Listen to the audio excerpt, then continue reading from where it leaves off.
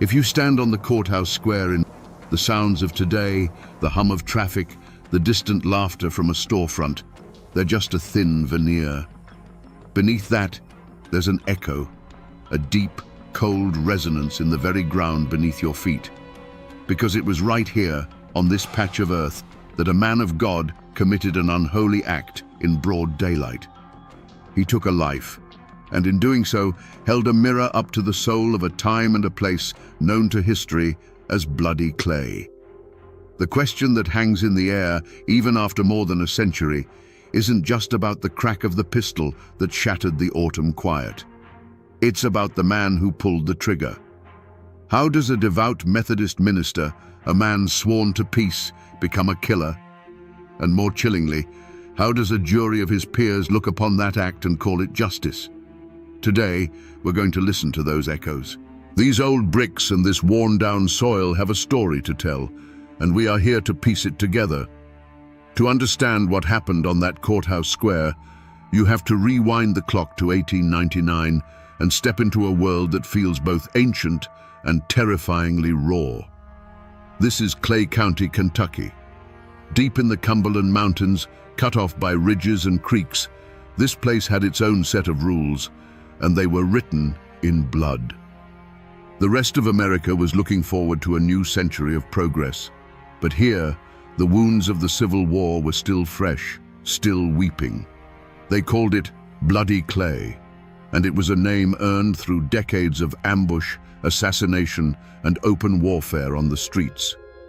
The war had split this land down the middle, not just north and south, but neighbor against neighbor, cousin against cousin. The Baker clan, staunchly Unionist and Republican, found themselves locked in a bitter struggle for power against a formidable alliance of ex-Confederate families, the Howards, the Whites, and the Gilberts. This wasn't just about who sat in the courthouse. It was a feud over everything. It was about land, about the profits from the salt mines, and most of all, it was about honor. In these mountains, a man's honor was his most valuable possession, and an insult to it demanded a violent reply. In the middle of this cauldron walked Reverend George D. Baker. He was no backwoods preacher screaming at the sky. He was a respected traveling Methodist minister, a man whose words could soothe a grieving widow or inspire a congregation to grace.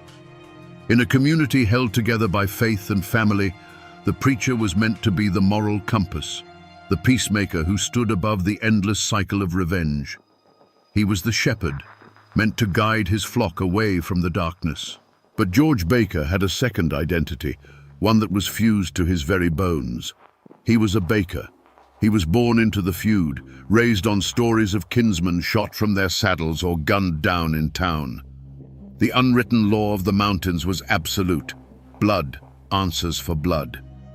A man stood with his family, or he stood for nothing at all.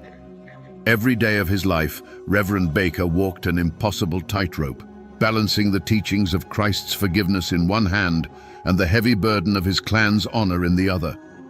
His direct rival, the man who embodied everything the Bakers fought against, was Tom Howard. Howard was not just another feudist with a quick temper, he was the elected Clay County clerk. He held a position of legitimate power, controlling records, documents, and the official gears of local government. As a leader of the Democratic faction, he was the public face of the Baker family's oldest and deadliest enemies. And so, the stage was set. The town of Manchester was a tinderbox, and these two men were like sparks in the wind. Every time their paths crossed on the dusty main street, the air would grow thick and cold. It was more than a personal dislike. It was a collision of two worlds. It was the law of the state versus the law of the clan, the power of the vote versus the power of the gun. And in Bloody Clay, everyone knew that sooner or later, one of them would have to give way. The real work of understanding a story like this happens away from the courthouse square, in the quiet, dusty rooms where the past is filed away. It's a hunt through county archives, turning the fragile pages of old ledgers, the air thick with the smell of brittle paper and decaying ink. You're searching for more than just facts.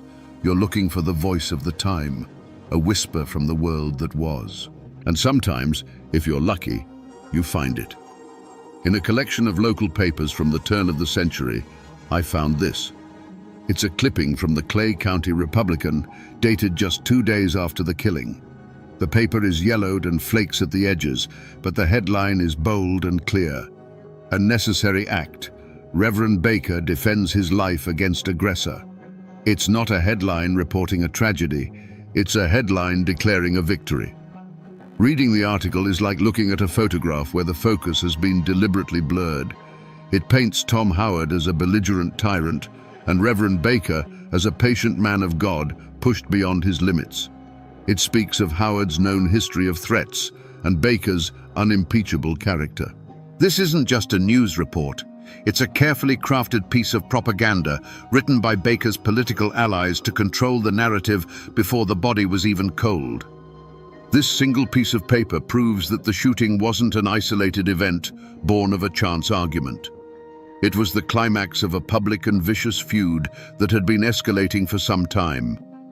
This article is a weapon, fired in a war of words that was already raging. And it raises a chilling question. What were they fighting about? What was the final, unforgivable offense that pushed these two men from veiled threats and political maneuvering to a deadly confrontation in the street? That newspaper clipping was not the beginning of the story, but the result of a deliberate and escalating campaign. In the months leading up to that November day, the feud had shifted from simmering resentment to an open war of words fought in the pages of rival newspapers. The Clay County Republican, the voice of the Baker clan, began a relentless assault on Tom Howard. Week after week, it printed articles accusing the county clerk of corruption, of abusing his office for personal gain, and of being a political tyrant who ruled through fear. Each article was a public slap in the face, a calculated attack on Howard's honor designed to undermine his authority in the eyes of the people. They painted him as a snake in the very heart of the county government. For a man in his position, in a place like Clay County, these were not mere political jabs. They were accusations that demanded a response. And in a land where a man's reputation was all he had, a response often meant violence. This is where Reverend George D. Baker stepped from the pulpit into the heart of the conflict. He wasn't just a passive supporter of his family's newspaper. His sermons, known for their fiery passion, began to take on a new, sharper edge. He preached about sin and corruption, about the duty of good men to stand against the forces of darkness in their community. While he may not have named Tom Howard from the pulpit, everyone in the pews knew exactly who the serpents and money changers in the temple were.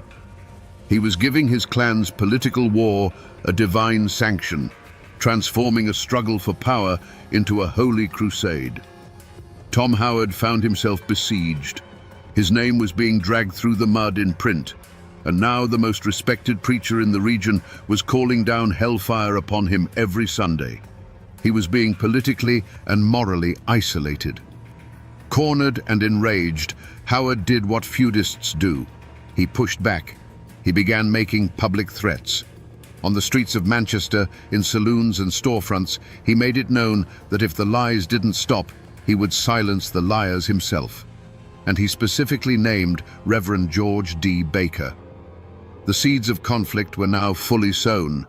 The battle had moved from the printed page to open verbal threats. The entire town of Manchester could feel the change in the air. The tension was no longer a political disagreement, it was a personal death threat. Two of the most powerful men in Clay County were on a collision course, and everyone was just waiting for the crash.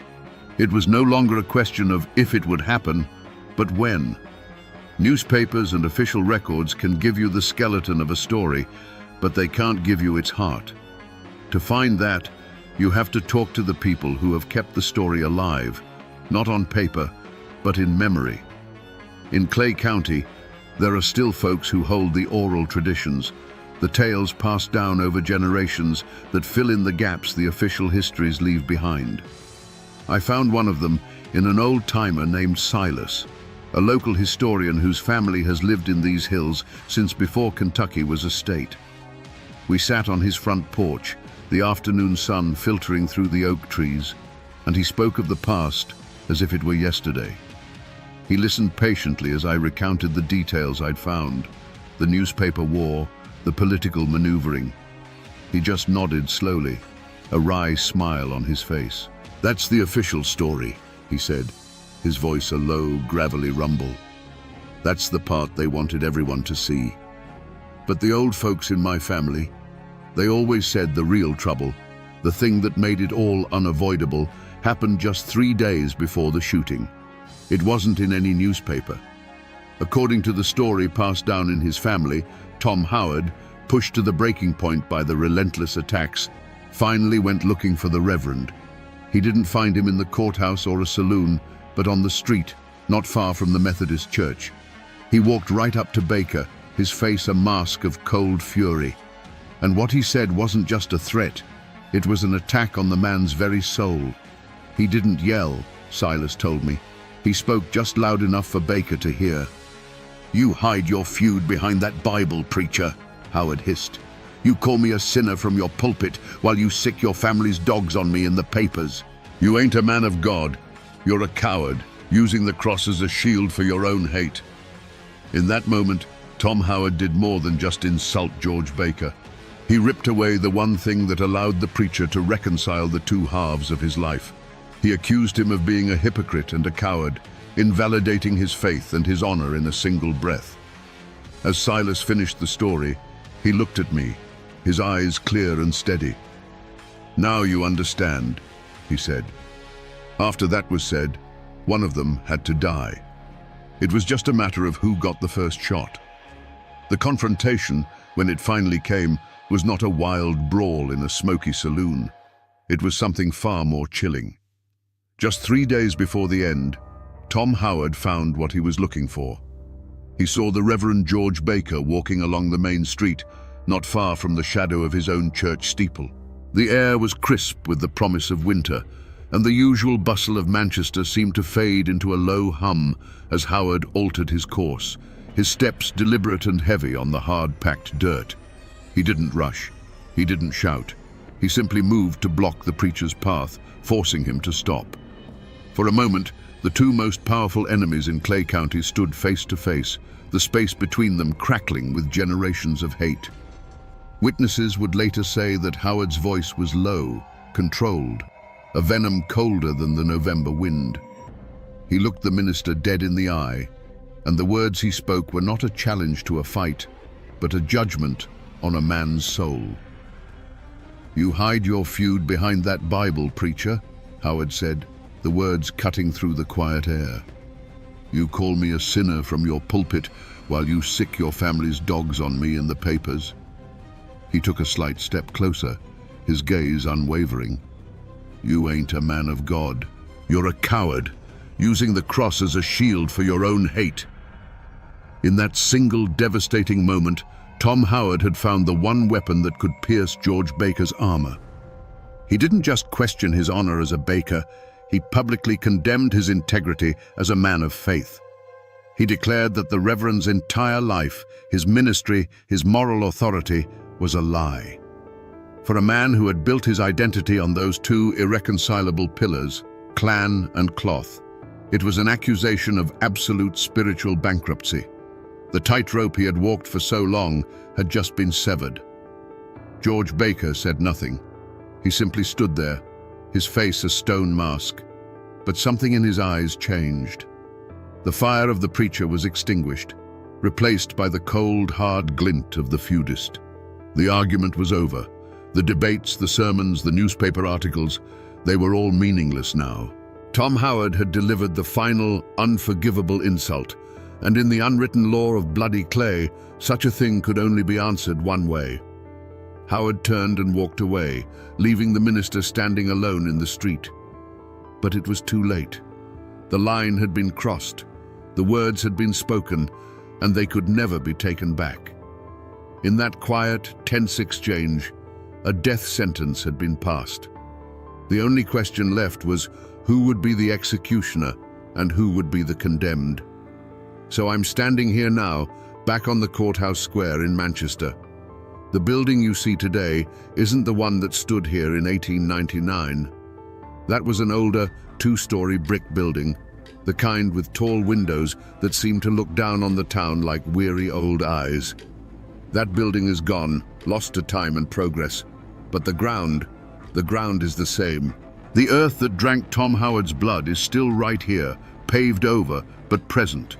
This whole square is a witness mark, right here. This is where it happened. The county clerk's office was in that original courthouse, so Tom Howard would have been walking right across this very path, maybe heading for the street. And based on all accounts, Reverend Baker was approaching from that direction, coming into the heart of town. This patch of ground was their collision point, the inevitable destination for two men who had run out of words. This wasn't an ambush in a dark hollow or a fight in a lawless saloon. This was a confrontation set to happen in the very center of civic life, in the shadow of the law itself. Storekeepers would have been sweeping their porches, farmers negotiating prices, children running errands. They were all about to become the audience for the final bloody act of a drama that had been building for months. They were about to see the moment when the last thread of civility in bloody clay finally snapped. On that fateful November day, the inevitable finally arrived. Reverend George Baker and Tom Howard met on the courthouse square. The exact words spoken between them were lost to the wind and the partisan accounts that followed, but they were surely little more than a final, venomous formality. It was the last spark falling onto a powder keg that had been packed with generations of hatred and a week of unforgivable insults. For a heartbeat, the world seemed to hold its breath. The clatter of wagons, the murmur of conversation, it all seemed to fade away as the two men stood locked in that final, silent challenge. Then, a blur of motion, a hand diving beneath a coat. The sound that shattered the afternoon quiet wasn't a single shot, but a deafening, thunderous crack of pistols echoing between the wooden storefronts. It wasn't the sound of a fight. It was the sound of an ending. Pigeons scattered from the courthouse roof in a frantic grey cloud. A woman on the far side of the square dropped a basket of apples, and they rolled, unheeded, across the dirt. Everything froze. When the smoke cleared, the scene was stark and horrifyingly simple. Tom Howard was on his feet, but only just. He staggered back a step, a look of profound surprise on his face, his hand clutching at his chest. A dark patch began to bloom across his shirt, a terrible flower of violence. He opened his mouth as if to speak, but no sound came out. Then, with a finality that silenced the entire town, he collapsed in a heap on the ground. Standing over him, his feet planted firm, was the Methodist minister, George D. Baker. His face was not one of rage or panic, but of grim, unyielding determination. The hand that had baptized children and offered the communion wafer now held a smoking pistol. He had shot and killed the Clay County clerk in broad daylight in the very heart of town, and he made no move to run. The battle was over. In the terrible silence that followed, the only thing left to do was count the cost. After the chaos of the courthouse square, the story moves indoors into the quiet, methodical world of paper and ink. I'm sitting in a county records office, a place where human dramas are boiled down into simple, declarative sentences written in the elegant, spidery script of the past. In my hands, I have a copy of the coroner's inquest for Thomas Howard, dated November 1899. It's a document of brutal efficiency. Under cause of death, the physician wrote just 2 words. Pistol shot. 2 words. That's all the official record has to say about the violent end of a man's life. It doesn't mention the generations of animosity, the public insults, or the look of shock on his face as he fell. The paper reduces the entire complex, bloody feud into a simple clinical fact. It strips away the passion, the hatred, and the honor, leaving only the sterile mechanics of the event. This is the first step in the law's attempt to make sense of the unthinkable. Then there's the sheriff's logbook entry for that day. It's just as lean. George D. Baker surrendered himself into my custody this afternoon. States he shot Thomas Howard in self-defense after being threatened. Here it is, the moment the story pivots. The raw, violent act on the street is immediately being framed, packaged into a legal defense. Self-defense. In the world of bloody clay, those two words carried an immense weight, a meaning far deeper than any law book could define. Reading these documents, you realize the official record is a different language. It has no words for the code of the mountains. It cannot record the weight of an insult or the sacred duty to kin. All the raw human emotion that led to the shooting is invisible here. These papers tell you what happened, but they are utterly silent on the why. And it was in that vast, silent space between the facts on the page and the truth of the feud that the fate of Reverend George D. Baker would be decided. There was no manhunt for Reverend Baker. He did not flee into the mountains or attempt to hide among his kin. In a move that demonstrated a deep understanding of the local power dynamics, he walked calmly from the scene of the shooting, his pistol likely still warm, and surrendered himself to the sheriff. He knew the fight had not ended. It had simply moved into a new arena, the courtroom. He was gambling that the same code of honor that led him to pull the trigger would be the very thing that set him free. The trial of the killer preacher was a sensation. It drew crowds from all over the surrounding counties, packing the small Manchester courthouse to the rafters. On one side of the room sat the somber, black-clad family of Tom Howard, their faces etched with grief and a thirst for vengeance.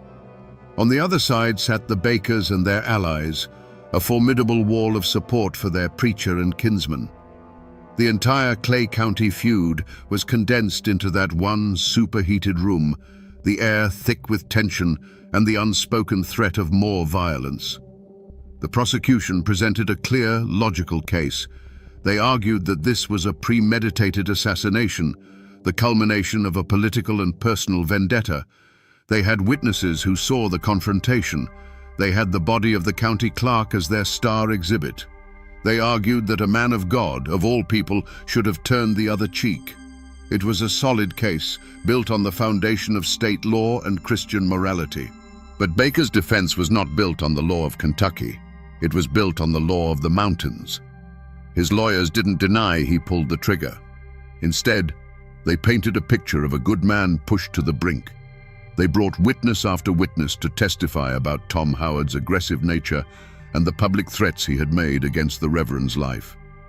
Baker himself took the stand, a commanding and sympathetic figure. He spoke not of politics, but of the primal fear for his life. He claimed that when he met Howard on the square, he saw a man ready to kill him, and in the kill or be killed world they all inhabited, he had no choice but to shoot first. The jury, 12 men from Clay and the surrounding hills, listened intently. They were not just jurors. They were men who lived by the same code. They understood the weight of a public threat, the unforgivable nature of certain insults. They were being asked to judge George Baker not by the cold letter of the law, but by the unwritten rules of survival and honor that governed their own lives. When the time came, the verdict was delivered to a silent, packed courtroom. Not guilty. Reverend George D. Baker had killed a man, and his peers had declared it justice. He walked out of the courthouse a free man, leaving the family of Tom Howard to wonder if there was any law in Kentucky that could touch a Baker. The final chapter of any feud isn't written in a courthouse ledger or a yellowed newspaper. It's written here, in a quiet mountain cemetery where the only sounds are the wind in the cedar trees and the crunch of your own feet on the gravel path. The stones here are old, tilted by the slow creep of the earth, their inscriptions worn smooth by a century of rain and snow. This is where the passions of bloody clay came for their final, silent rest. It takes some searching to find Tom Howard. His stone is in a family plot, a solid, respectable granite marker befitting a man of his station. The inscription is fading now, but you can still make out his name and his title. Clay County Clerk. It's a final, silent testament to the power he once held. The stone is weathered, clean, but not meticulously tended. It feels like a monument to a past that is slowly, surely being forgotten. Here lies a man who lost the most important fight of his life, and the quiet dignity of his grave seems to echo that defeat. Then, just over a small rise, on the other side of the cemetery, you find the Baker family plot. And there it is. Reverend George D. Baker's stone is simpler, more humble, marked with a plain cross. It's the grave of a minister, not a warrior. But there's a key difference here. The ground around it is clearer, and a small, faded plastic flower sits at its base, a sign that someone still comes to remember. His legacy, it seems, has lingered in a way that Howard's has not. They lie maybe 200 feet from one another. All the fury, the power struggles, the public condemnations, and the final fatal violence on the courthouse square, it all ends here. They are neighbors now, enemies in life who share the same quiet Kentucky soil in death. But leaving that courthouse a free man was not the end of the story. For the Reverend, for his family, and for the shattered family of the man he killed, acquittal was not the same as peace. A new, long shadow was just beginning to fall. Freedom, in bloody Clay County, was a complicated thing. When Reverend George D. Baker walked out of that courthouse, acquitted and unbowed, he wasn't returning to a life of quiet ministry. He was returning to a war that he had just won a major battle in. The law had exonerated him, but the feud was far from over. The long shadow of the man he killed would follow him, and the entire county, for years to come. The most powerful legend about the killer preacher, the one that still sends a shiver down the spine, is what happened the very next Sunday. He ascended to his pulpit, as he always did. The church was filled to overflowing, a tense mix of his loyal Baker kin and other townsfolk, all watching, waiting to see what the man who had killed another just days before would have to say. He opened his Bible, looked out over the congregation, and his voice boomed with the same fire and conviction as always. He did not preach of mercy or forgiveness. He preached from the Old Testament, a fiery sermon about righteous justice, about smiting one's enemies, about the sacred duty to protect one's own from the forces of evil. He didn't need to name Tom Howard. Every soul in that room knew who the Philistine was in his sermon. He was not asking for forgiveness. He was claiming divine justification. For the Howard family, the acquittal was not an ending, but a declaration of war. The legal system had failed them, siding with their enemy. In their eyes, the verdict was a profound and unforgivable insult, proof that the Bakers owned the law in Clay County. The grief for their fallen leader curdled into a cold, hard resolve. They were now bound by honor to seek their own justice. The feud did not die with Tom Howard. His death became a rallying cry, a martyr's blood that guaranteed the violence would continue for another generation. And so, Clay County did not find peace. The acquittal hardened the battle lines. The Bakers and their allies were emboldened, convinced of the righteousness of their cause. The Howards and their supporters were driven by a fresh, burning sense of grievance. The violence sputtered on, in ambushes on lonely roads and sudden confrontations in town. The long shadow of that courthouse showdown poisoned the community, ensuring that sons would inherit the hatreds of their fathers. Reverend George D. Baker, for his part, continued to preach. He lived for many more years, a respected elder in his clan and a pillar of his church. He died an old man, a living paradox, who never seemed to have been troubled by the two halves of his life. To his flock and his family, he remained a man of God who had been forced to defend himself. He was the shepherd who, to protect his flock, had been forced to kill a wolf. The story of his life, however, would serve as a dark and permanent reminder that in the mountains, the law of God and the law of man could both be bent to the will of the feud. Even today, more than 100 years after the smoke cleared on the courthouse square, the story of the killer preacher is not a settled piece of history in Clay County. It's a living wound. The feud itself may have faded, but its memory has split into two powerful, irreconcilable currents that still flow through the community. The truth, you see, depends entirely on which side of the cemetery you're standing on. If you talk to folks with Baker blood, or those whose families were allied with them, a clear picture emerges. To them, Reverend George D. Baker remains a pillar of strength and conviction. He was a man of God, yes, but he was also a man of his time and place, forced to defend his very life against a corrupt and violent political enemy. In their telling, the acquittal wasn't a miscarriage of justice. It was the will of the community, a righteous verdict for a man who had been pushed too far. He is remembered as a hero, a symbol of the unbreakable bond of family and the courage to stand against tyranny. But if you find someone with a connection to the Howard clan, you will hear a different gospel entirely. They will tell you the story of a cold-blooded hypocrite who hid a killer's heart behind the cloth of the ministry. They'll speak of a political assassination, carefully planned and brutally executed, disguised as a chance street fight. To them, Tom Howard was a duly elected public servant, a husband and a father, murdered for standing up to the Bakers' control of the county. The trial was a sham, the verdict a final bitter insult delivered by a jury of their enemies' friends. In this version, Reverend Baker is no hero. He is the villain, a man who twisted both the law of man and the word of God to get away with murder. So who was he? A righteous man of God or a sanctimonious killer? Was Tom Howard a dangerous aggressor or a public servant trying to do his job? The absolute objective truth of what was in each man's heart on that day is likely buried with them under those worn granite stones.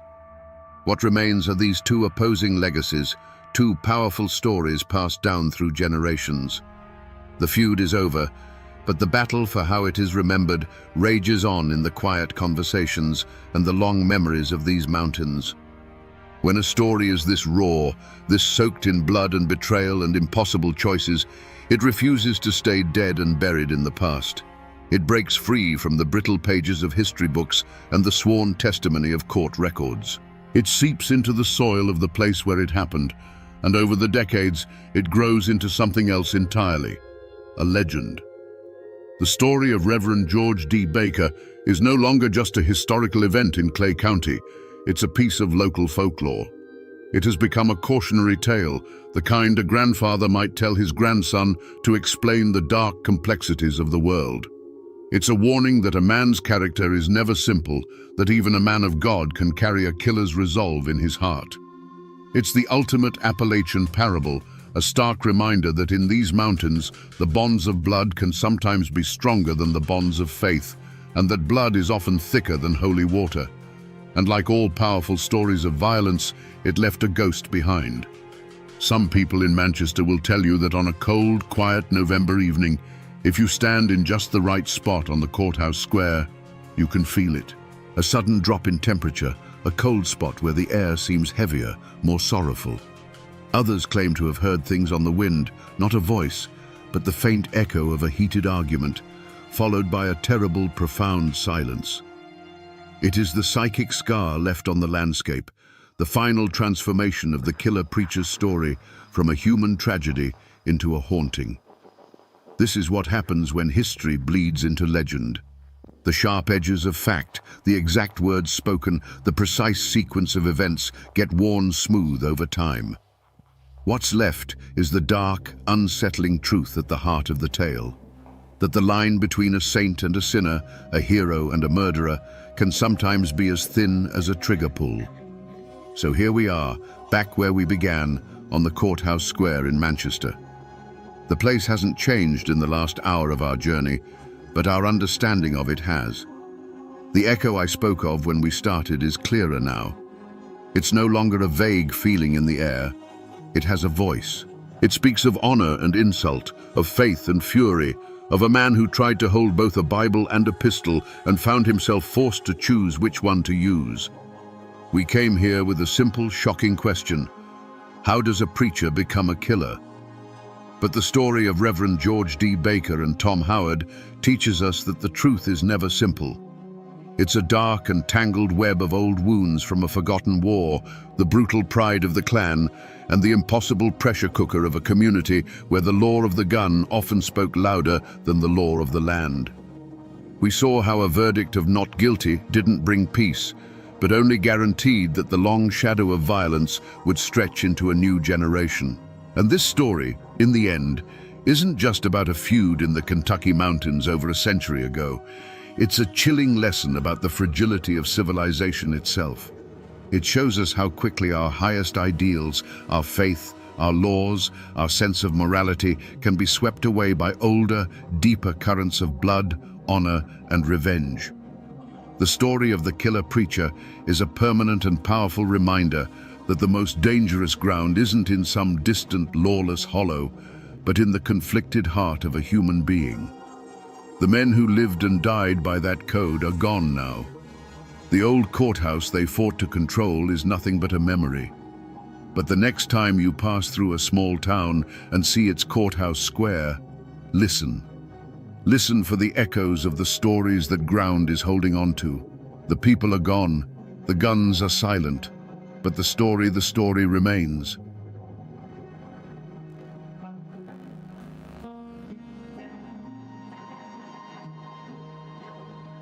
On September 14, 2007, a clerk in the Douglas County Courthouse in Nebraska stamped a document that would send a shockwave through the entire legal world. It was a lawsuit, like thousands of others, but the name listed for the defendant wasn't a person or a corporation. It was God. The newspapers called it the act of a madman, a joke taken too far. But the man who filed it was no fool. He was one of the most powerful politicians in the state. Today, we push past the laughter and the headlines to ask a question that strikes at the very heart of law and faith. What happens when a man uses a human court to demand justice from the Almighty? To understand the lawsuit, you first have to understand the man. Ernie Chambers wasn't some crackpot off the street. He was a living legend in Nebraska politics. For nearly 4 decades, he was a senator in the state's unique one-house legislature. He was a lion, a civil rights champion whose voice boomed through the marble halls of the Capitol, fighting for the poor, the forgotten, and the marginalized. He was known for his razor-sharp mind, his unmatched eloquence, and a stubborn refusal to back down from any fight he believed was just. He was a master of the law. He didn't just know the rules. He knew their spirit, their history, and most importantly, their weaknesses. He had spent a lifetime watching the gears of justice turn, sometimes with agonizing slowness, sometimes with breathtaking fairness. He believed in the system, or at least he believed in what it was supposed to be, a shield for the innocent and a sword against the powerful. But in the mid-2000s, Senator Chambers saw a sickness creeping into the courts he so respected. He saw lawsuits that seemed to defy common sense, clogging the dockets and turning halls of justice into a circus. People suing for anything and everything, using the sacred process of the law to settle petty grievances or chase easy money. To a man like Chambers, this wasn't just inefficient. It was a perversion, a mockery of the very idea of justice. He felt the system was becoming a parody of itself. He could have given a fiery speech on the Senate floor. He could have written a scathing newspaper column. But Ernie Chambers wasn't a man who settled for small gestures. He believed that to expose an absurdity, you had to meet it with an even greater absurdity. An idea began to form in his mind, an idea so radical, so audacious, it could only come from a man who knew the law so well he was willing to break its unwritten rules. He decided he would file a lawsuit of his own. But his target wouldn't be a person or a company. He would aim higher. He would take the logic of the frivolous lawsuit and push it to its absolute metaphysical limit. He was about to demonstrate the flaw in the system by creating a case so perfectly logical and yet so utterly impossible that no one would ever be able to forget it. The calm of the Nebraska judicial system was about to be shattered. And so, on a Friday in September, Ernie Chambers walked into the Douglas County Courthouse and fired his shot. The document he filed read not like a legal complaint, but like an indictment against the cosmos itself. With the cold, precise language of the law, he laid out his case against the defendant, God. He accused the Almighty of being directly responsible for untold suffering, for unleashing deadly floods, terrifying hurricanes, and violent tornadoes upon the world. The lawsuit went further. It charged God with making terroristic threats on a global scale, promising death, destruction, and eternal damnation to billions of people, including Senator Chambers and his constituents in Nebraska. It claimed the defendants' actions sowed fear, incited hatred, and led directly to wars, oppression, and genocide. And what did the plaintiff demand? Not money. He demanded a permanent injunction. He asked a human judge to issue a legal order telling God to stop. You can just imagine the silence in the clerk's office as they read the defendant's name. But it was a legally filed document, and they had no choice but to accept it. The news spread like a prairie fire. First, it was a local curiosity, then a statewide joke. Within days, it was international news. The courthouse was flooded with calls from journalists around the world. Was it real? Was the senator serious? To anyone who thought it was a prank, Chambers had a chillingly simple and logical response. He argued that if the courthouse doors were open to any citizen with a grievance, no matter how frivolous it seemed, then they had to be open to him too. He was a citizen. He had a grievance. He had identified the responsible party. The system, he was saying, had to either hear his case or admit that its doors were not, in fact, open to all. The trap had been set. The court had no choice but to respond. The case landed on the desk of Judge Marlon Polk, a man who had dedicated his life to the clear, predictable order of the law. And with that, the entire judicial system of Douglas County, a place built on evidence and procedure, found itself staring into a black hole of its own making. The machinery of justice, designed to handle earthly disputes, had just been tasked with judging heaven. You see, for the wheels of justice to even begin to turn, a fundamental step must be taken. The defendant must be officially notified. A summons must be served. It is the cornerstone of due process, a right so sacred that without it, no case can proceed. And that single simple rule became the entire battlefield. The lawsuit's central question wasn't about floods or tornadoes. It was this: how do you hand a piece of paper to a being who is everywhere and nowhere at once? In the courtroom, Senator Chambers stood before Judge Polk, his face a mask of solemn purpose. He argued with brilliant, infuriating logic. He stated that since the defendant, God, is by definition omniscient, he must already know about the lawsuit. Therefore, a formal summons was an unnecessary piece of human bureaucracy. The court was in a bind. To agree with Chambers would be to make a theological ruling. To disagree would be to ignore the plaintiff's point. Imagine being Judge Marlon Polk, sitting on that bench, the weight of centuries of legal precedent resting on your shoulders. The courtroom wasn't filled with the sounds of chaos. There were no shouts, no struggle. There was only a profound, suffocating silence. It was the sound of a system encountering a problem it was never designed to solve. The air was thick with the tension of an impossible choice. The world's media watched, waiting for the verdict, but the judge was trapped. This wasn't a slaughter of men, but a slaughter of certainty. The weapon wasn't a rifle, but a paradox. Every path the judge could take led to a contradiction. If he dismissed the case as frivolous, he would be violating the principle of open courts that Chambers was so cleverly exploiting. If he allowed it to proceed, he would be throwing the rulebook out the window. The case became a ghost in the machine of justice. It couldn't move forward. It couldn't be dismissed on its merits. The court, an institution of immense power, was rendered utterly impotent. The legal process was bleeding out on the courtroom floor, not from a wound of violence, but from a single, unanswerable question. The mighty sword of the law had struck against the infinite, and it simply stopped. For weeks, the lawsuit hung in the air over Douglas County, a question mark suspended in the halls of justice. The initial shock had given way to a tense, expectant silence. In his chambers, Judge Marlon Polk found himself in a legal no-man's land. He couldn't simply laugh the case out of court. Ernie Chambers was a respected senator, and his legal argument, however bizarre its premise, was technically sound. He was exploiting a loophole in the system's own philosophy of open access. The judge was a man of the book. He searched through volumes of case law, looking for precedent, for any case in history that could offer a sliver of guidance. But there was none. He was searching for a map in a country that didn't exist.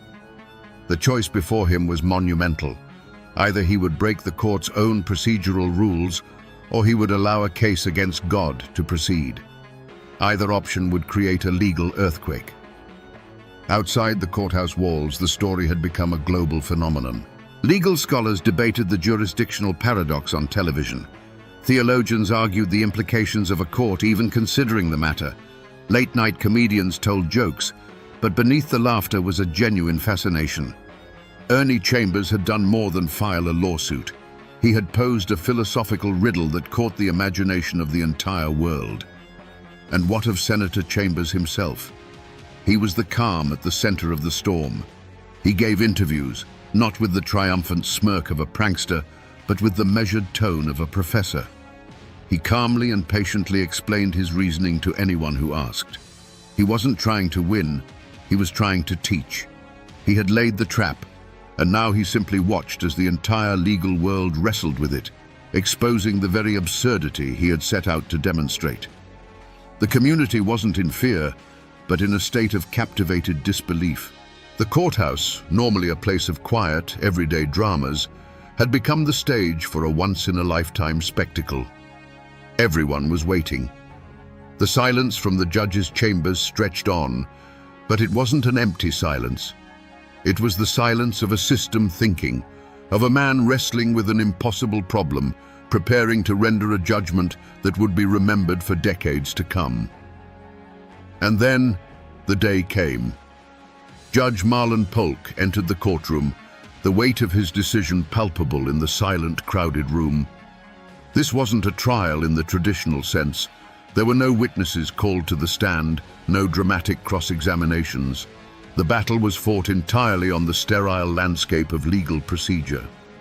The world's media held their breath, waiting to see how a small county court would solve a problem that had stumped philosophers for millennia. Judge Polk didn't try to answer the unanswerable. He didn't rule on whether God was responsible for hurricanes or whether the lawsuit had merit. He did something far more clever. He found his answer not in theology, but in the mundane, practical rules of civil procedure. He found the one thread that could unravel the entire case without touching the explosive questions at its core. He dismissed the case. But the reason he gave was a masterpiece of judicial logic. He stated that for the court to hear a case, it must first have jurisdiction over the defendant. And to establish that jurisdiction, the defendant must be properly served a summons. Since the defendant, God, had no fixed address and could not be served notice, the court simply had no power to proceed. The case was thrown out not because it was absurd, but because in the eyes of the law, the Almighty couldn't be found. It was a brilliant legal escape. The judge didn't try to slay the dragon. He simply declared that there was no address to send the challenge to. But Ernie Chambers didn't see it as a defeat. He stood before the reporters, a slight, knowing smile on his face. He argued that the judge's ruling was, in its own way, a profound victory for his cause. For the court to declare that it couldn't find God's address, he reasoned, it first had to implicitly acknowledge that there was someone to find. The verdict was in. The law of men had been applied. The system had protected itself by retreating behind its own procedural walls. But was it justice? Or was it the most elegant sidestep in legal history, a moment where the human system of rules looked into the infinite and chose, wisely, to look away? The gavel had fallen, but the real questions were left hanging, unanswered, in the quiet air of the courtroom. The television cameras eventually left Omaha. The reporters filed their last stories, and the world's attention moved on to the next spectacle. But the case of Chambers versus God never truly disappeared. It simply sank into the bedrock of legal history, becoming something of a legend. Today, it's a story told in law school classrooms, a famous case study used to teach the dry-as-dust concept of jurisdiction. It's a ghost story that lawyers tell, a cautionary tale about the absolute limits of the law. As for Senator Ernie Chambers, he didn't fade into obscurity. He went right back to the Capitol building and continued his life's work. He remained that lion of the Nebraska legislature for years, a fierce, unapologetic voice for his constituents, a constant thorn in the side of the establishment. When he finally left office, he was the longest-serving state senator in Nebraska's history. His legacy is one of fighting for the powerless, and this lawsuit was just his most famous weapon in a long and storied career. And the lawsuit itself? That document is still there, filed away in the archives of the Douglas County Courthouse. It's just a few pages of typed words in a manila folder, a humble physical artifact of a metaphysical battle. It bears no special markings. It isn't framed on a wall, but it is a silent witness, a tangible piece of a story that seems too absurd to be true. It's proof that once, a man walked into a courthouse and tried to hold the creator of the universe accountable under the laws of Nebraska. Most people have forgotten the headlines, and the name Marlon Polk is just another name on a long list of judges. But the system remembers. The archives remember. The story of that impossible lawsuit has become a permanent, if strange, part of American legal folklore, an echo in the halls of justice that serves as a quiet reminder of the day a mortal man used human rules to challenge the divine. So we come back to the question we started with.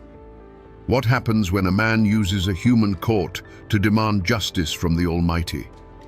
The simple answer is, the court finds a way out. The system protects itself. But that's not the real lesson here. Ernie Chambers never expected to win an injunction against God. He wasn't trying to stop the rain. He was trying to make a point. This story isn't really about a battle between a man and his maker. It's a story about a brilliant mind using the logic of the law against itself to ask an eternal question. Who is truly responsible for the suffering in the world? And where are the limits of our own systems of justice? He held a mirror up to the court and forced it to admit that there are some problems, some defendants, that are simply too big for its rules to handle. It's a story of protest in its purest, most creative form. It teaches us that sometimes, to expose an absurdity, you must become an even greater one. Ernie Chambers was willing to look like a fool to the entire world to prove a point about the sanctity of justice. He never got a response from the defendant, but he forced a worldwide conversation, and in doing so, he achieved a far greater victory.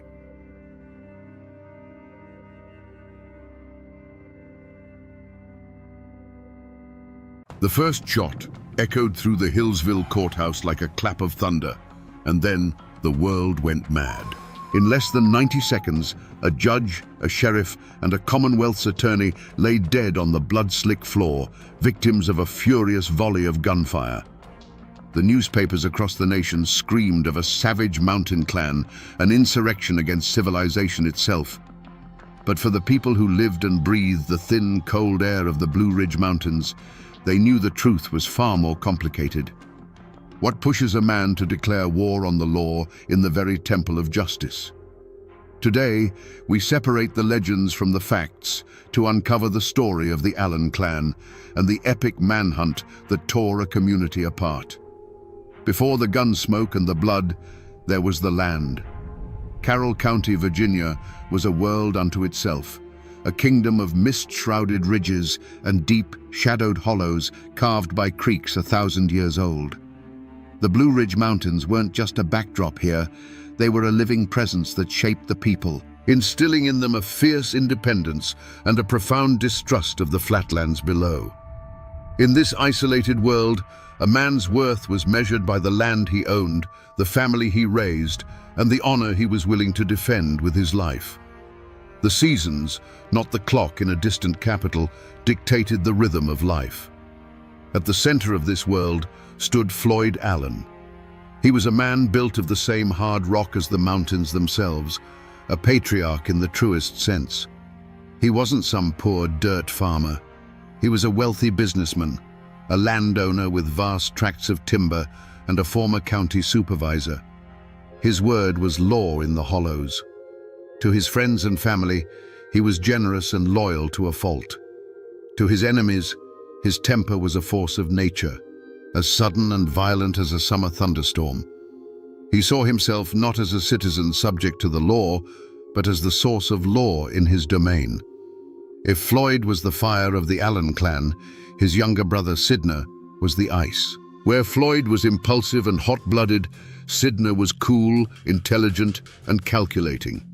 He too was a man of considerable wealth, but he showed his ambition in a different way. Just a few years before the tragedy, Sydney had completed a magnificent new home, the finest in the county.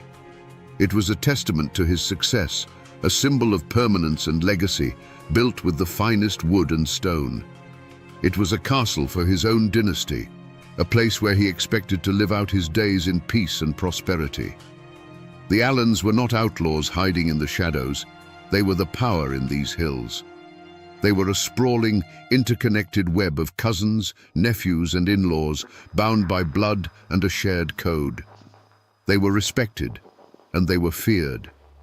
Their influence reached into local politics, business, and law enforcement. To cross one Allen was to cross them all, and everyone in Carroll County understood that simple, unshakable fact. They had built a world that answered to them and them alone. In these mountains, there were two kinds of law. There was the law written in books, administered by judges and lawyers from towns who didn't understand the ways of the high country. Then there was the unwritten law of the mountains, the code of honor.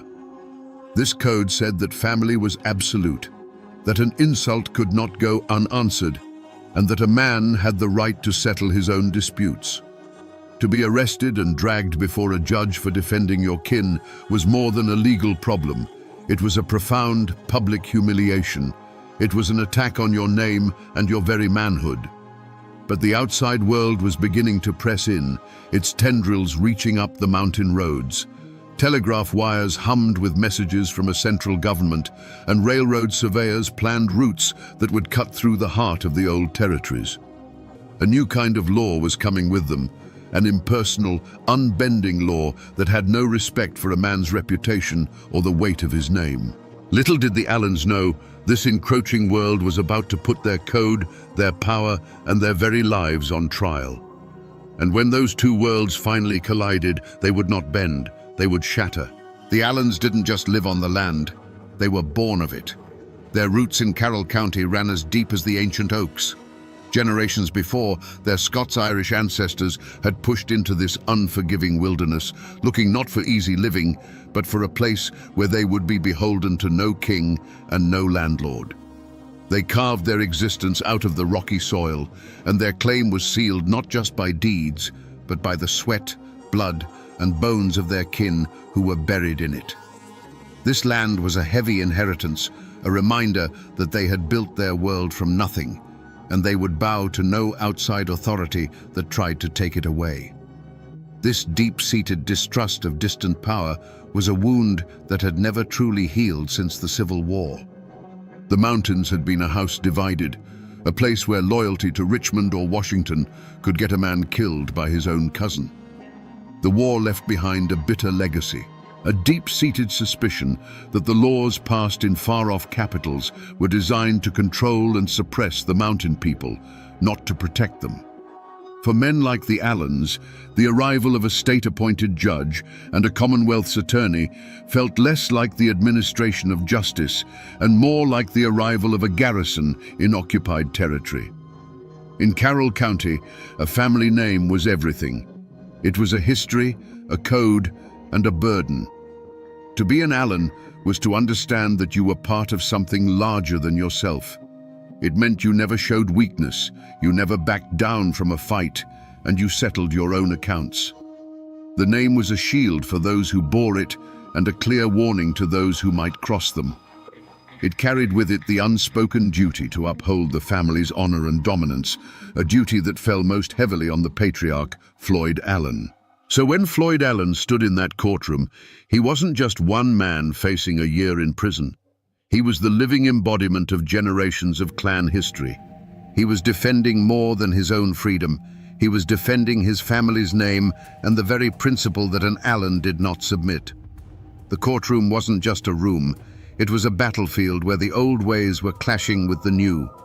Judge Massey represented the cold, impersonal law of the state, but Floyd Allen represented the hot-blooded, unwritten law of the mountains, a law that had been the final word in these hills for over a century. In the weeks leading up to Floyd Allen's trial, Carroll County was holding its breath. This wasn't just about one man's freedom, it was a reckoning. In the general stores, in the churches, and in the dark corners of saloons, the lines were being drawn. To speak in favor of the court was to risk the wrath of the Allen clan. To defend the Allens was to mark yourself as an enemy of the state's progress. Families who had been neighbors for generations suddenly looked at each other with suspicion. The air grew thick with a poison that had been seeping into the soil for years. This wasn't the first time the Allens had clashed with the law. There were stories, old fistfights at county fairs that were settled with a handshake instead of a warrant, disputed land claims where an Allen's fence post mysteriously moved overnight, and business deals where the other party always seemed to get the short end of the stick. More recently, there had been a simmering feud between Floyd and Sheriff Lewis Webb. Webb was a man determined to prove that no one was above the law, and he had made a point of arresting men connected to the Allens for minor infractions. Each arrest was a small poke at the bear, a test of power that Floyd saw as a direct personal challenge to his authority. Whispers spread through the hollows like wildfire in a dry season. People said Floyd Allen had sworn an oath that he would never spend a single night in a penitentiary cell. Others claimed that Judge Massey had been warned not to even come to Hillsville, that the Allens had already passed their own sentence on him. Rumors flew that Allen men were buying up every box of cartridges they could find, and that friends of the family were quietly making their way toward the county seat, their rifles cleaned and ready. Whether these rumors were true or not didn't matter. They created an atmosphere of inevitable violence. The trial became less about the law and more about a final, decisive confrontation. Everyone in the county, from the lowest tenant farmer to the wealthiest merchant, felt it coming. They knew that the feud between the old mountain code and the new state law was about to be settled, and it would be settled not with gavels and law books, but with lead and blood. In the mountains, people listened to the whispers of the woods, and in the weeks before the trial, the woods were sending out warnings. Old-timers later swore that the winter of 1912 felt different, holding on with a bitter, unnatural cold. On the high ridges, hunters claimed to hear a sound that hadn't been heard in decades, the chilling, woman-like scream of a painter, a mountain lion. To the mountain folk, it was a terrible omen, a cry from the land itself that blood was about to be spilled on its soil. It was as if nature was already mourning for the men who were about to die. The human omen arrived in Hillsville with polished shoes and leather briefcases. Judge Thornton Massey and Commonwealth's attorney William Foster were not mountain men. They were agents of a distant government, men who saw the world in the black and white text of law books. They walked into Carroll County with the confidence of men who believed they held all the power, that their authority was absolute and backed by the full might of the state. They could not understand that in these hills they were the outsiders.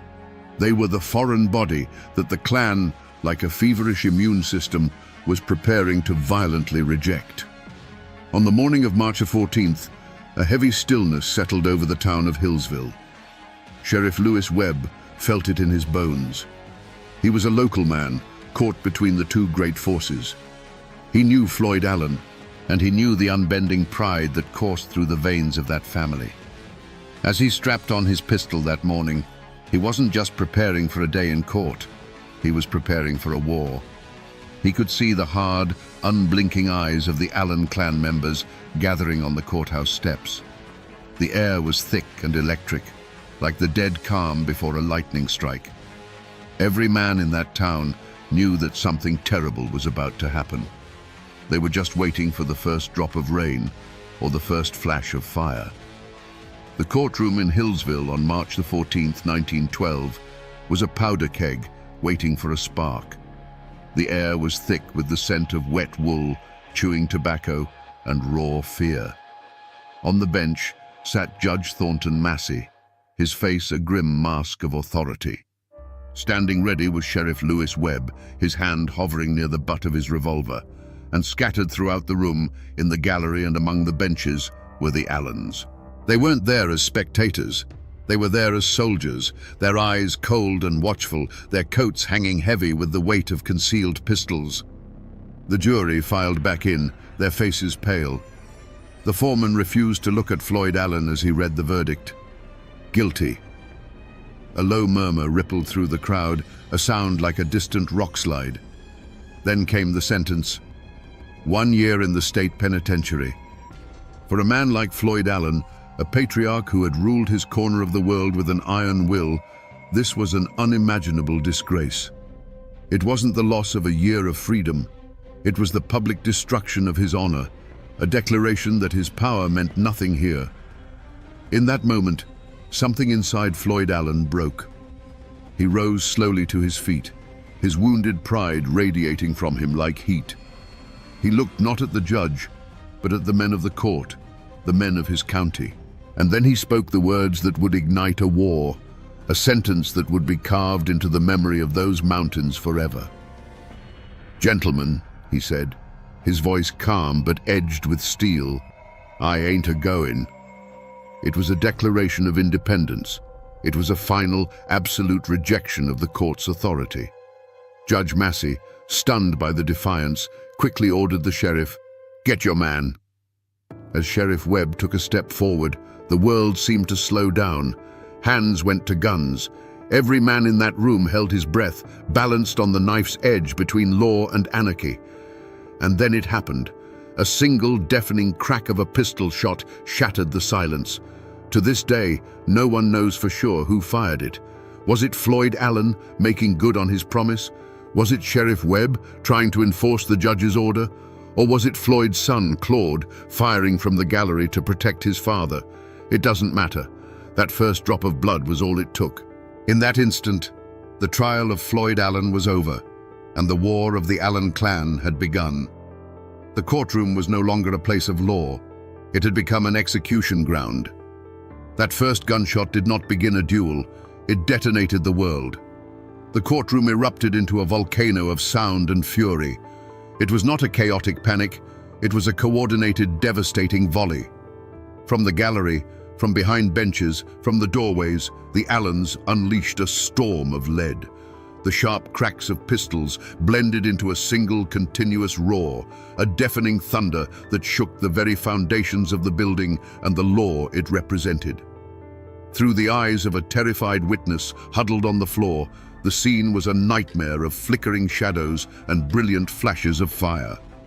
Judge Thornton Massey was slammed back into his high-backed chair as if struck by an invisible fist. For a moment he sat upright, his face a mask of shock, before sliding silently from the bench. His gavel clattered onto the wooden planks, the last sound of order in a world now ruled by chaos. The symbol of the law was the first to fall. Sheriff Lewis Webb, caught in the open as he moved toward Floyd, never had a chance to draw his weapon. He crumpled to the floor, his life extinguished in an instant. Commonwealth's attorney William Foster staggered back, a look of disbelief on his face, before collapsing amongst the very law books and papers he had used to condemn Floyd Allen. Men who had moments before been arguing points of law were now diving for their lives under tables and behind railings. The air grew thick and heavy with gun smoke, so dense it choked the lungs and burned the eyes. The constant splintering of wood and shattering of glass was punctuated by the screams of the wounded and the terrified. Augustus Fowler, a juror who had simply done his civic duty, was caught in the crossfire and fell. a random victim in a war he had no part in. For 90 seconds, the Hillsville courthouse was the heart of a maelstrom, a place where the only authority was the muzzle of a gun. And then, as suddenly as it began, it was over. A deafening silence fell over the room, broken only by the groans of the wounded and the soft flutter of legal papers drifting down through the hazy, acrid air. When the smoke began to clear, the walls and the judge's bench were pockmarked with dozens of dark, ugly holes, silent witnesses to the carnage.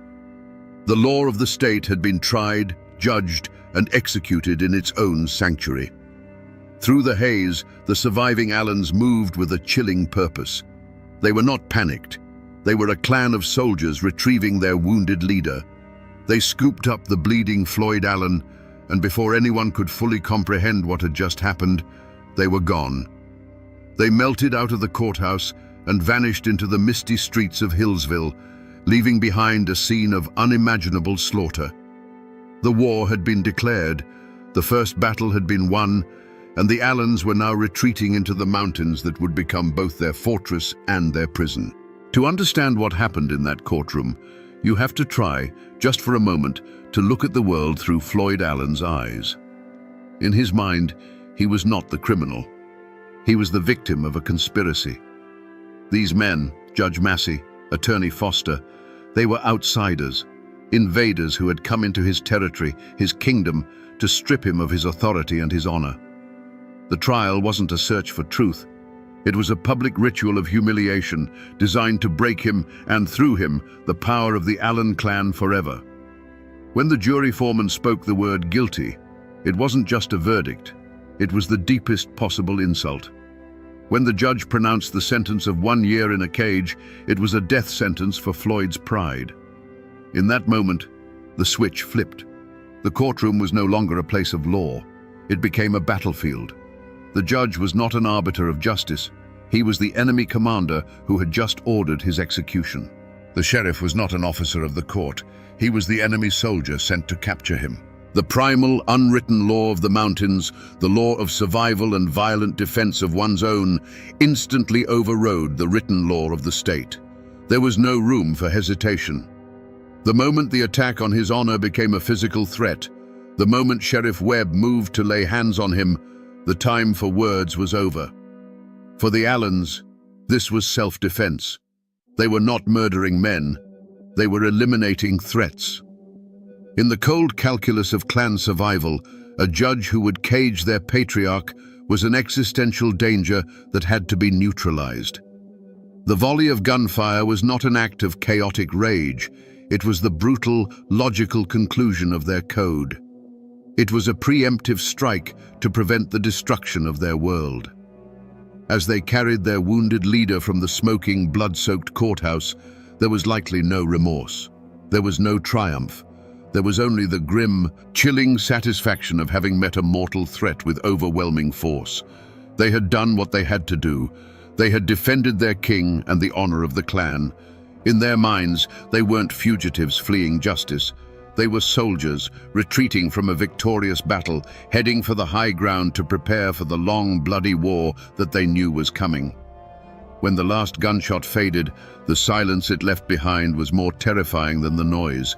It was a heavy, sacred silence, the kind that falls over a fresh grave. In the courtroom, the survivors lay frozen on the floor, the ringing in their ears slowly giving way to the soft, wet sound of dripping blood.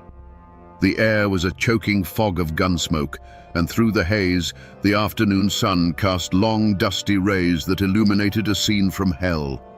Overturned benches, scattered legal papers stained crimson, and the still forms of men who, minutes earlier, had represented the full authority of the Commonwealth of Virginia. Slowly, the bravest of the townsfolk crept toward the courthouse doors. They peered into the smoky darkness, and a wave of collective shock and horror rippled through them. The news spread not like a rumor, but like a physical blow, striking the heart of Hillsville and knocking the breath out of it. The courthouse, the very symbol of order and civilization in their small world, had been desecrated. It was no longer a hall of justice. It was a slaughterhouse, a tomb for the law itself. The telegraph key began to chatter frantically, tapping out a message of carnage that sent a shockwave across the state and the nation. This was not just a backwoods murder, this was an open insurrection. The governor of Virginia, William Hodges Mann, declared it a direct outrage upon the civilization of the state. He vowed that this act of rebellion would be met with the full, crushing force of the government. The honor of Virginia was at stake, and it would be redeemed in blood if necessary. An immediate and furious manhunt began. Local posses were hastily formed, filled with men fueled by a mixture of civic duty, outrage, and a lust for the staggering reward money that was immediately offered. They were armed, angry, and determined, but they were local men plunging into a wilderness that the Allens knew intimately. As the first groups of riders galloped out of town, they were heading not just into the mountains, but into the Allens' world, where every ridge could hide a rifleman and every neighbor could be a spy. But while Hillsville was a whirlwind of chaos and the state was mobilizing for war, the Allens were already gone. They had moved with the swift, silent efficiency of ghosts.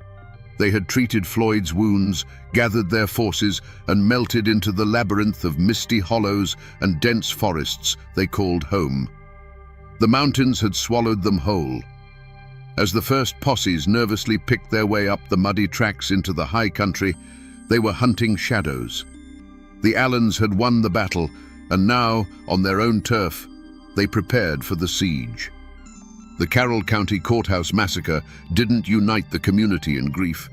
It ripped it in two. A fault line cracked open, running through families, churches, and friendships that had stood for generations. In the days that followed, the general store became a silent theater of suspicion.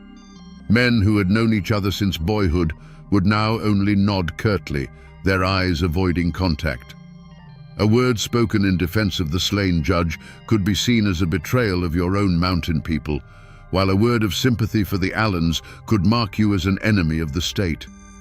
Every conversation was a minefield, and silence became the safest language.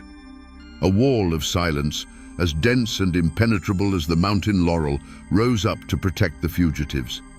It was a wall built of two things, fear and kinship.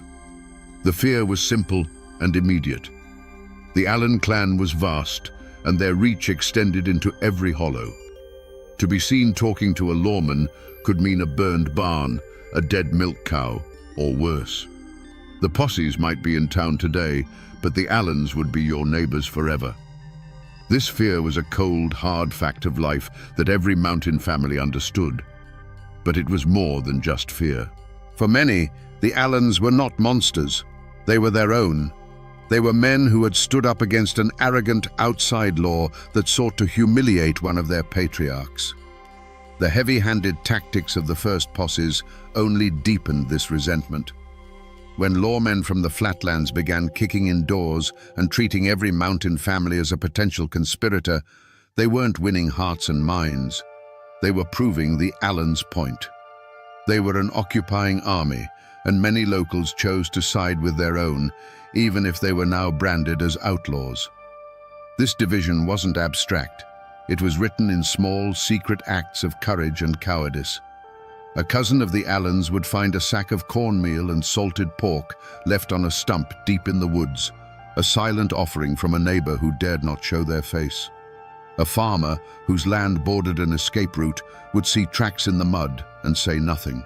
At the same time, another man would look a deputy straight in the eye and swear on a Bible that he had been with one of the Allen boys miles away from the courthouse on the very afternoon of the shooting. These were not just lies. They were oaths of allegiance to the unwritten code of the mountains, a code that was now at open war with the laws of Virginia. The local posses were doomed from the start. They were good men, but they were hunting legends in a landscape that belonged to the legends. For weeks, they crashed through the underbrush, chasing rumors and echoes. The Allens were always one step ahead, phantoms in the mist. A warm campfire found abandoned, a footprint in the mud leading to a rushing creek, It was like hunting ghosts who knew every secret path, every hidden cave, and every sympathetic ear in 100 square miles. The great manhunt was becoming a great embarrassment, and the honor of Virginia was bleeding away with every passing day. Frustrated and furious, the state unleashed a new kind of predator on the Blue Ridge Mountains. They called in the Baldwin-Felts Detective Agency, the infamous Pinkertons of the South. These were not local lawmen. They were cold-eyed professionals, manhunters for hire, known for their ruthless efficiency in the bloody coalfield wars. They arrived in Hillsville on a special train, clad in city clothes but carrying the deadliest weapons of the age, Winchester repeating rifles and semi-automatic pistols. They brought with them a cold, corporate style of violence, and they saw the mountains not as a home, but as a hostile grid to be systematically swept and cleared. With the Baldwin-Felts agents in charge, the hunt became a brutal, grinding war of attrition. The dragnet tightened. Teams of detectives leading packs of baying bloodhounds pushed deep into the hollows. They moved with a chilling purpose, raiding farmhouses in the dead of night, kicking down doors and dragging men from their beds for interrogation. They cared nothing for the mountain code of conduct. To them, every silent farmer was a potential conspirator, every cabin a potential hideout. The mountains fought back against them. Sudden downpours washed away scents, confusing the dogs. The treacherous terrain lamed their horses and broke the axles of their wagons. The silent, watchful eyes of the mountain people followed their every move, and the forest itself seemed to conspire to hide its fugitive sons. The first major breakthrough came not from brilliant detective work, but from exhaustion and a tip-off. Floyd Allen, wounded and weakened, had been holed up in a cabin, his body too broken to continue the flight. A posse, led by the relentless detectives, surrounded the house at dawn. There was no final gun battle. Floyd, feverish and in pain, knew the game was up. He surrendered. The fiery patriarch finally captured. His personal war brought to an inglorious end. His son Claude was captured soon after. The state had its prize, the man who had declared, "I ain't a-goin'." But as the detectives celebrated their victory, a chilling realization began to dawn on them.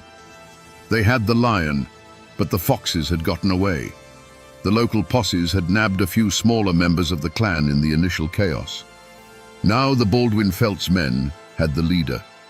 But Sidney Allen, the cool-headed strategist, and his fiercely loyal nephew Wesley Edwards, the men many believed were the true masterminds of the courtroom escape, were nowhere to be found.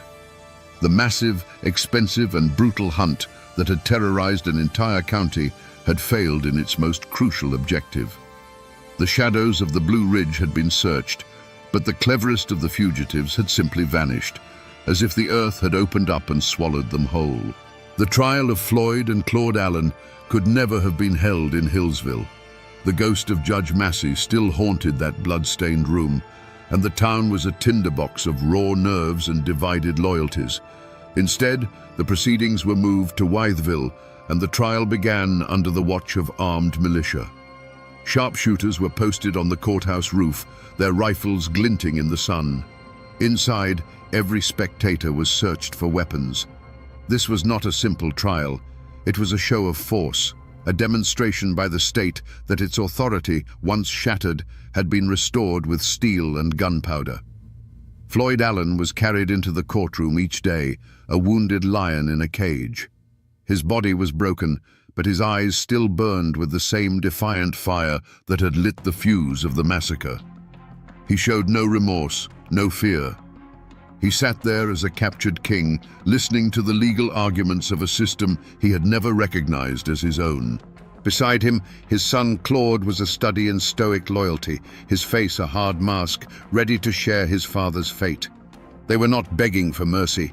They were facing the consequences of their war, their silence a final act of defiance. The trial itself was a theater of conflicting truths. The prosecution, backed by the full power of the state, painted the Allens as savage anarchists, a clan of killers who had declared war on civilization. Their lawyers, in turn, fought back fiercely, arguing that the first shot had come from Sheriff Webb, that the Allens had been caught in a trap and had only fired to defend their patriarch's life. Witnesses took the stand, their hands trembling, their testimony often shifting like shadows depending on which lawyer was asking the questions.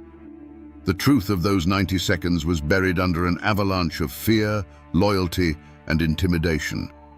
But in the end, the outcome was never truly in doubt. The state needed a conviction. It needed to prove that its laws were supreme. The jury, after deliberating under immense pressure, returned with the inevitable verdict: guilty. Guilty of murder in the first degree. As the foreman spoke the words, a heavy silence fell over the packed courtroom. Floyd and Claude Allen received the news without flinching. They had gambled everything on their code, and they had lost. The sentence was death.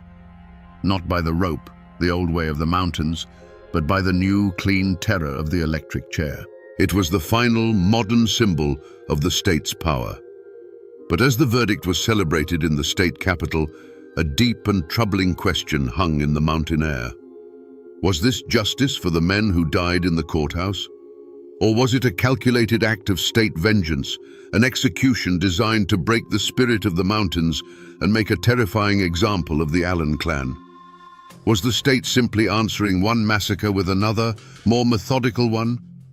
The law of men had won its victory, but many felt it was a victory that left the scales of true justice unbalanced. The state of Virginia was not content with a verdict. It required a final, undeniable demonstration of its power. On a cold spring morning in 1913, Floyd and Claude Allen were led from their cells. They walked to the electric chair not as broken criminals begging for mercy, but as defeated soldiers facing a firing squad. They met their end with the same stoic defiance they had shown in the courtroom. With the pull of a switch, the fire of the Allen clan's rebellion was brutally and officially extinguished. The state had made its point. The old code of the mountains was dead, and this was its public execution. But while the state was executing its prisoners, two ghosts still haunted the law. Sidney Allen and Wesley Edwards had vanished. The great manhunt had failed. For 6 months, they were whispers in the wind, their escape feeding the growing legend of the clan's cunning. But they weren't in the mountains. They had slipped through the net and made their way hundreds of miles west to Des Moines, Iowa. Shaving their mustaches and taking on new names, they lived a quiet life, working as carpenters. Their fatal mistake was not a slip of the tongue, but a longing for home. A letter, forwarded from a relative, was traced by a patient postal inspector. There was no grand shootout. On a quiet September morning, Baldwin Felts detectives and local police burst into their rented house and captured the two most wanted men in Virginia without a single shot fired. Their trial was a foregone conclusion. With Floyd and Claude already executed, the public's thirst for vengeance was largely slaked. Sidney Allen and Wesley Edwards were spared the electric chair, but were sentenced to long, hard years in the state penitentiary, a living death in a stone cage. They were sent away, and the state of Virginia closed the book on the Carroll County Massacre. The Allens were finally, completely broken. And here, my friends, the story takes its final, tragic turn. In prison, Sidney Allen, the cool-headed strategist, became a model prisoner. The fire that had fueled the feud seemed to have been quenched, replaced by a quiet, weary resignation. Years turned into a decade, and his health began to fail. In 1926, the governor, seeing a broken old man, granted him a pardon. Sidney Allen returned to Carroll County a free man, but he came back a ghost. He returned not to his magnificent home, which stood as a monument to a life that no longer existed, but as a shadow of his former self. He had outlived his world. 1 year later, Sidney Allen died, his freedom a brief, bitter epilogue to a life of power and ruin. With the leaders of the clan dead or in chains, a heavy, deliberate silence settled over Carroll County. The story of the courthouse massacre was not something to be discussed. It was a wound too deep, a memory too divisive. People had to go on living together, had to trade at the same stores and attend the same churches. And so, the story was buried. It was locked away in the attic of the community's memory, an unspoken horror that everyone knew was there, but no one dared to mention. They tried to move on, to plow over the blood-soaked ground and plant anew, but some scars are too deep to ever truly fade. And what is left of this epic war today, more than a century later? The names are still there. Drive the winding roads of Carroll County, and you will still find the names Allen, Webb, and Edwards on mailboxes. The descendants of the clan and their victims still walk the same land. For them, it is a heavy inheritance, a legacy of both fierce pride and terrible violence. The story isn't told with the old fire anymore. It is a quiet history, a family secret shared in hushed tones, a reminder of a time when the blood ran hot and the law of the mountains met the law of the state in a fatal collision. If you go to Hillsville today, you won't find the old courthouse. It was torn down decades ago, and a new one stands in its place, a symbol of a more orderly world. The 57 bullet holes that scarred its walls exist now only in photographs and memory, the physical wounds of that day finally erased. But drive a few miles out of town, and you will find it. Sidna Allen's magnificent house still stands. It is a private home now, but it remains a silent, brooding monument to the ambition of a fallen dynasty. Its sturdy walls and grand design, a testament to a future that was burned away in a few minutes of gunfire. In the local cemetery, the final chapter is written in stone. Here, the feud is over. The combatants lie in a final silent truce under the shade of ancient trees. Floyd and Claude Allen lie not far from the men they were convicted of killing. The simple dates carved on their tombstones give no hint of the 90 seconds of chaos that forever bound their fates together. Here, they are all equal, their passions cooled, their war finally over. The people of Carroll County tried to bury the story, to let the grass grow over the scars. But the mountains don't forget. They were here long before the Allens arrived, and they will be here long after the last stone on their graves has crumbled to dust. The wind that whispers through the pines on the Blue Ridge still carries the echo of those gunshots. The dark hollows where Sidna and Wesley hid still hold the memory of their flight. The land itself is the final witness, the keeper of a story that is now part of the very soul of this place. So we return to the question that echoed from that bloody courtroom. What pushes a man to declare war on the law in its own temple? After walking through the smoke and shadows of this story, we can see the answer is not a simple one. The slaughter in Hillsville wasn't just the act of a cornered criminal, it was the last, desperate roar of a dying world. Floyd Allen saw himself not as a lawbreaker, but as a sovereign king in his own land, and the court's verdict was an invasion, a declaration of war against his entire way of life. The gunshots were the death rattle of an unwritten code of honor that had ruled those mountains for 150 years. This is a story about the brutal collision of two Americas. It is a story of family loyalty pushed to its most violent and tragic extreme. It is a story of pride so fierce it would rather die in a blaze of gunfire than bend its knee to a foreign power, even if that power was the government of its own state. There were no simple heroes here. There were proud, violent men who met their fate, and a new, organized form of power that meted out its own cold and methodical form of violence in return. The manhunt for the Allen clan became a legend, a defining myth of Appalachia's transition into the modern world. It is a harsh and brutal lesson that reminds us that progress is often not a peaceful parade, but a bloody, painful conquest. The world of the Allens is gone now, buried in the past, but its memory lingers. It serves as a stark reminder of a time when the mountains bred a different kind of man, and when justice was not a matter of law books, but of blood. And now, my friends, you know the rest of the story.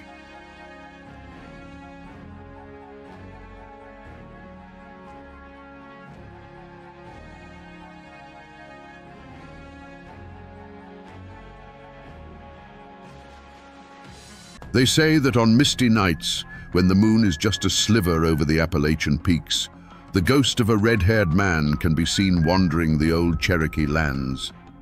He walks through the ghosts of towns he himself burned to the ground, Chota, Tellico, Chilhowie, forever hearing the cries of those his campaigns left to starve in the winter cold. This restless spirit, they say, is Arthur Campbell, a man his own people called the Red Fox, a celebrated founder of southwestern Virginia and a protector of the frontier. Was he the necessary guardian of a fledgling civilization, forced into brutal acts to save his kin? Or was he a monster of ambition, who used total war to carve out an empire from the ashes of another people? Today, we're going to untangle the legend from the man. We will follow the trail of the Red Fox, from his capture as a boy to his reign as a political king, to understand how one person could become both a revered pioneer and the eternal, haunting specter of the lands he conquered. To understand the Red Fox, you have to understand the world that made him. The late 1700s in Augusta County, Virginia, was not a place of gentle living.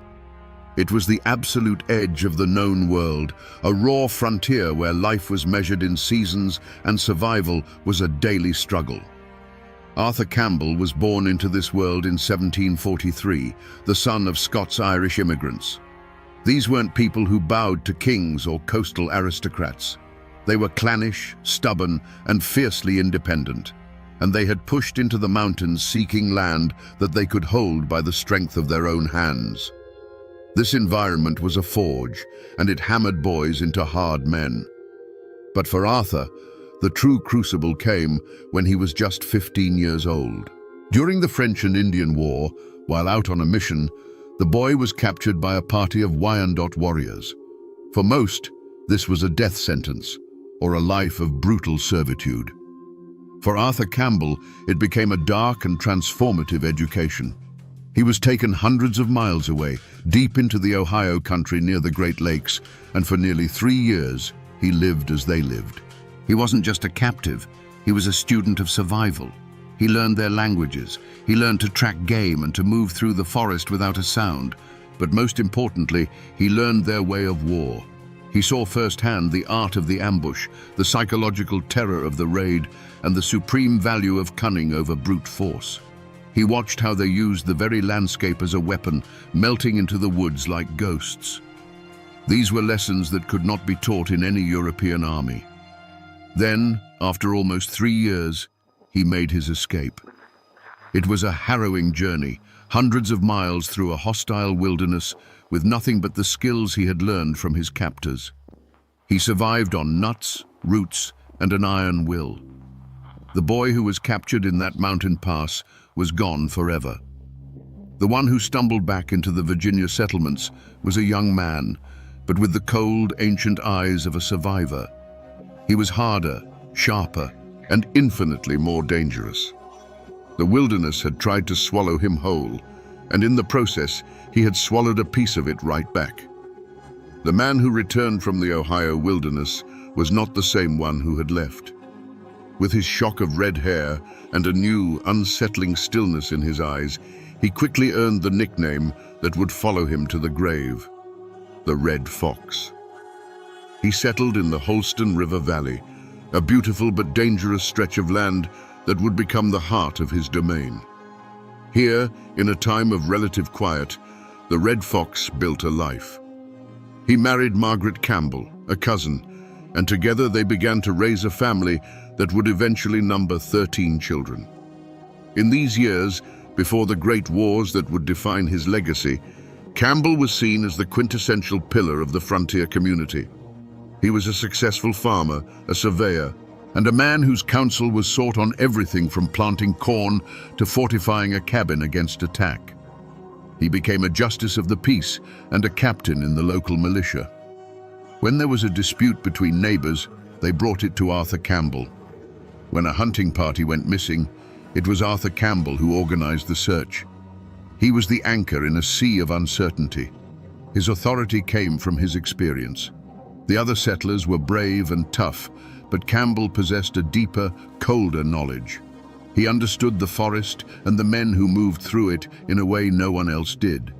He taught his neighbors how to read the signs of an approaching war party, how to fight from behind trees instead of in open lines, and how to think like the enemy. He was their shield, the man who had been inside the belly of the beast and returned to tell them how to slay it. This was the world the Red Fox built and fought to protect, a fragile collection of cabins and clearings, filled with his kin and his neighbors, all clinging to a precarious existence at the edge of a continent.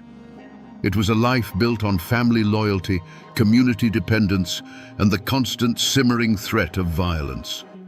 The love he had for his wife and children, and the fierce paternalistic duty he felt for the people who looked to him for safety, became the driving forces behind every decision he would ever make. Everything that came later, all the fire and the blood, was done to protect this small world he had carved out of the wilderness. But a man forged in such a fire is often left with brittle places. Arthur Campbell's greatest strength, that unyielding will to protect his family and his domain, was inextricably bound to his fatal flaw, an absolute, unshakable belief that his authority was the only authority that mattered. He had survived where others had perished. He had brought order to a land of chaos, and in his mind, this gave him a right to rule. He saw himself not as a leader, but as the patriarch of the entire region, and any challenge to his will was not a simple disagreement. It was a threat to the natural order of things. There's a story that perfectly illustrates this. A few years after the revolution, a new family of settlers arrived with a land grant signed and sealed by the authorities back in Richmond. The tract of land they claimed overlapped with pasture that one of Campbell's sons had been using. By the letter of the law, the new family had the stronger claim. But that was a law made by men in powdered wigs hundreds of miles away. Campbell summoned the family's patriarch to his home. He didn't shout or threaten. He simply sat the man down and explained, in his quiet, cold way, that the laws of Richmond were a distant whisper in these mountains. The only law that kept families safe from famine or the tomahawk was the law of mutual respect and established order. And in the Holston Valley, he was that order. The new settler, a proud man himself, insisted on his legal rights. Campbell just nodded. Within a week, the man found no one would trade with him at the local mill. His neighbors, loyal to Campbell, suddenly became distant and cold. When one of his cattle went missing, the search party Campbell organized found no trace of it. There was no violence, no open threat, just a slow, suffocating isolation. The family was gone within the month, their legal grant worthless against the silent, absolute power of the Red Fox. For Campbell, this wasn't about a piece of pasture land. It was about precedent. He believed that compromise was weakness, and weakness invited chaos. He could not bend, he could not yield, because to do so would be to admit that some other power, be it the government in Richmond or a rival on the frontier, had a say in the survival of his people. His authority had to be as solid and immovable as the mountains themselves. This towering pride, this inability to brook any rival or share any power, was the crack in his armor. It had served him well when crushing the will of his enemies or intimidating a lone settler. But it was a flaw that was bound to lead him into a conflict he couldn't control with a quiet word or a silent shunning. It would eventually put him face to face with men as proud and as stubborn as himself, and in the unforgiving calculus of the frontier, such a collision could only be settled with fire and blood. The ink on the treaty that ended the revolution was barely dry, but peace never lasts long in the mountains. The new conflict, however, wouldn't be fought with tomahawks and rifles, but with petitions, politics, and the threat of civil war. Just south of Campbell's domain, in the settlements along the Watauga and Nolichucky rivers, a storm was brewing. These lands, technically part of North Carolina, were populated by the same hardened over-mountain men Campbell had fought beside. When North Carolina, in a political move, ceded these western lands to the federal government, The settlers felt abandoned, left without laws or protection. So they did something unthinkable. They did what mountain people have always done when ignored by a distant government. They formed their own. In 1784, they declared themselves an independent state, writing a constitution and electing a governor. They called their new nation the State of Franklin. From his home in the Holston Valley, Arthur Campbell watched this unfold, not as a distant observer, but as a predator watches a rival enter its territory. This wasn't some far-off tax dispute. This was a new center of power, a new government, rising on his very doorstep. For a man whose entire identity was built on being the supreme, unchallenged authority of his region, this was the ultimate affront. The existence of Franklin, led by the popular war hero John Sevier, was a direct challenge to his throne. It siphoned away influence, it offered an alternative to his leadership, and it threatened to make him a secondary figure in the story of the West. It violated the core principle of his being, that in these mountains, his will was law. This new state was a living, breathing rejection of that idea. Campbell's reaction was immediate and visceral, but it wasn't born of simple anger. It was born of pure, cold ambition. A lesser man might have sided with Virginia and tried to crush the upstart state. But the Red Fox saw a different path. His fatal flaw, his absolute belief in his own authority, saw this not as a threat to be destroyed, but as an opportunity to be seized. If there was going to be a new kingdom on the frontier, he would not be its neighbor. He would be its king. He made a fateful choice. He began to scheme, using his vast influence to convince the citizens of his own Washington County, Virginia, to secede from their state and join the state of Franklin. It was a breathtaking act of treason. He was willing to betray the Commonwealth he served, to risk being hanged as a traitor, all for the chance to absorb this new rival power and weld it into a larger domain under his control. This was the point of no return. He had looked upon the challenge to his authority and, driven by his unyielding pride, decided not just to meet it, but to escalate it into an all-or-nothing gamble for absolute power. News of Arthur Campbell's treasonous scheme traveled fast, like a fire in the dry grass of autumn. It didn't take long for it to reach the capital in Richmond and the ears of a man who knew a thing or two about rebellion, Governor Patrick Henry. The governor's response was swift, a letter that was both a velvet glove and an iron fist. He praised Campbell for his past service to Virginia, acknowledging him as a hero of the Revolution. But he also demanded, in no uncertain terms, an explanation for the rumors of secession. It was a calculated move, a political off-ramp offered by one of the most powerful men in the country. It was a chance for the Red Fox to bow, to claim it was all a misunderstanding, and to pull back from the brink without losing face. But Arthur Campbell did not see a lifeline. He saw an insult. Who was Patrick Henry, a man of speeches and cities, to tell him how to govern his mountains? Campbell replied with a letter of his own, a masterpiece of political deflection. He assured the governor of his loyalty to Virginia, while simultaneously arguing for the natural right of frontier people to determine their own governance. He was playing a dangerous double game, trying to placate Richmond with words while continuing his secessionist machinations in secret. He was convinced that the state government was too weak and too distant to stop him. His pride blinded him to the reality that he was no longer fighting a disorganized tribe or a local rival. He was challenging the authority of a sovereign state. The warnings didn't just come from Richmond. They came from his own people, from the men who had stood with him at Point Pleasant and shivered through the winter campaigns against the Cherokee. Old allies, men whose loyalty he had never had to question, came to him privately. They spoke not of treason, but of practicality. They warned him that he was splitting the county, pitting families against each other who had once stood united against a common foe. They begged him to reconsider, to find a compromise, to not tear apart the very community he had built with his own hands. Campbell heard their words not as the counsel of friends, but as the whispers of cowards. He saw their caution as a betrayal of the bold, frontier spirit that had won them this land in the first place. He dismissed their concerns, sometimes with a cold stare, sometimes with a sharp reminder of who had led them through the darkest days. Each time an old friend urged him to step back, Campbell pushed them away, convinced they had lost their nerve.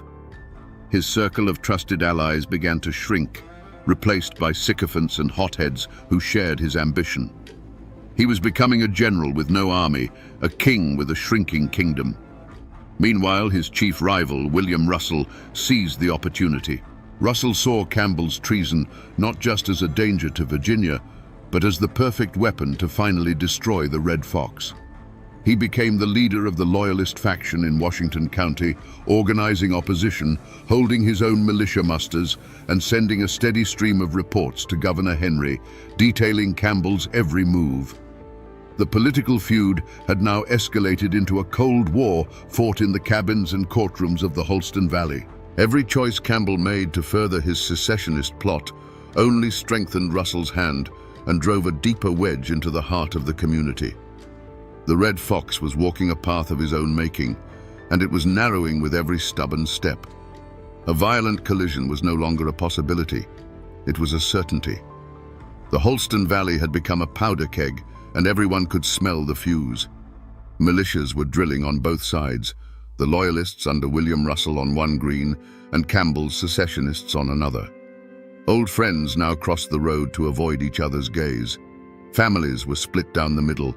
The air was thick with the tension of impending civil war.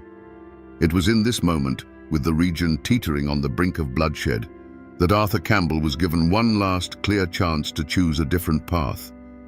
And it came not from a governor or a rival, but from the one person who knew the man behind the legend. One evening, as he sat alone by the fire, poring over maps and lists of men loyal to his cause, his wife Margaret came to him. She was a strong frontier woman, no stranger to hardship or danger, but he could see a profound weariness in her eyes. She carried no political arguments or legal warnings. She carried the weight of their world. She sat beside him and spoke quietly of the fear she saw growing in the community. She told him of the women who stopped her by the creek, asking if it was true that their husbands and sons would soon have to fight their own neighbors. She didn't speak of Virginia or the state of Franklin. She spoke of their own home, of their own children. She asked him to look at the life they had built, the peace they had earned through so much struggle and loss. Was this ambition, this new title in this new state, worth the blood of the very people they had sworn to protect? Was it worth their own sons having to aim a rifle at a cousin or a childhood friend? It was the most direct plea imaginable, a choice between the abstract lure of power and the tangible reality of the family and community he claimed to be serving. For a long moment, the Red Fox was silent. The firelight played across his face, and in the shifting shadows, one could almost see the war raging within him. He looked at his wife, the mother of his children, the woman who had stood by him through everything. He saw the truth in her words. He saw the precipice, the dark chasm of violence that lay just one step ahead. He could pull back. He could send a rider to Russell, call a truce, and begin the hard work of mending what he had broken. He could choose his family over his pride. But then his eyes hardened. To back down now, after going so far, felt like the ultimate defeat. He pictured William Russell's smug satisfaction. He pictured his authority, the very foundation of his identity, crumbling to dust. In his mind, retreat was not a path to peace. It was an invitation for his enemies to destroy him utterly. He turned to Margaret, and the warmth had gone from his voice. "Peace is bought with strength, Margaret," he said, his tone leaving no room for argument. "To show weakness now is to lose everything we have ever fought for." With that, he turned back to his maps. The final crossroads had been reached, and Arthur Campbell had consciously, deliberately, chosen the road to war. The day of the reckoning arrived with the cold bite of a late autumn wind. It was court day in Washington County, the one time when all factions were forced to converge on a single point. But this was no day for civil discourse. Two armed camps had formed on the green outside the small log courthouse. On one side stood William Russell and the Virginia Loyalists, a grim line of farmers and militiamen. On the other, his face as hard and unforgiving as the mountains behind him, was Arthur Campbell and his secessionists. The two groups stared at each other across 100 yards of frozen mud, a space that felt as wide and as deep as a grave. The tension was a living thing, a coiled snake in the center of the green. Men clutched their long rifles, their knuckles white. Words were exchanged, first as low mutters, then as angry shouts that were snatched away by the wind. The final spark came when William Russell, determined to assert the authority of Virginia, took a deliberate step toward the courthouse door, his hand raised. He declared Campbell's assembly illegal and ordered the men to disperse in the name of the Commonwealth. For the Red Fox, this was the ultimate challenge, a public stripping of his power, an act he could not possibly tolerate. In that instant, the world seemed to narrow for Arthur Campbell. The shouting, the wind, the faces of his own men, it all faded into a dull roar. The only thing he could see with perfect clarity was William Russell, his rival, the one man who stood between him and absolute control. The sun glinted off the barrel of a rifle somewhere to his left. He felt the familiar cold weight of the horse pistol tucked in his belt, his hand moving toward it with a will of its own, a lifetime of frontier instinct taking over. He had made his decision weeks ago, in the quiet of his own home. This was just the echo. A single sharp report cracked the cold air and the world erupted. It wasn't a battle, it was a chaotic close-quarters brawl of smoke and thunder. Flashes of orange powder burst from the two lines as a ragged volley was exchanged. Men didn't charge so much as stumble forward, the roar of muskets and pistols deafening. Through the swirling, acrid smoke, Campbell saw only one thing. Russell, his face a mask of fury, trying to bring order to his panicked men. The two leaders locked eyes across the maelstrom. For a frozen moment, the entire conflict, the struggle for the soul of the frontier, was reduced to these two men. Their hands moved in a blur of practiced motion. A final deafening shot echoed off the log walls of the courthouse, louder and more final than all the others. The argument that had torn a county in two, that had pitted neighbor against neighbor and brother against brother, was suddenly, permanently over.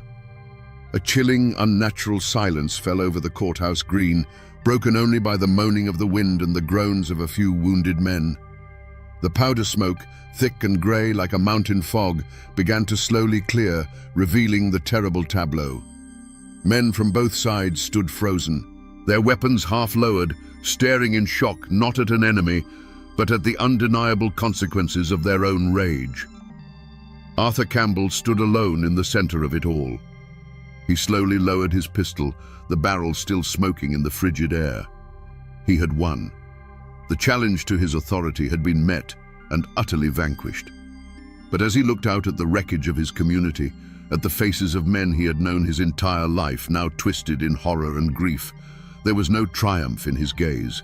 There was only the cold, empty silence of a king who had just burned his own kingdom to secure his throne. The sharp crack of the final shot was followed by a silence so deep it felt like the world was holding its breath. For a long moment, no one moved. The men on the courthouse green, friends and enemies alike, stood like statues of clay, their faces blank with shock. The Red Fox stood at the center of this frozen tableau, the smoking pistol still heavy in his hand. There was no look of triumph on his face, no flicker of rage or regret. There was only a cold, profound emptiness. The metallic taste of gun smoke filled his mouth. The problem of William Russell had been solved. His instincts, honed over decades of survival, took over. He did not run. He did not surrender. To do either would be to admit he had done something wrong, and in his mind, he had simply restored order. With a slow, deliberate motion that drew every eye, he began to reload his pistol.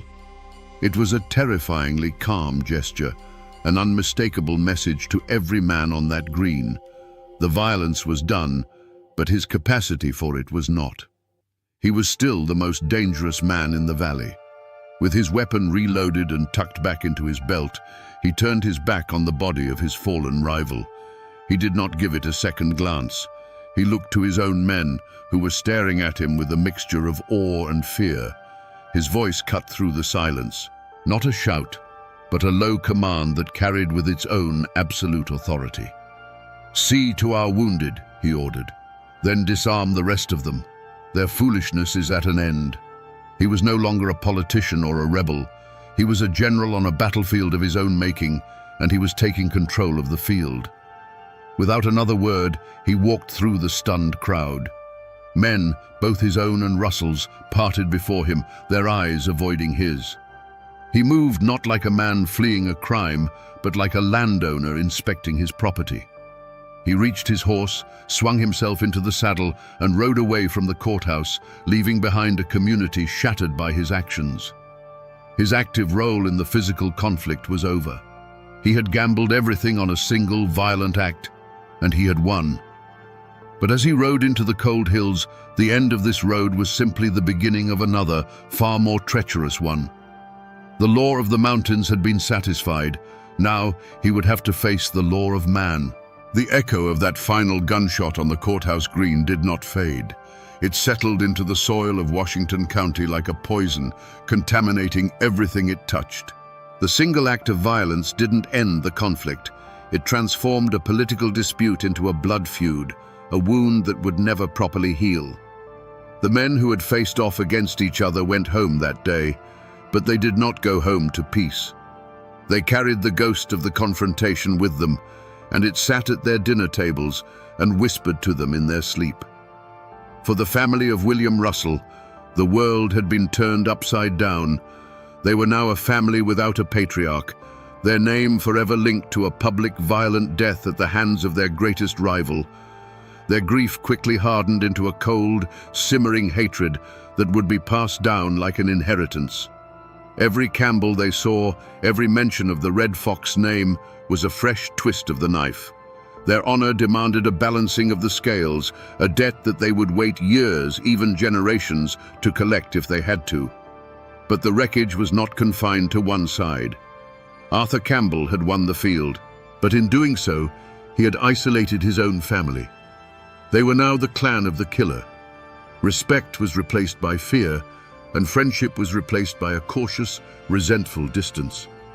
His wife, Margaret, now had to live the very nightmare she had foreseen, facing the accusing eyes of her neighbors, her children growing up under the shadow of their father's violent legacy.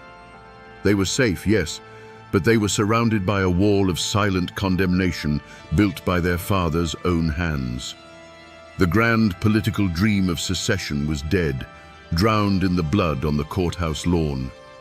The state of Franklin, seeing the fratricidal violence Campbell's ambition had unleashed, wanted no part of Washington County.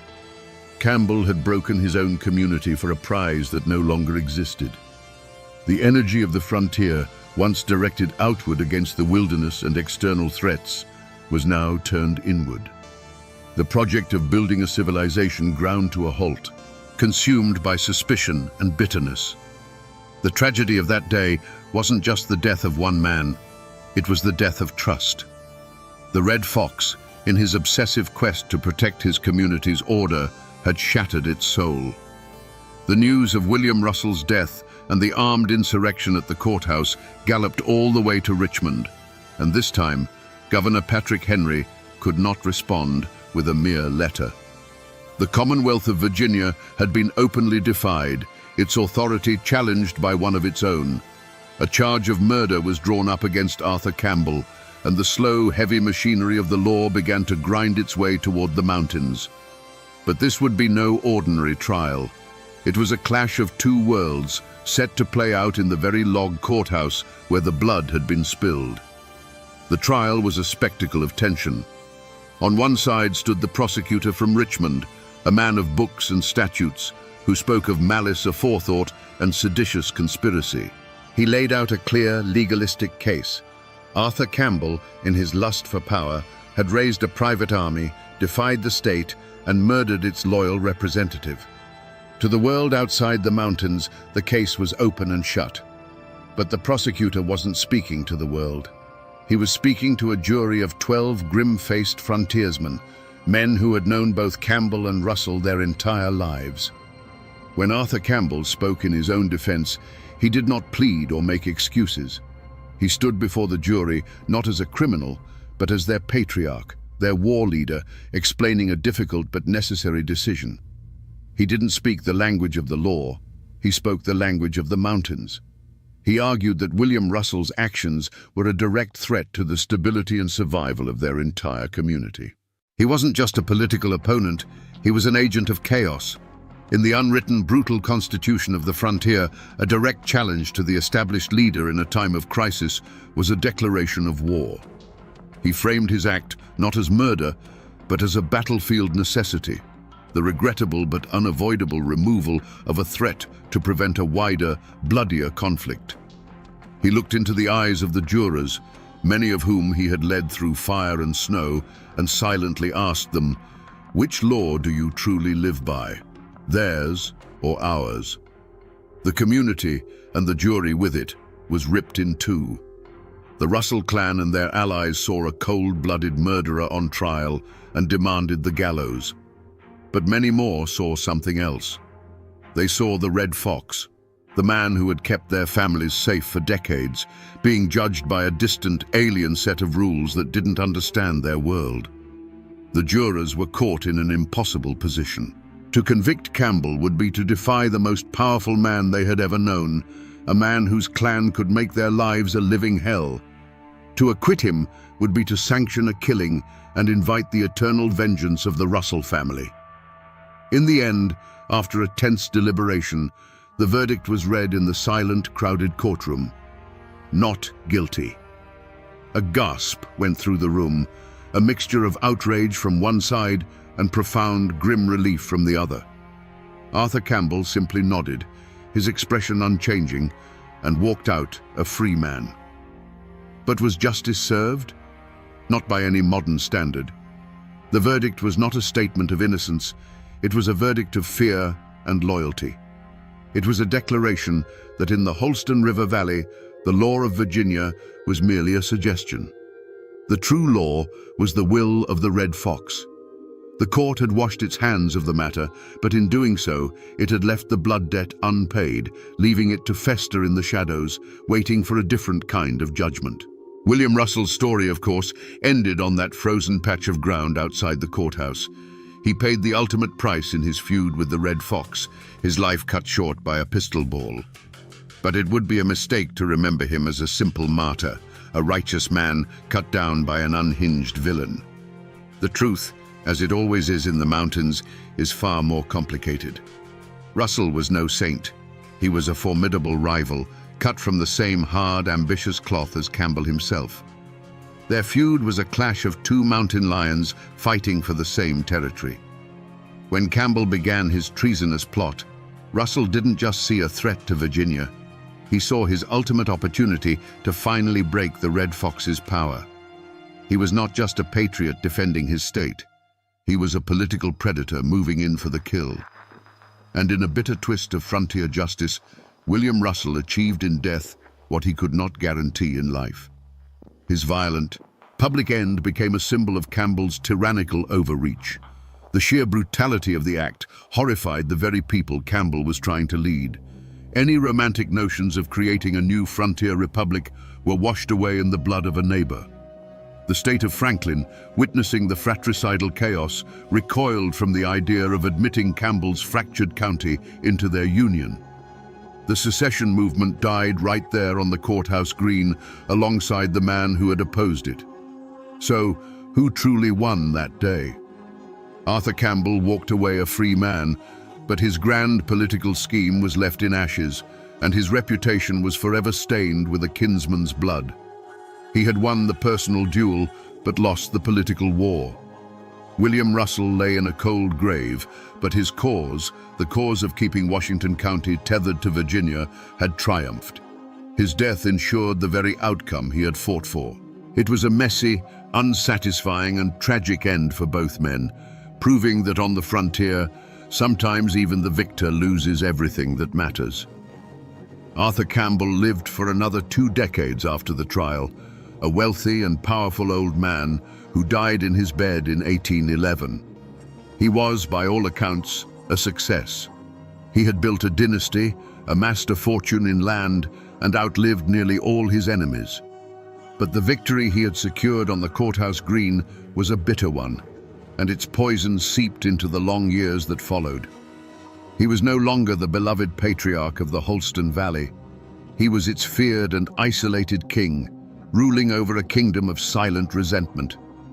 The community did what mountain communities always do after a deep trauma. They buried it under a blanket of silence.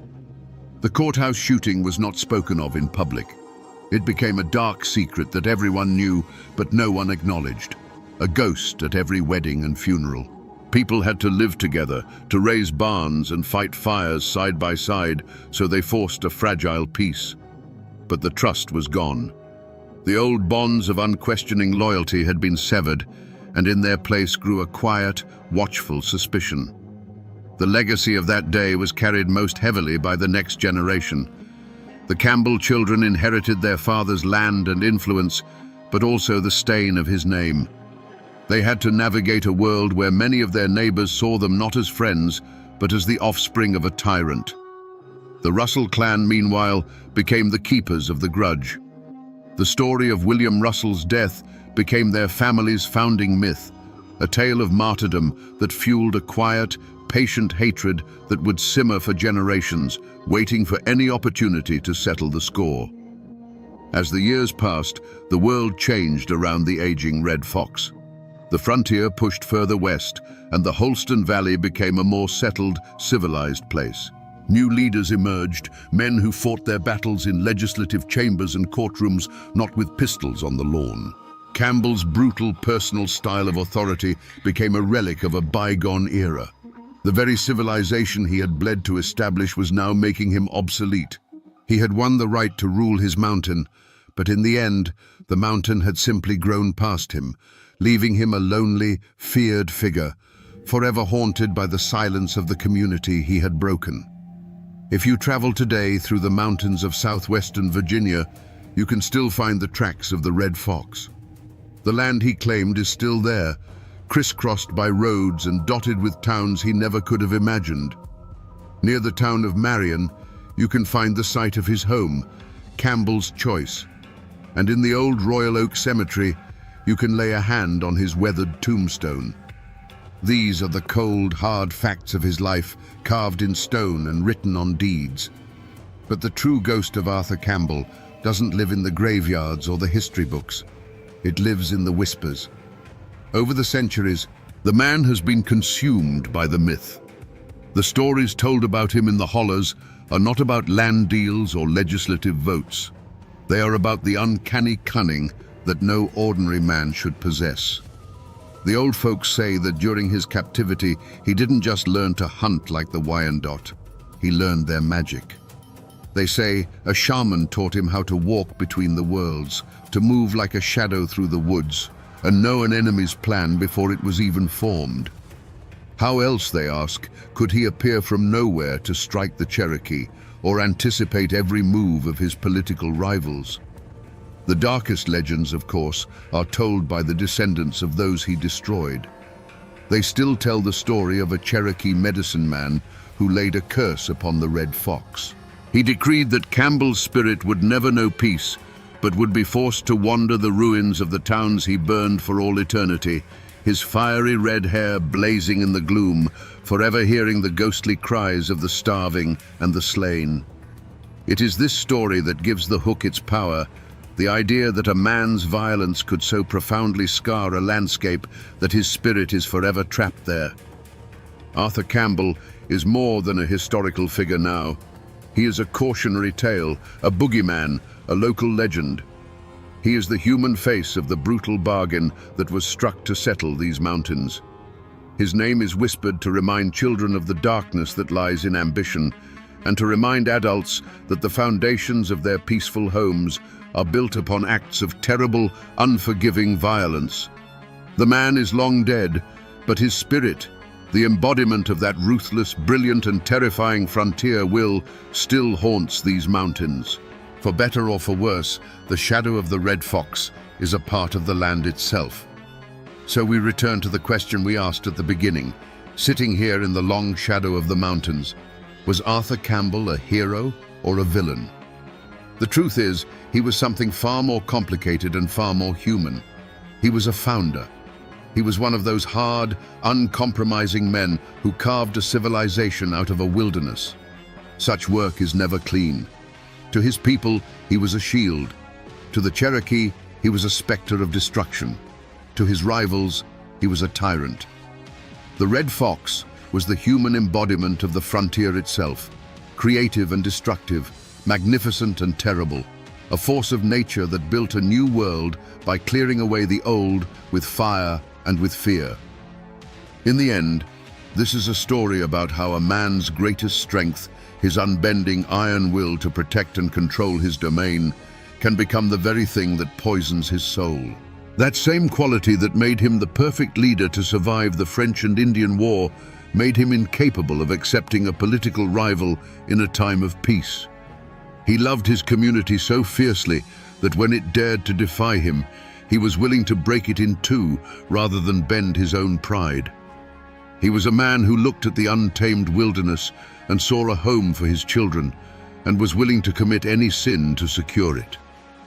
He looked at a rival and saw not a neighbor with a different opinion, but a threat that had to be eliminated.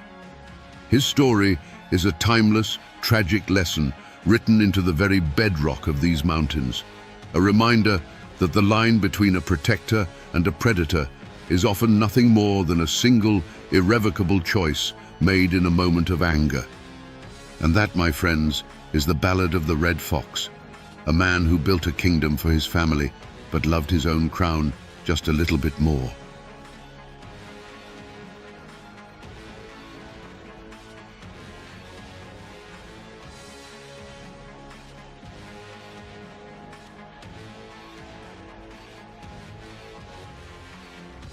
You can find places like this all over Appalachia.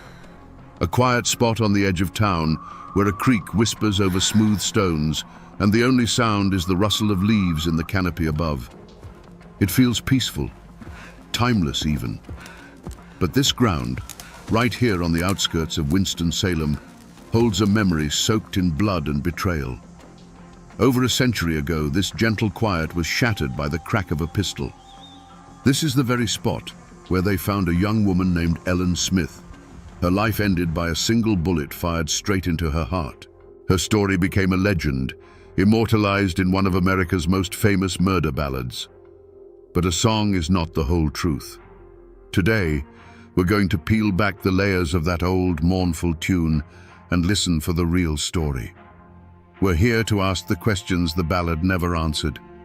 Who was Ellen Smith, and why did the story of her death refuse to die?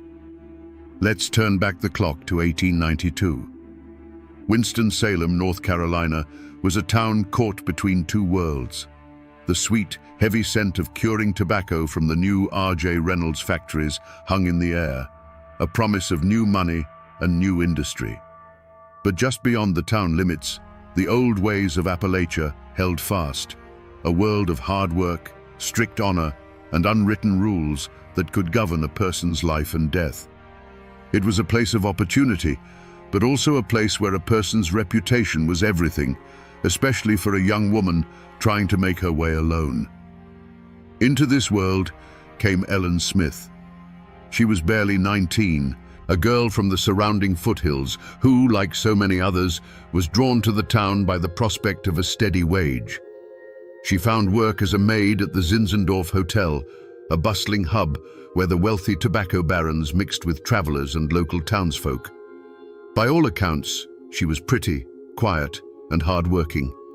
She carried out her duties, changing linens and serving meals, likely dreaming of a life far removed from the hard-scrabble farm she had left behind. She was just one of hundreds of anonymous girls hoping for a bit of luck, maybe even a bit of love. And then there was Peter de Graaf. If Ellen was invisible, Peter was anything but. He was handsome, always dressed in fine clothes, and moved with the easy confidence of a man whose father was a well-respected citizen. He had a place in society, a name that carried weight. But beneath that polished surface, a different reputation festered.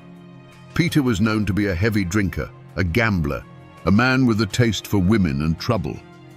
He was charming, yes, but it was a dangerous charm, the kind that promised excitement but often delivered ruin. Their worlds collided within the walls of the Zinzendorf Hotel. He, the privileged customer, she, the humble servant. It was a classic, perilous dynamic. A man like Peter de Graaf would have seen a girl like Ellen Smith as a simple conquest, a dalliance with no consequences. But for Ellen, the attention of such a man, someone so far above her station, must have felt like a fairy tale. He was a glimpse into a world of comfort and status she could only dream of. And so, it began. An affair that was, for a time, an open secret whispered about in the hotel kitchens and the town's back alleys. Peter would visit her. They'd be seen walking together near the edge of town, away from judging eyes. To the rest of the world, it was a familiar, predictable story. But for the two people living it, it was a path that was quickly leading them toward a dark and unforgiving horizon, a point from which neither of them would ever truly return. A story like this isn't just found in the dirt and leaves of a crime scene. The real evidence, the kind that survives a century, is often buried in a different kind of silence, the quiet hush of a library archive. That's where the whispers from the past are preserved, pressed between the pages of old books and captured on reels of microfilm. And that's where I found this, a newspaper clipping from the summer of 1892, just a few days after Ellen's body was discovered. At first glance, it's what you'd expect. The headline is sensational, talking of a dastardly deed and a shocking murder. It names Peter de Graaf as the prime suspect. But the official facts are not the most important thing on this page. Tucked away in the third paragraph is a single, carefully worded phrase. The article mentions the town's rampant speculation about the victim's unfortunate condition. You see, this isn't just a piece of paper. It's a fossilized rumor. In the polite, coded language of the Victorian era, unfortunate condition meant only one thing. Ellen Smith was believed to be pregnant with Peter de Graaf's child. This single, unproven whisper, printed for all to see, was the spark that lit the fuse. Suddenly, this wasn't just a story of a lover's quarrel. It was a story of honor, shame, and desperation. This one sentence transforms the entire narrative. The affair was no longer a secret dalliance, it became a time bomb.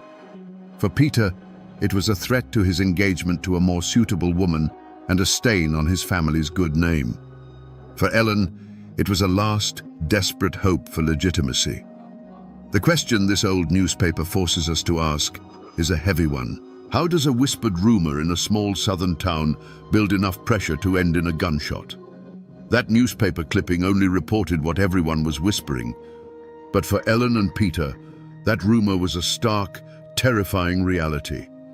Imagine a hushed, desperate conversation in a shadowed corner of the hotel, away from the prying eyes of guests and staff. This is where the love story, if it ever was one, truly died, and the countdown to tragedy began. Ellen, likely terrified but resolute, would have told Peter about the child. For her, it was a plea for salvation. In that moment, she wasn't just his lover. She was the mother of his heir, and in the unwritten code of the mountains, that demanded action. She would have asked him to do the right thing, to marry her and give their child a name. Peter de Graaf, however, was already promised to another woman, Fanny Faust, a bride his family approved of. Ellen's news was not a blessing, it was a catastrophe. It was a threat to his reputation, his inheritance, and his entire future. The easy charm he had used to woo her would have vanished, replaced by a cold panic. To him, her plea for marriage was not a request for honor, but an ultimatum that could unravel his entire world. The days that followed must have been a private hell for both of them. Their secret meetings would no longer have been filled with affection, but with bitter arguments. He likely offered her money, told her to leave town and never come back, to solve the problem on her own. But Ellen wouldn't have backed down. For her, this was not a problem to be disposed of. It was her life, her child's life. Her desperation would have made her bold, perhaps even threatening to expose him to his family and his fiancée. What started as a whispered secret between two people was now a festering conflict. Every denial from him would have fueled her resolve. Every tearful plea from her would have deepened his fear. The seeds of conflict were sown not in jealousy or simple hatred, but in a clash of two inescapable realities. She needed a husband to avoid ruin, and he needed to get rid of her to avoid the very same fate. The air between them grew thick with unspoken violence, and time was running out. Newspaper clippings and court records can give you the skeleton of a story, but they can't give you its soul. For that, you have to talk to the people who keep the memories alive. I found that soul in a conversation with a local historian, a man whose great-grandfather had known the de Graaf family. He wasn't a professor in some university. He was a man whose family had lived on this soil for 200 years, and whose memory was a library of local lore. We sat on his porch, overlooking the hazy blue line of the distant mountains. He told me the official story, the one we all know. The affair, the rumored pregnancy, the arrest. But then he leaned forward in his rocking chair, his voice dropping a little lower. "Now, this part you won't find in any court record," he said. "This is the story that was passed down. The papers will tell you Peter had a motive, but they don't tell you why it had to happen on that specific day. According to the tale that's been told around here for over a century, Ellen Smith had given Peter de Graaf an ultimatum. It wasn't just a tearful plea for marriage anymore. She was done with his stalling and his empty promises. She told him that if he didn't agree to marry her, she was going to walk over to his father's house that very afternoon and tell the old man everything. Suddenly, the timeline snaps into sharp, terrifying focus. This wasn't a problem Peter could put off until next week. It was a crisis with a deadline measured in hours. Exposing the secret to his prominent father would have brought immediate and absolute ruin. It was one thing for the town to whisper, but for the patriarch of the de Graaf family to hear it from Ellen herself. That was unthinkable. Peter, cornered and desperate, knew he had to stop her, and he had to do it right then. This personal testimony, passed down through generations, gives us the missing piece of the puzzle, the emotional trigger for what was about to happen. The ultimatum hung in the hot, still air between them. It wasn't a tearful plea anymore. It was a declaration. Ellen was going to his father's house, today. For Peter de Graaf, the world had just shrunk to the size of a ticking clock, and every second brought ruin closer. The charming dandy, the confident man about town, was gone. In his place was a cornered animal, staring down the collapse of his carefully constructed life. The whispers of the town were one thing. A public confrontation with his father was another. It meant the end of his engagement, the loss of his inheritance, and the fury of a patriarch whose name he was about to disgrace. He couldn't let her get to that house. He had to stop her. But he couldn't do it in the open. He needed to move her away from the center of town, away from prying eyes, away from anyone who might hear an argument or a scream.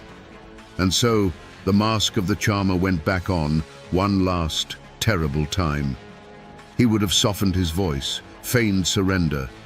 He likely told her she was right, that they needed to talk it through properly, away from the hotel.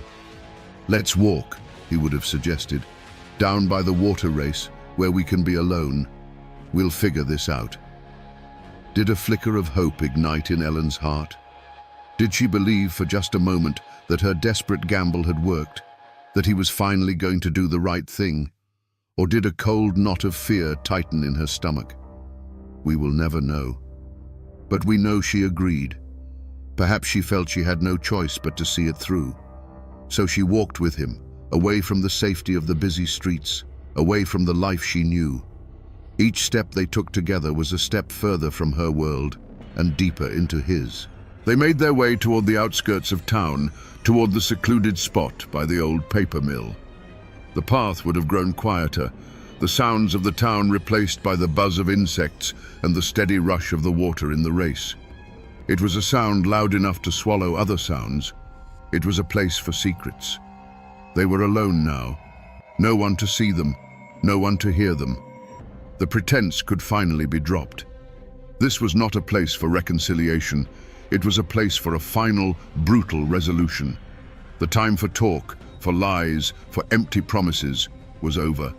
The time for consequences had arrived. Standing there, with the sound of the water in his ears and the threat of his ruin standing before him, Peter de Graaf made his choice. In that moment, the path forward narrowed to a single violent act. There was no turning back. And so, I've come back to this place. The old paper mill is long gone, its foundations swallowed by a century of weeds and vines. But the path is still here, and the water race, though now just a shallow, meandering creek, still whispers the same story to the stones. There are no historical markers, no monuments. This place has been allowed to forget, to let nature cover up the memory of what happened here. But the scar is the landscape itself. There are no bullet holes in a wall to show you, no faded bloodstains preserved under glass. The evidence is the geography of the crime. Look how secluded it is, even now. You can see how the thicket of trees would have swallowed them, hiding them from the road. You can hear how the constant rush of the water would have been just loud enough to muffle the sound of a raised voice or a single sharp crack of a pistol. This is the real, physical proof.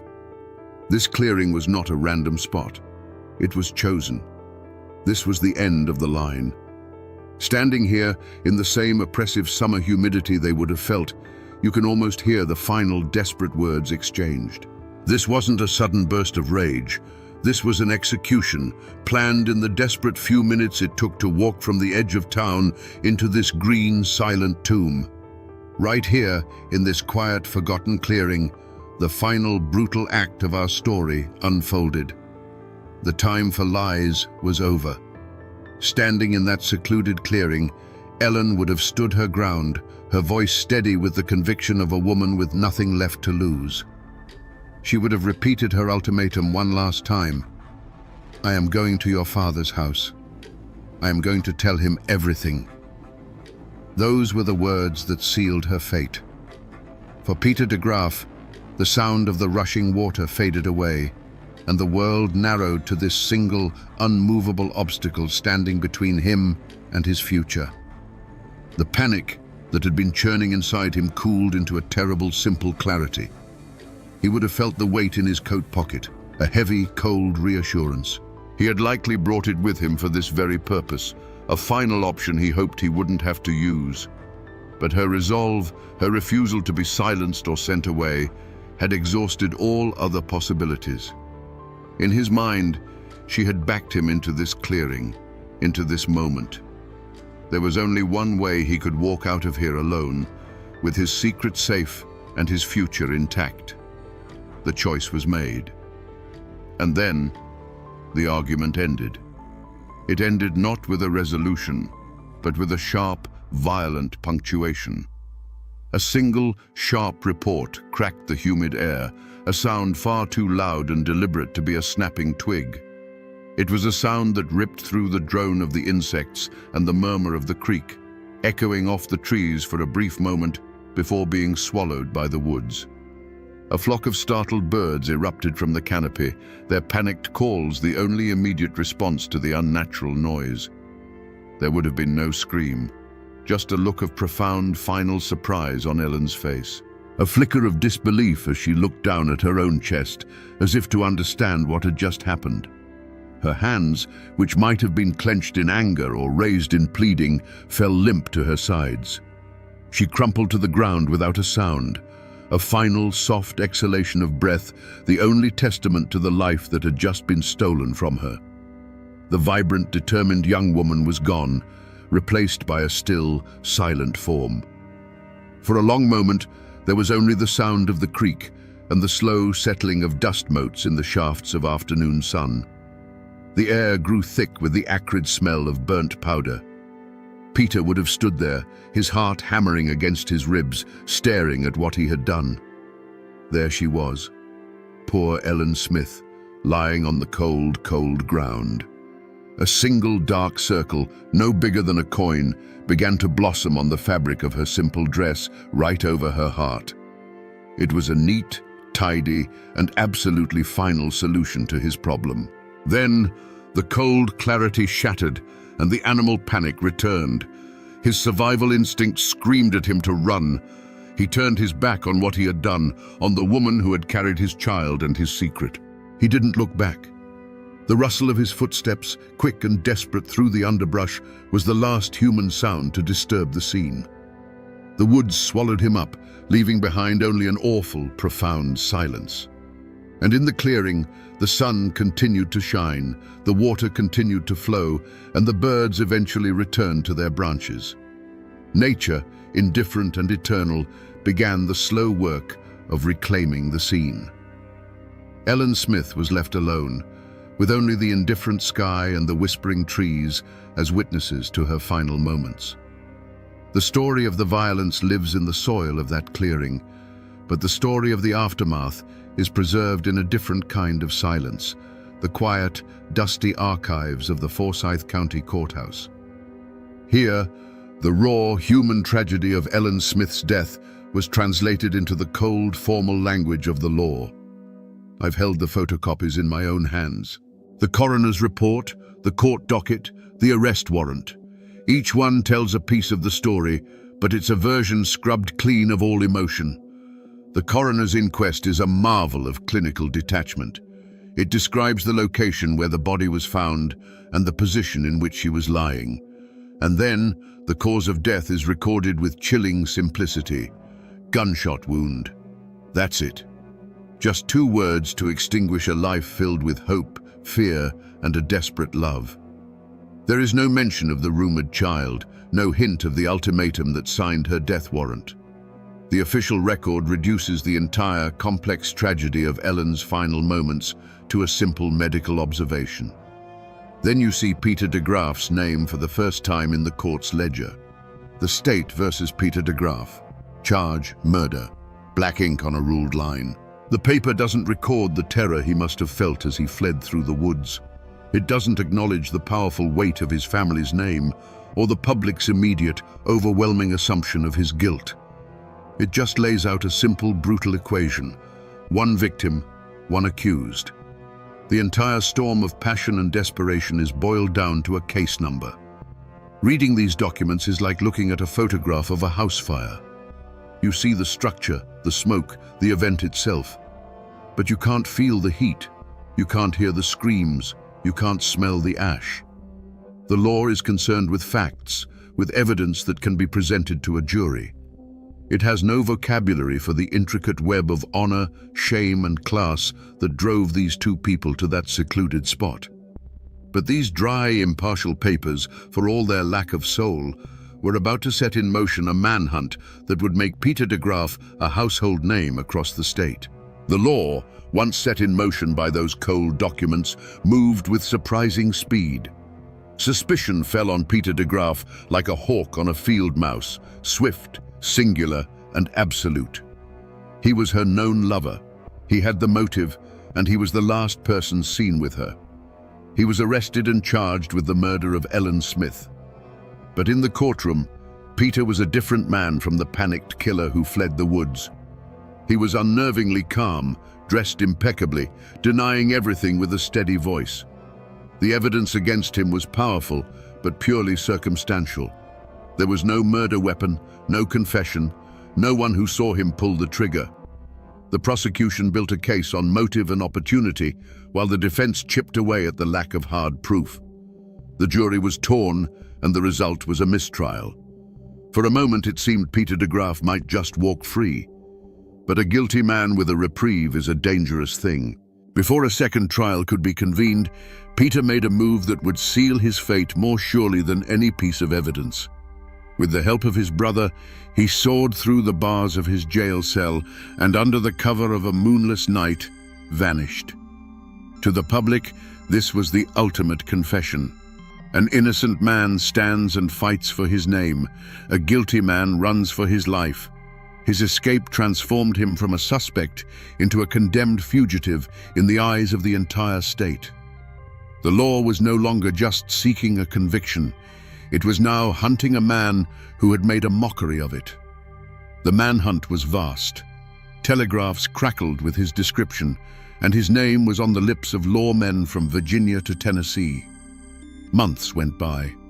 The trail went cold. It seemed Peter de Graaf had been swallowed by the continent. Then, a tip came from a world away. He was found hundreds of miles from North Carolina, hiding in the most unlikely of places, working as a common hand in a traveling circus in Robinson, Kansas. The dapper man about town had become a ghost, living amongst the clowns and the carnies. The long arm of the law finally closed around him there, and he was brought back to Winston-Salem in chains, the spectacle of his capture only fueling the public certainty of his guilt. His second trial was a formality. The courtroom was packed, the air thick with condemnation. This time, there was no doubt, no hesitation.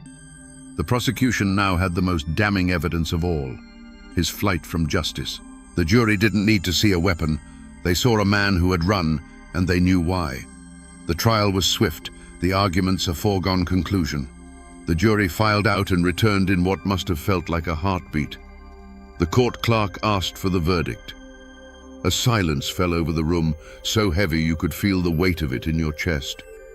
The foreman, a grim-faced farmer, rose to his feet, unfolded a small piece of paper, and spoke the single word that everyone had come to hear: guilty. The dry legal process that began with a line of ink in a ledger had found its final, brutal endpoint. Peter de Graaf was sentenced to hang by the neck until dead. Every story has an end, and for the people who live them, that end is often found in a place like this, the old Salem Cemetery. It's a quiet library of stone, where the final chapters of thousands of lives are etched into granite and marble. I came here to find the last, quiet resting places of the two people at the heart of our story. It doesn't take long to find Ellen's. Her grave is marked by a simple flat stone, a humble marker that lies low in the grass, easily missed if you aren't looking for it. There is no grand epitaph, just her name and the dates that bookend her short, tragic life. It is a lonely grave for a girl who died alone. And yet, her story has kept this spot from being forgotten. People still come. They know the ballad, and they seek out this small stone as a kind of pilgrimage. Her final resting place is as modest as the life she lived, but the legend that grew from it is monumental. In death, the poor, forgotten maid became more famous than any of the wealthy people buried around her. Then, you walk just 100 yards or so past other weathered stones, and you find the de Graaf family plot. And there he is, Peter de Graaf. His marker is part of a respectable family collection, more substantial than Ellen's, but weathered by the same century of sun and rain. And the irony is so thick you can almost taste it. He killed her to protect his family's name, to sever their connection forever. But here they lie, just a short walk from one another. Enemies in life, neighbors for all eternity in this silent city of the dead. Seeing these two stones, so close and yet worlds apart, makes you realize that the gallows was not the end of the story. It was only the end of Peter's. For the families left behind, for the community that had witnessed the tragedy, the consequences were just beginning to unfold. The final verdict had been delivered, but the long shadow of that day was only starting to stretch across the land. On February 8, 1894, a massive crowd gathered in Winston-Salem. It was a public holiday of the grimmest sort. They came to see Peter de Graaf hang. He was led to the gallows, and even in his final moments, he maintained his unnerving calm. He refused to confess. He did not ask for forgiveness. And here, the history of the event blurs into the legend. The story, the one that truly matters, is that as he stood on the gallows, with the rope around his neck, he handed a note to his brother. Some say it was a poem, a final confession scribbled on a scrap of paper. No one knows for sure if this note ever existed, but it didn't have to. The idea of it was enough. It was the confession the public craved, the final poetic admission of guilt that would become the very soul of the ballad. The trapdoor fell, and Peter de Graaf was gone. But the story was far from over. His execution did not bring peace. For Ellen Smith's family, there was no real victory. Their daughter was still gone, her name still tangled up in scandal. For the de Graaf family, the shame was permanent. Their son was a convicted murderer, his name a stain they would carry for generations. And for Fanny Fost, the woman Peter was supposed to marry, life was irrevocably altered. She had been saved from a marriage to a killer, but she would forever be known as the other woman in a famous murder case. The long shadow of that day fell across all of them. The survivors had to go on living in a town where every whisper, every knowing glance was a reminder of the tragedy. They had to rebuild their lives on the fractured ground of a scandal that was already becoming a local legend. The law had delivered its justice, the guilty party had paid the ultimate price, but the human cost continued to be paid in quiet grief and public shame for years to come. The event was over, but the memory, raw and painful, had just begun its long, slow burn into the community's consciousness. You would think that a story with a body, a killer, a trial, and an execution would have a clear, definitive ending. But it rarely works that way. The song that bears Ellen's name paints the picture in stark black and white. There is a villain, and there is a victim. Peter de Graaf is the cold-hearted killer, and Ellen Smith is the poor, innocent girl he murdered. For the rest of the world, for anyone who has ever heard that mournful tune, that is the end of the story. It is a simple, powerful, and enduring morality tale. But when you spend time here, when you talk to people whose roots run deep in this soil, you find that the truth is never that clean. In the whispers and memories that were never set to music, a different, more complicated picture emerges. While no one defends what Peter did, the telling of the story shifts. In this version, Ellen is not just a passive lamb led to the slaughter. She is a woman who, finding herself in a desperate situation, used the only weapon she had, the threat of public shame. She gave an ultimatum, a high-stakes gamble in a game where she held very few cards. Likewise, in this whispered history, Peter de Graaf isn't a simple monster. He is a weak man, a foolish man, trapped by his own vices and the rigid expectations of his family. He was a coward, driven to an act of unimaginable cruelty, not by pure evil, but by the desperate fear of losing his social standing. This doesn't excuse him. It doesn't absolve him of his crime. But it recasts the story from a simple melodrama into a more complicated and perhaps more human tragedy about two flawed people crushed by the unforgiving social codes of their time. So which version is the truth? Was Ellen the pure innocent from the ballad, or the desperate gambler from the local law? Was Peter a cold-blooded predator, or a cornered coward? The answer is likely lost somewhere in the middle, in the unspoken words that passed between them in that clearing. The official record tells one story, the famous ballad tells another, and the quiet, persistent memory of the community tells a third. The truth, as it so often does, depends entirely on who is telling the story. And this is how a story truly becomes immortal. It's not in the court records or the newspaper clippings. In the mountains, a story survives when it is set to music. Almost immediately after Peter de Graaf's execution, the tale of what he had done was put to a simple, mournful tune. These murder ballads were the lifeblood of Appalachian history, a way of preserving cautionary tales and shocking news in a time before radio or television. They were the people's history, sung on porches and in parlors, passed down from one generation to the next. The ballad of poor Ellen Smith is a masterpiece of the form, chilling because it's told from the killer's point of view. It's not a song of remorse, but a cold, matter-of-fact confession. The lyrics, supposedly taken from that mythical note found on the gallows, captured the entire tragedy in a few unforgettable verses. It tells of the murder, the escape, the capture, and the final, lonely walk to the gallows. The song became so powerful, so definitive, that it completely overwrote the messy, complicated reality of the case. The legal arguments, the circumstantial evidence, the lack of a weapon, all of that faded away. The song became the truth. Over time, history dissolves and legend takes its place. The trauma of Ellen's death seeped into the very soil of this place, sprouting ghost stories. For 100 years, people have claimed to see a sorrowful apparition wandering the woods near the old water race, the ghost of a young woman in a simple dress, forever searching for the justice she was denied in life. The real Ellen Smith, the girl who worked at the hotel and dreamed of a better life, was gone.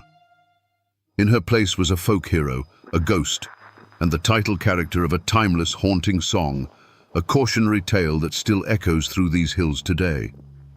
And so we find ourselves back where this journey began, here in this quiet clearing by the water. When we first stood here, it was just a peaceful spot in the woods, a place where nature had seemingly washed away the past. But it isn't quiet anymore, is it? Now, you can almost hear the echoes, the frantic, whispered argument, the single deafening crack of the pistol, and then the profound, awful silence that followed. We came here looking for the truth behind a famous song, and we found something far more raw and complicated.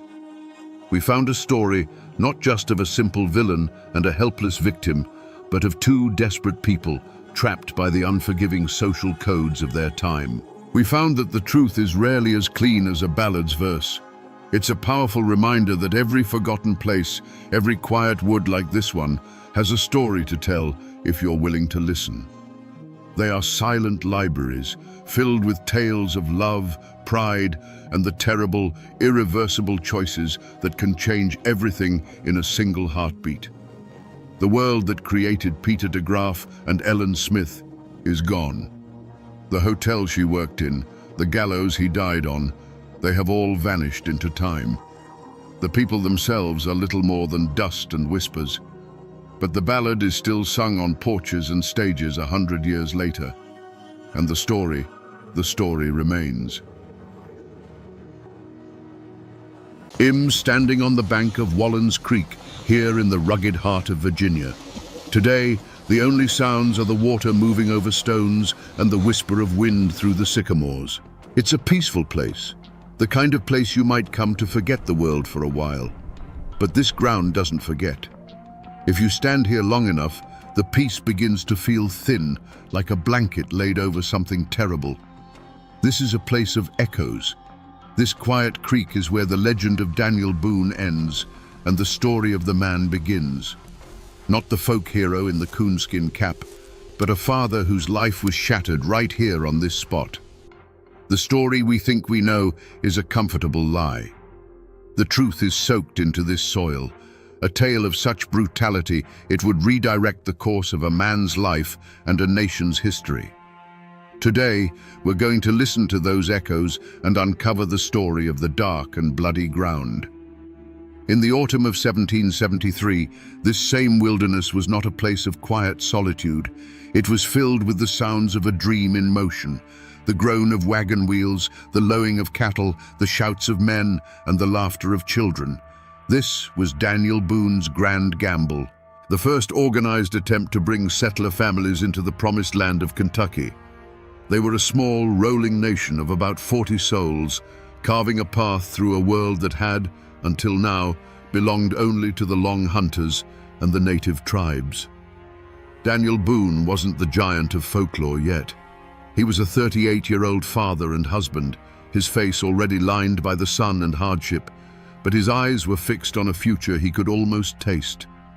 He saw Kentucky not as a contested battleground, but as an untouched Eden, a place where a man could build a life from the ground up, beholden to no one. He was a guide, a protector, a patriarch leading his flock into a new world. At his side was his eldest son, James. At 16, he was on the cusp of manhood, strong and capable, already possessing a quiet confidence learned from his father in the deep woods. He was Daniel's shadow and his legacy, the boy who would help him tame this new land. For James, this journey wasn't just about following his father. It was the great adventure of his young life, a chance to prove himself and to be part of the founding of a new society. The air in those early days of October must have felt electric with possibility. Every mile they pushed westward through the Cumberland Gap, the world grew wilder, more beautiful, and more their own. They were leaving behind the crowded lands and the rigid rules of the colonies. Out here, the only law was the law of survival, and the only king was the vast, empty sky. They were tough, self-reliant people, but they were not warriors looking for a fight. They were farmers, husbands and wives, carrying their most precious possessions, iron pots, family Bibles, and the seeds for next year's crop. They believed in the promise of the land, a promise whispered to them by men like Boone. They had no idea they were seen not as pioneers, but as an invasion, and that the land itself and its ancient guardians were preparing to demand a terrible price for their trespass. The whispers from this creek are powerful, but to give them a voice, you have to turn to the written record. The story isn't just in the soil, it's locked away in archives, in letters written by hands that trembled with grief and shock. I'm holding a copy of one such document. It's a letter from Captain William Russell to Colonel William Preston, dated October 12, 1773. The paper is a copy, but the original is as brittle as a dry leaf, the ink faded to the color of rust. This isn't just an old piece of correspondence, it is a dispatch from the edge of a nightmare. William Russell was another leader of the expedition, and his own son Henry was with James Boone that night. This is a letter from one father to the world, trying to make sense of the unthinkable. He writes of the search party and of the discovery. He describes the scene with the stark, horrified clarity of a man who can't unsee what he's witnessed. He calls the perpetrators inhuman and details how the boys were tortured in the most barbarous manner. This document is the key. It's the first official confirmation of the event, transforming local horror into historical fact. It verifies the location, the date, and the sheer savagery of the attack. It is a cold, hard piece of the past that proves the echoes here are real. But this letter, for all its terrible detail, raises a more profound question. It tells us what happened, but it doesn't tell us why. This wasn't just a raid for supplies or a swift, violent skirmish. The level of brutality described here was intentional. It was a message, written in blood. To understand that message, we have to look beyond the settlers' hopes and see this land through the eyes of the people who already called it home. To understand the horror described in that letter, you have to understand the land itself. To the Shawnee, the Cherokee, and the Delaware, Kentucky wasn't an empty paradise waiting for a master. It was Kentarten, the land of tomorrow, a sacred and vital hunting preserve. They didn't build their villages there, but it was their great commons, a shared cathedral of forest and meadow teeming with the buffalo, elk, and deer that sustained their people. Its borders were jealously guarded, and they called it the dark and bloody ground for a reason. When Daniel Boone's party of settlers snaked its way through the mountains, they were not seen as brave pioneers. They were seen as a plague. The Long Hunters had been one thing, solitary men who took some game and left. But this was different. This was a tide of axes and fences, of families and cabins. This was an army of permanence, an existential threat to a way of life that had existed for centuries.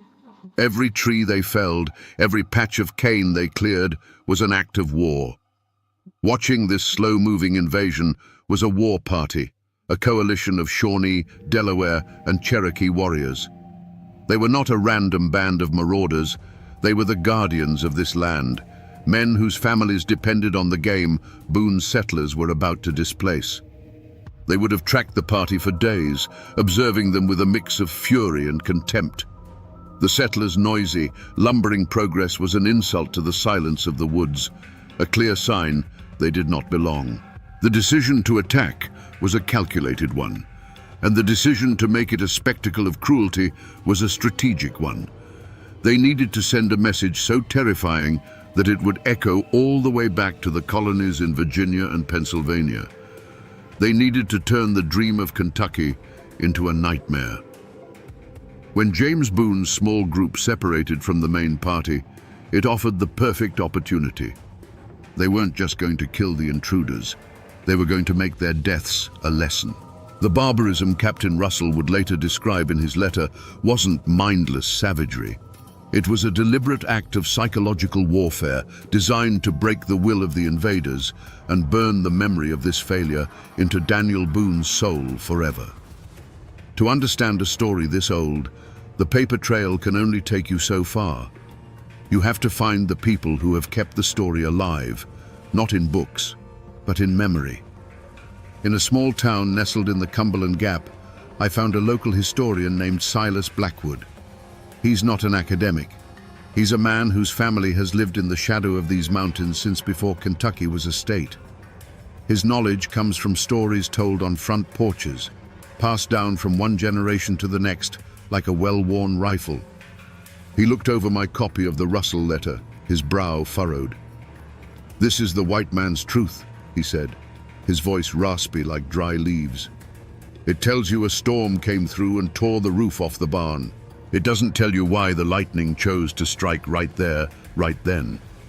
He explained that for 200 years, another version of the story has been whispered in these hills, a version that provides a motive far more terrifying than a simple land dispute. According to the tale passed down in his family, the war party wasn't just a random collection of warriors. It was led by a Shawnee warrior who was already carrying a deep and personal wound. The previous spring, his own son, a boy not much older than James Boone, had been killed during a skirmish with a party of white Long Hunters. For this man, the sight of Boone's settlers, an unstoppable wave of the very people who had taken his child, was not just a political threat. It was a personal desecration. This detail, passed down outside the official record, changes everything. The unspeakable acts committed on the bank of Wallen's Creek were not just a strategic message of terror. They were a targeted, ritualistic act of revenge, a horrific mirror image of the warrior's own grief. It was meant to be a dark sacrament of an eye for an eye. It was designed specifically to make Daniel Boone, the great leader, feel the exact same hollowing loss that had destroyed his own life. The lightning wasn't random, it was aimed directly at a father's heart. On the night of October 9th, 1773, the air in the mountains grew cold.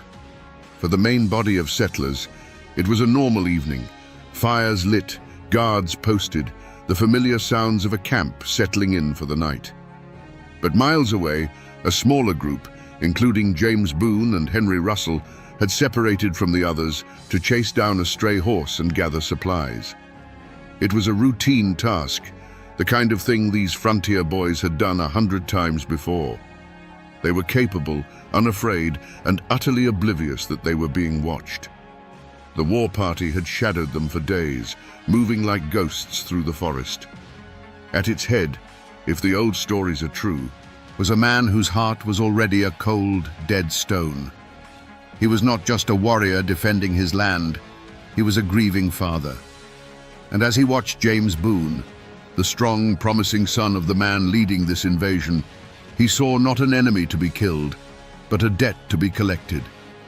This was the moment he had been waiting for, a chance to make the world balance again in the only way he had left, through pain.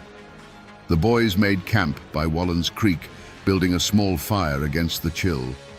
They were young men full of talk about the future, about the land they would clear and the homes they would build.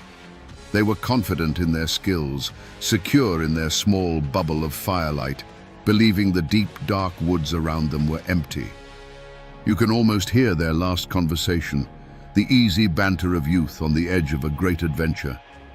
They fell asleep under a canopy of ancient trees, dreaming of a Kentucky that would never exist for them. The attack was not a battle, it was an execution. It came in that disorienting pre-dawn grey, a sudden explosion of violence that ripped the sleeping camp apart. There was no time to fight back, only to be overwhelmed by a wave of silent, purposeful fury.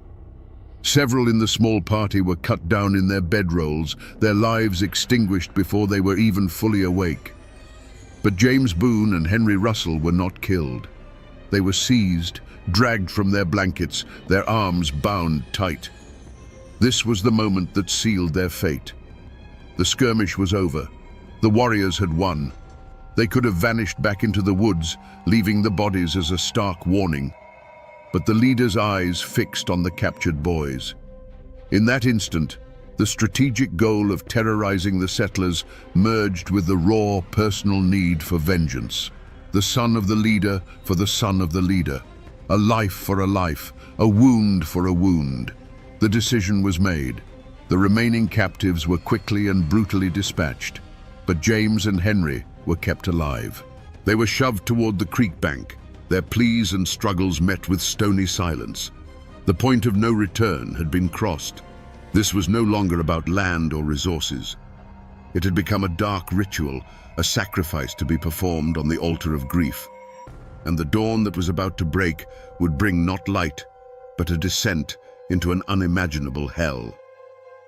Up on the highway, there's a historical marker, a simple metal sign that gives you the cold, hard facts, the names, the date, the event.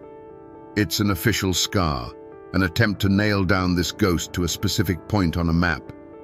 But the sign is for passing cars and tourists. It sanitizes the story. The real marker, the real testament to what happened, isn't up there on the roadside. It's down here by the water. I'm standing on the creek bank now. It's a small, flat clearing, barely big enough for a few men and a campfire. The river stones are smooth and grey, worn down by countless years of flowing water. It's a perfect place to camp, naturally sheltered, which is exactly why the boys would have chosen it. This little patch of ground is the only physical evidence that's left. This is the stage. There are no monuments here, no weathered cross, no pile of stones to mark the spot. Nature has reclaimed it all. But standing here, you feel it. This isn't just a place, it's a crime scene. The silence is different. It's heavier. You can almost feel the weight of what this soil has absorbed. Right here. This is where it happened. And each of these smooth, silent stones is a silent testament to the chaos of that morning, a witness to an act so cruel that it would stain this ground forever. The fire on the creek bank was no longer a source of warmth or comfort. It had become a spotlight on a stage of unimaginable cruelty.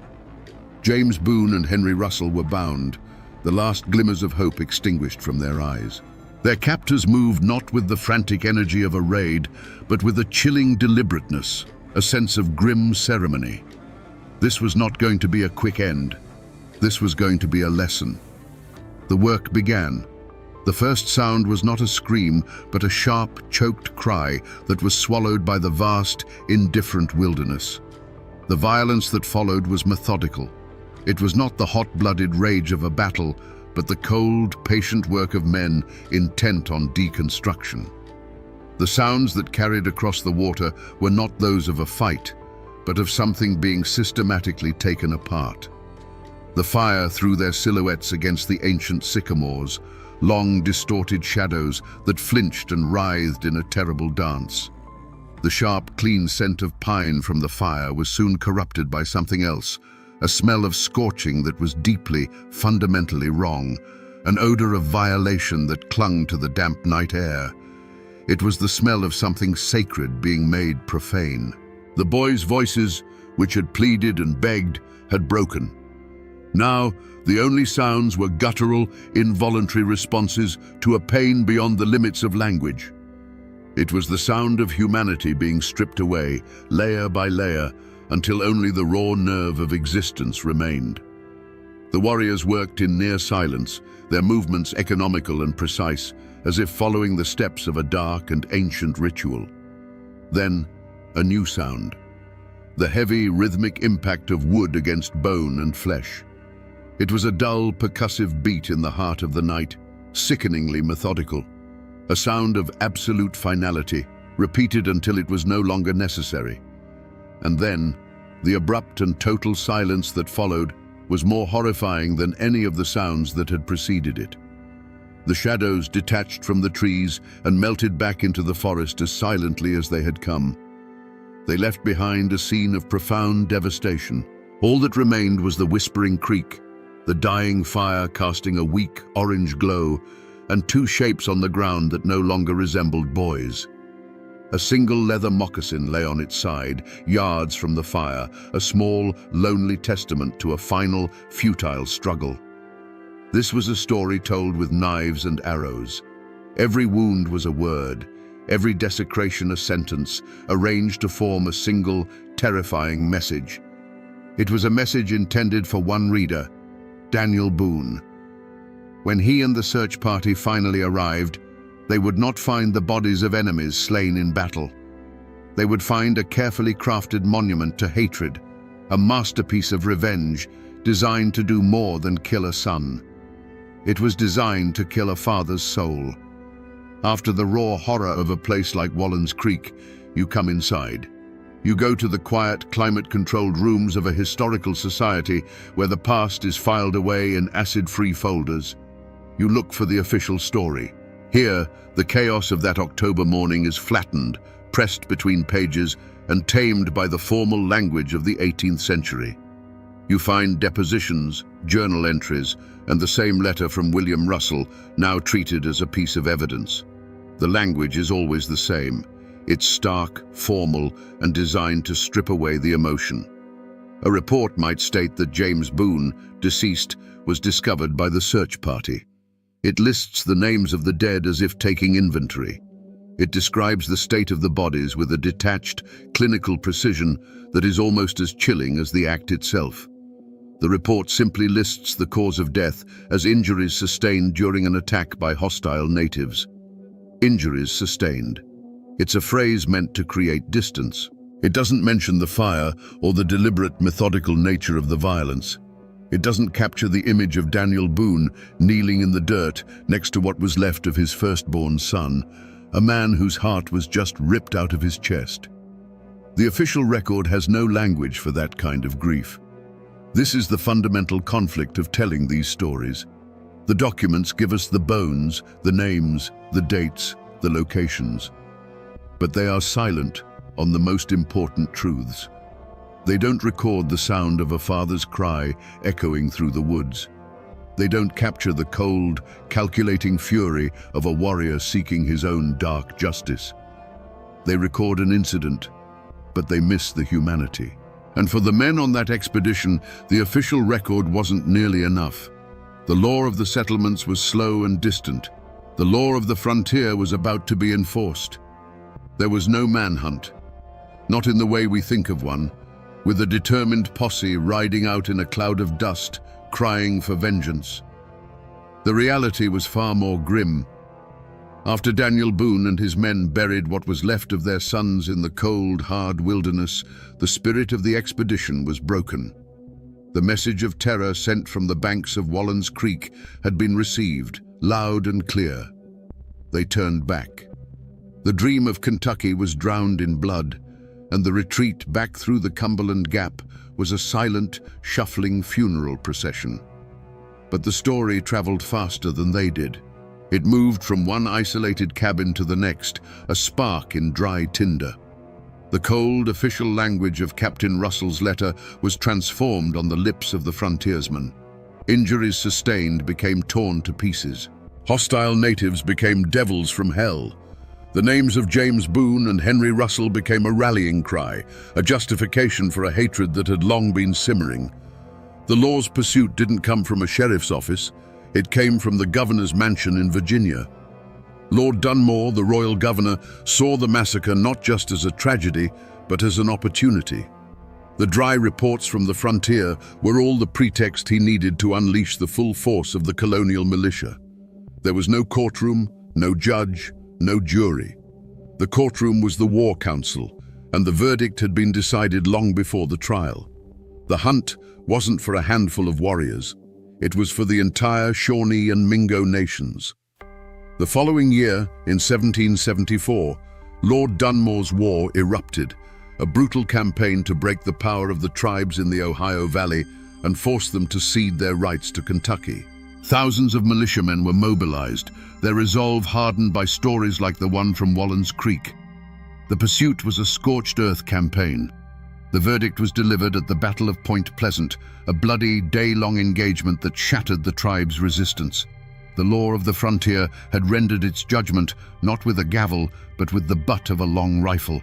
The price for James Boone's life was a war that would change the map of America forever.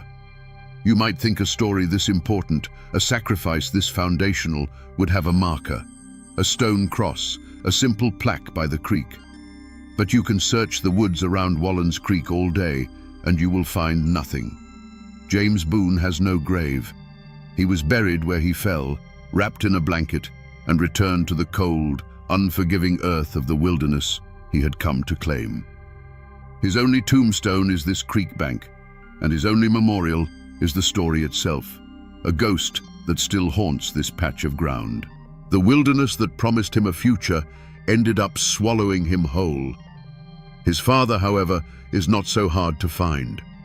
Travel 200 miles north to the Frankfort Cemetery, in the very heart of the Kentucky Daniel Boone opened to the world. There, on a high bluff overlooking the Kentucky River, is a grand, imposing monument. Carved stone panels depict scenes from his life, and a towering obelisk reaches for the sky. This is where they brought him back, decades after he died in Missouri, a man who had lost all his Kentucky land claims to lawyers and speculators. In death, the state he founded reclaimed him as its primary symbol. The irony is as deep as a mountain valley. The father rests in a place of honor, a tourist attraction where his legend is preserved in stone for all to see. The son, whose horrific death was the bloody price of that legend, has no resting place at all. One is celebrated, the other is anonymous, his bones long since surrendered to the roots of the sycamores. And what of the warriors who took his life? Their graves are scattered across a continent, the unmarked resting places of a people displaced by the very tide Daniel Boone unleashed. This vast distance between the father's monument and the son's lost grave tells its own story. It is the story of what came after the grief, the long, hard years of a man who had to carry the memory of that creek bank with him every day of his life. It raises the final, haunting question: what happens to a man who survives the unsurvivable?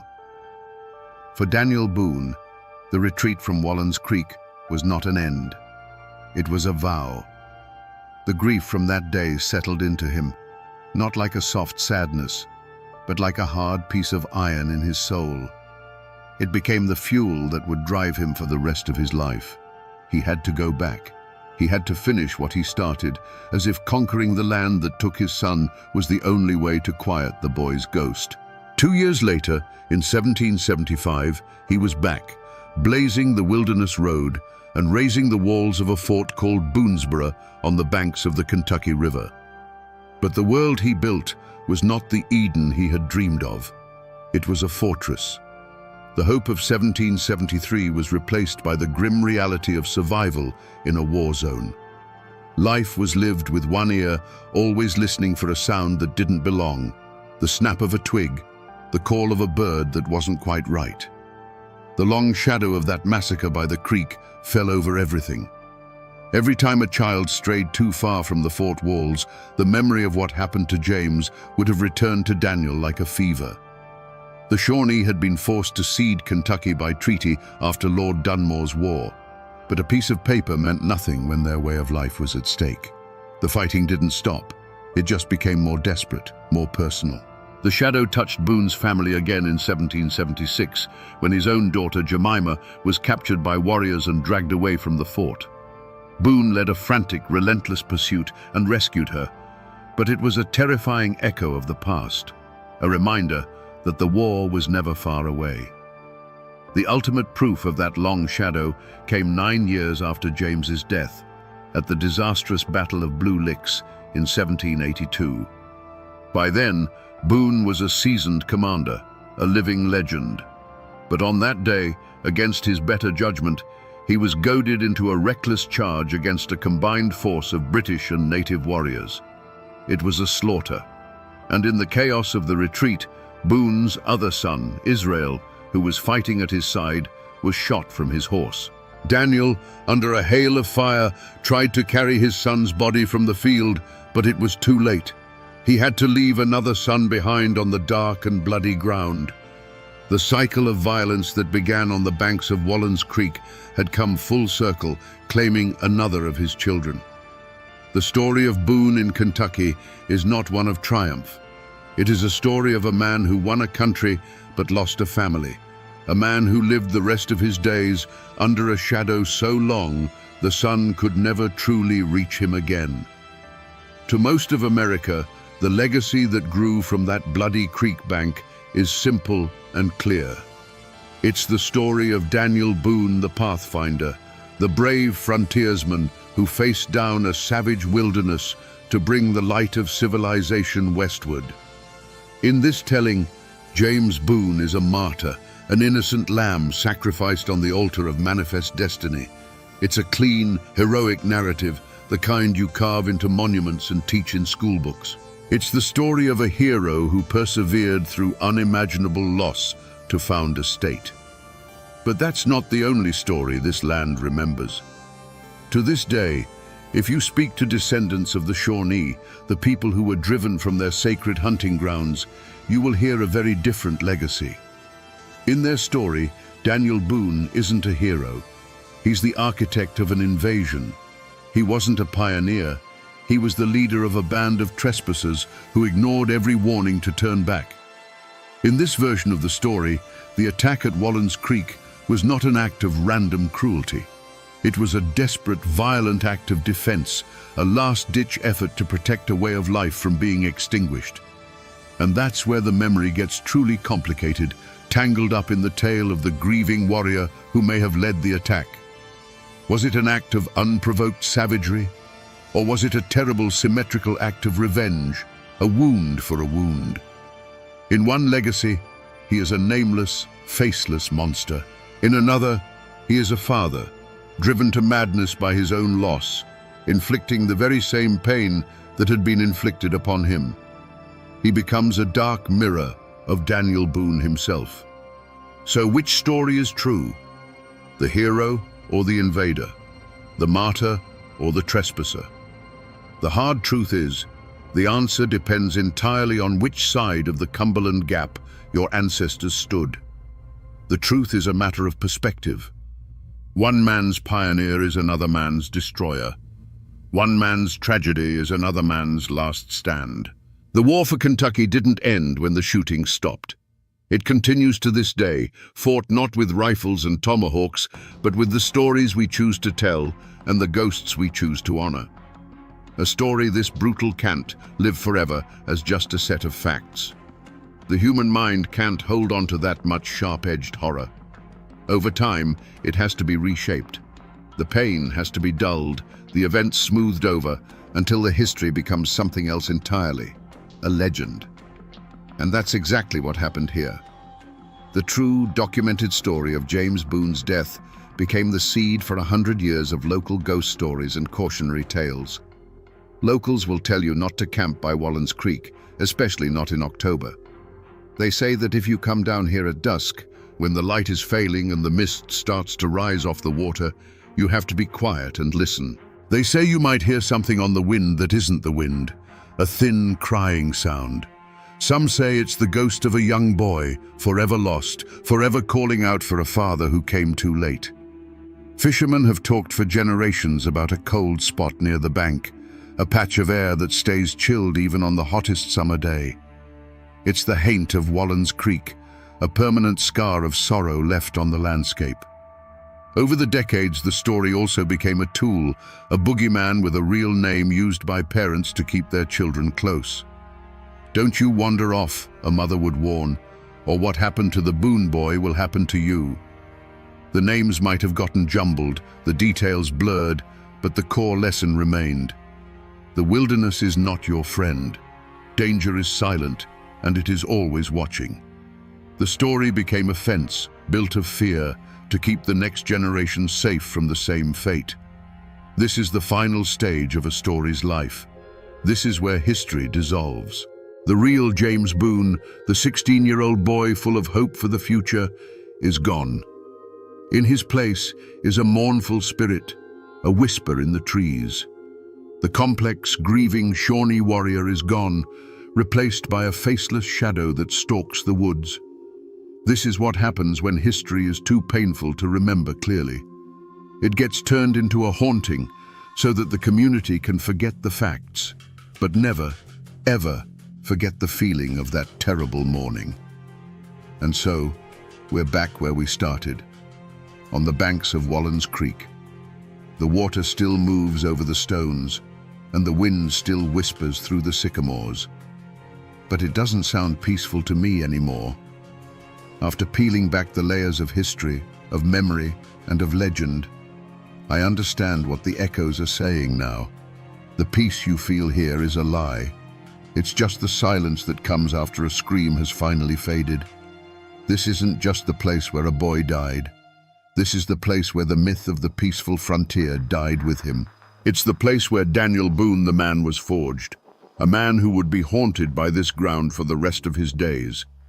It's a story of grief, a story of revenge, and a story that reminds us that the history of this land wasn't a clean, heroic adventure. It was a messy, brutal, human tragedy, filled with fathers who lost their sons on both sides of the conflict. The next time you drive through these mountains and see a quiet little creek by the side of the road, or pass a forgotten historical marker, remember this one. Remember that these places aren't empty. They are libraries, filled with stories that are more terrible and more true than any legend you've ever been told. You just have to be willing to stop and listen to the silence. The boy is gone. The father's grief has long since turned to dust. The warrior's vengeance is forgotten. But the dark and bloody ground remembers. And the story remains.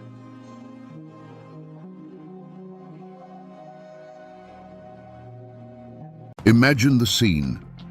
A lone cabin in the backwoods of North Carolina, burning against the blackness of a moonless night. Inside, amidst the smoke and embers, an entire family has been slaughtered. The father, the mother, 4 small children, all gone. But when the neighbors finally pull a body from the flames, they discover the impossible. The mother, Polly Weston, is still breathing, but a fire of pure vengeance is keeping her alive just long enough to whisper 2 names. The newspapers called it the Weston House Massacre. But those who lived in these mountains knew the official version was just the tip of the iceberg. It was a story of a fatal glance, a blood oath, and a question that still hangs in the air today. What truly brought the wrath of the Adair brothers down upon that little family? Today, we will sift through the ashes of that cabin, separate the facts from the folklore, and find out what really happened on that fateful night. To understand the tragedy, you first have to understand the world it destroyed. This was Rutherford County, North Carolina, in 1871. The scars of the Civil War were still raw and weeping across the South. In these hills and hollows, the official law was a distant whisper, easily drowned out by the crack of a rifle or the sizzle of a moonshine still. It was a land of breathtaking beauty and brutal hardship, a place where good men tried to carve out a life while monsters roamed the shadows. In this world lived Silas Weston. He was not a hero of legend or a man of great wealth. He was a man of the earth.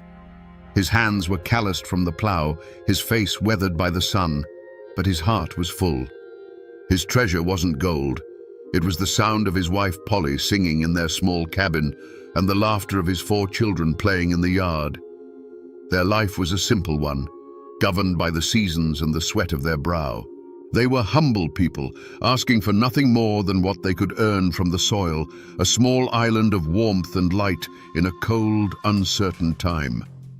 But this land was also home to a different kind of man. Men like Grover and Columbus Adair. They were not men of the earth. They were predators of the forest.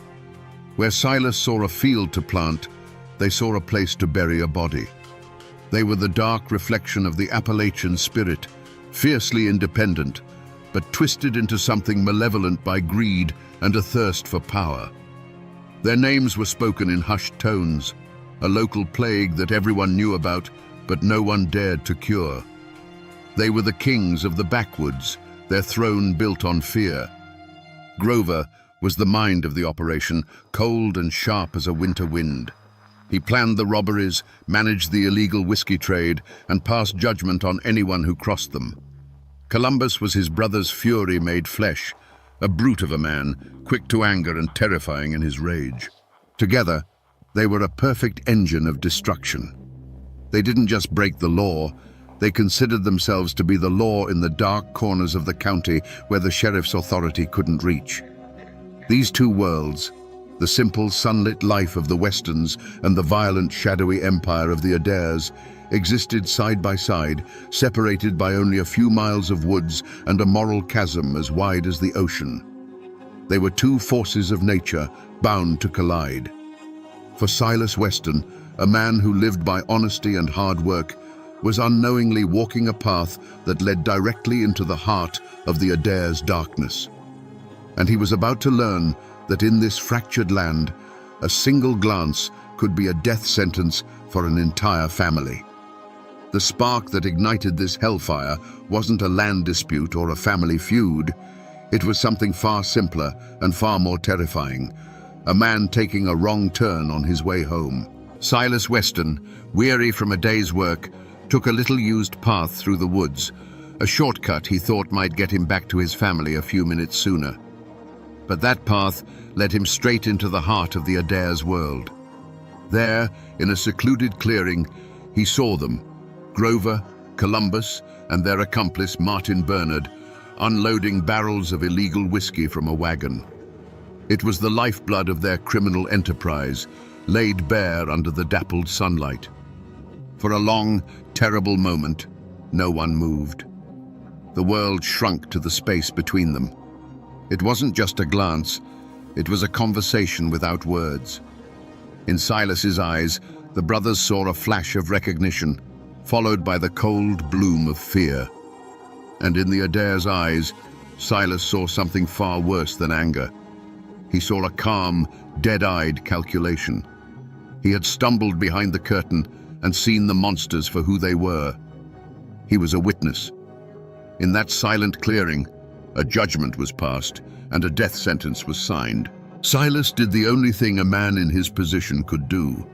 He gave a slight, nervous nod, turned his back, and walked away, every nerve in his body screaming. He didn't run. He knew that would be a confession of his fear. He just walked, forcing himself to keep a steady pace, feeling the weight of their stare on his back like a physical blow. His only thought was of Polly and the children. He had to get back to the warmth of his cabin, back to the life that suddenly felt so fragile, as if it were made of glass. But the Adair brothers weren't the kind to let a problem walk away. For them, a witness was like a seed of disease that had to be burned out before it could sprout. As soon as Silas was out of sight, a look passed between Grover and Columbus. No words were needed. Grover, the strategist, saw a loose thread that could unravel their entire operation. Columbus, the brute, saw an offense that had to be answered with overwhelming force. This wasn't a matter of if they would act, but how and when. The hunt began immediately. It wasn't loud or dramatic. It was quiet, patient, and methodical. They followed his tracks. They learned the location of his small farm. They watched his cabin from the tree line, observing the simple, happy life within. They were no longer just criminals. They were wolves circling a homestead, waiting for the sun to set.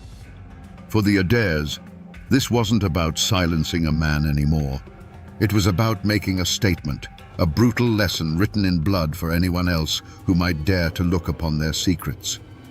Night fell on the western homestead like a shroud.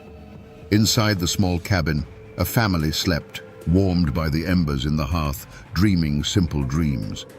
That peace was shattered in an instant by the sound of splintering wood as the cabin door was kicked from its hinges. The cold, dark air that rushed in carried with it the stench of whiskey and raw violence.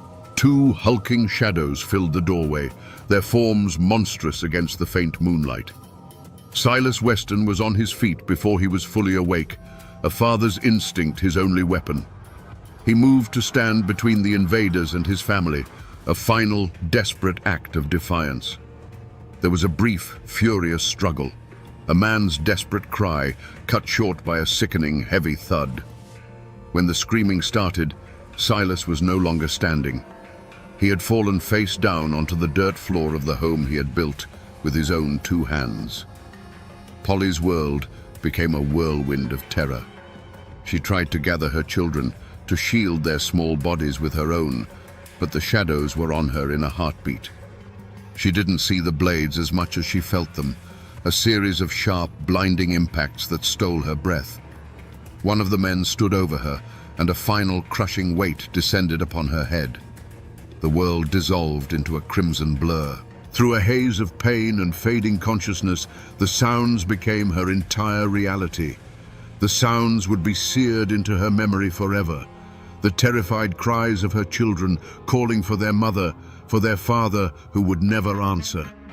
She fought to stay awake, fought to get up, but her body wouldn't obey. And then, one by one, the small voices were extinguished, fading into a silence that was more terrifying than any scream had ever been. The work was done. The 2 brothers moved through the cabin with a calm, businesslike efficiency. They were no longer raging beasts, but methodical executioners cleaning up a job. One of them nudged a small, carved wooden horse with the toe of his boot, a silent witness to the night's horrors, before turning away. There was no remorse in their movements, only purpose. They began to splash a pungent liquid over the walls, the floors, and the still forms that lay upon them. The sharp scent of kerosene filled the air, a promise of purification by fire. A match was struck, its tiny flame a flicker of pure evil in the gloom. It was tossed onto the saturated floorboards, and with a hungry roar, the cabin began to burn. The Adair brothers stepped back out into the night, confident that the inferno would consume their crime, leaving nothing behind but ash, silence, and the ghosts of a family that had dared to look them in the eye. For hours, the western cabin was a silent pyre, its orange glow a lone, malevolent eye in the vast darkness. It was that glow that first alerted the neighbors. They came running, buckets in hand, their hearts pounding with a dreadful premonition. But as they drew closer, the heat and the roar of the flames pushed them back. There was nothing to be saved. All they could do was watch helplessly as the home of their friends and the family within it were consumed. When dawn broke, it revealed a scene of utter desolation. A smoking, blackened square on the earth was all that remained. Men with grim faces and heavy hearts began the terrible work of sifting through the debris. They found Silas first, then, one by one, his children. Grief hung thick in the air, a choking smoke that burned worse than the fire. They worked in a stunned silence, their minds unable to process the scale of such evil. And then, one of the men let out a choked cry. Among the wreckage, they found Polly Weston. She was a ruin of a human being, her body a testament to the savagery she had endured. They assumed she was dead, another victim to be mourned. But as they moved to cover her, a faint, rattling breath escaped her lips. It was impossible. No one could survive such wounds, such a fire. But Polly Weston was not just anyone. She was a mother whose children had been stolen from her, and something inside her, a core of pure, unyielding maternal rage, refused to let go. The sheriff arrived to find a crowd standing in horrified reverence around the barely living woman. He knelt beside her, his own throat tightening at the sight. He leaned in close, putting his ear to her bloody lips, expecting a final garbled prayer. But what he heard was not a prayer. It was a verdict. In a voice that was little more than a whisper of air and blood, she gave him the names. The Adair brothers, Groven, and Columbus. That whisper was all it took. The names shot through Rutherford County like a bolt of lightning, igniting a fury that the Civil War itself hadn't managed to kindle. This wasn't a crime against one family. It was an assault on humanity itself. The shock of the massacre gave way to a wave of cold, hard rage. These weren't just murderers. They were a cancer that had been allowed to fester in the dark hollows for too long. Now, it was time to cut it out. Within hours, the county transformed. Farmers left their plows rusting in the fields and took up their hunting rifles. Veterans who had fought at Gettysburg and Antietam formed posses, their old military discipline snapping back into place. A formal reward was offered, but for these men, it wasn't about money. It was a debt of blood, and the entire community was rising as one to collect it. The Adair brothers, who had been the hunters just the night before, were now the most sought-after prey in the state of North Carolina. The manhunt was brutally efficient. The Adair brothers, who had moved through these woods like vengeful spirits, were found to be nothing more than flesh and blood. They were cornered, captured, and dragged back to town to face the community they had terrorized. Stripped of their weapons and their freedom, they were no longer kings of the hollows, but caged beasts, their eyes burning with a hateful, impotent rage as they were thrown into the county jail. Their accomplice, Martin Bernard, was captured alongside them, his face a mask of pure terror. The trial was less a legal proceeding and more a public ritual. On July 21, 1871, the town square was a sea of grim-faced humanity. Thousands of people had come from all over the region, not out of morbid curiosity, but out of a need to witness the final act. The courtroom was packed to the rafters, the air thick with the smell of sweat and a thirst for retribution. Armed men stood guard, less to prevent the prisoners from escaping, and more to prevent the crowd from storming the courthouse and dispensing their own brand of justice. The prosecution's case was simple and devastating. They didn't need complex legal arguments or a mountain of circumstantial evidence. They had something far more powerful. They had Polly Weston. She was helped to the witness stand, a spectral figure wrapped in bandages, her body frail, but her gaze as hard and unyielding as mountain granite. When she was asked to identify the men who attacked her family, a hush fell over the room. She slowly raised a trembling hand and pointed a finger, first at Grover, then at Columbus. Her voice, though weak, was clear and steady, and every word fell upon the jury like a hammer blow. Throughout the testimony, the brothers reacted true to their nature. Columbus seethed in his chair, his knuckles white, glaring at the jury as if he could intimidate them into submission. Grover sat with a cold, defiant stillness, a faint, contemptuous smirk playing on his lips. There was no remorse in their eyes, no flicker of regret, only a profound arrogance, an unshakable belief that the world was theirs to break. They seemed offended not by the accusation of murder, but by the sheer audacity of these simple farmers daring to hold them accountable. The jury barely needed to deliberate. The evidence wasn't just what they had heard, it was the living, breathing proof of the Adair's evil sitting right there on the witness stand. They filed out and returned in what seemed like minutes.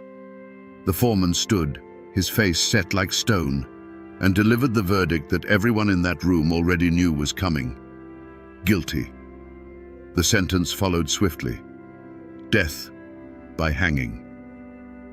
A great cathartic roar erupted from the crowd both inside and outside the courthouse. It wasn't a cheer of celebration, but a deep, primal sound of relief, of a fever finally breaking. Justice had been served. But looking at the sea of faces, filled with a righteous and terrible satisfaction, one had to ask, was this the justice of men, carefully weighed on the scales of the law? Or was this the justice of the mountains, ancient and unforgiving?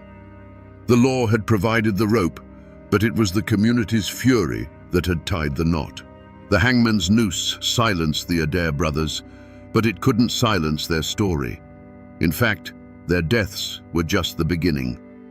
The tale of the Western Massacre immediately began to grow roots, sinking deep into the soil of local legend, and some of those roots can still be traced today.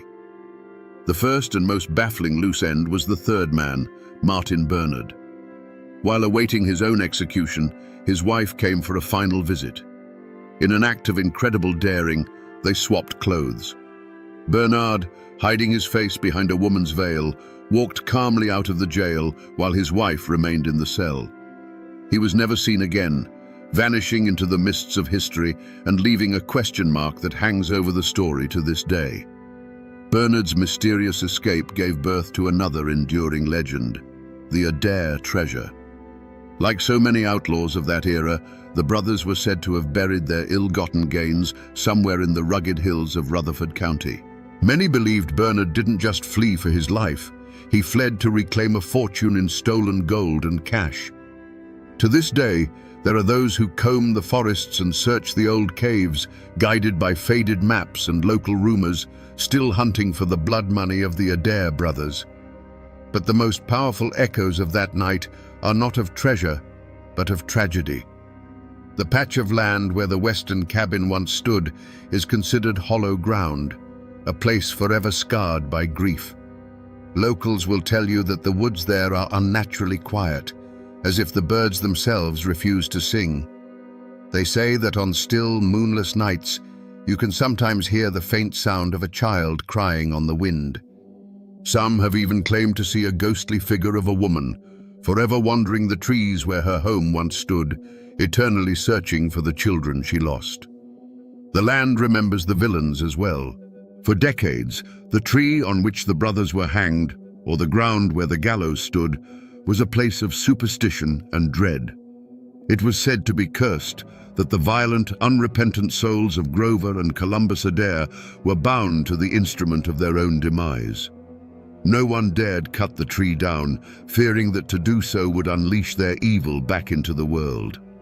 It stood for years as a dark monument, a silent reminder that while justice can be served, some evils leave a stain that can never be washed away. These places, these stories, are the true legacy of that night, not written in history books, but etched into the memory of the mountains themselves. So we come back to the question that hung in the smoke of that burning cabin.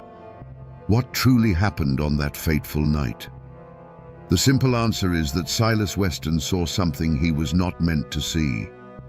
But the deeper truth is that for men like Grover and Columbus Adair, his innocence was his crime. They didn't just kill a witness, they sought to annihilate a world that was the complete opposite of their own, a world of family, honesty, and light.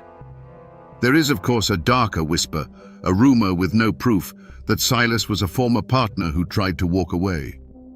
We may never know for certain, but in the end, it doesn't change the outcome, only adds another layer of tragic shadow to the tale.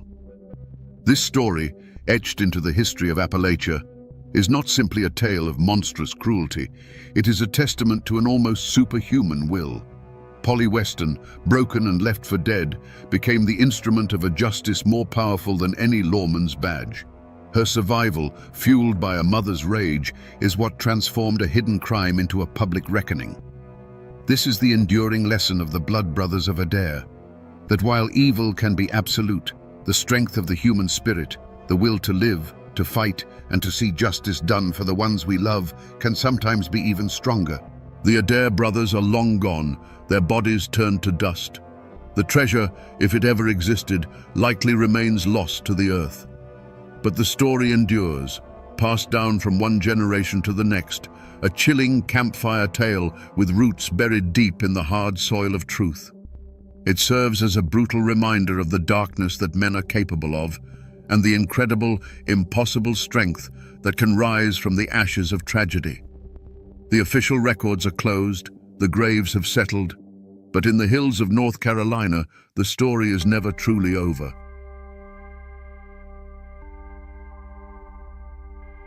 The pre-dawn light on August 12, 1967, was supposed to bring another quiet day to the backroads of McNairy County, Tennessee.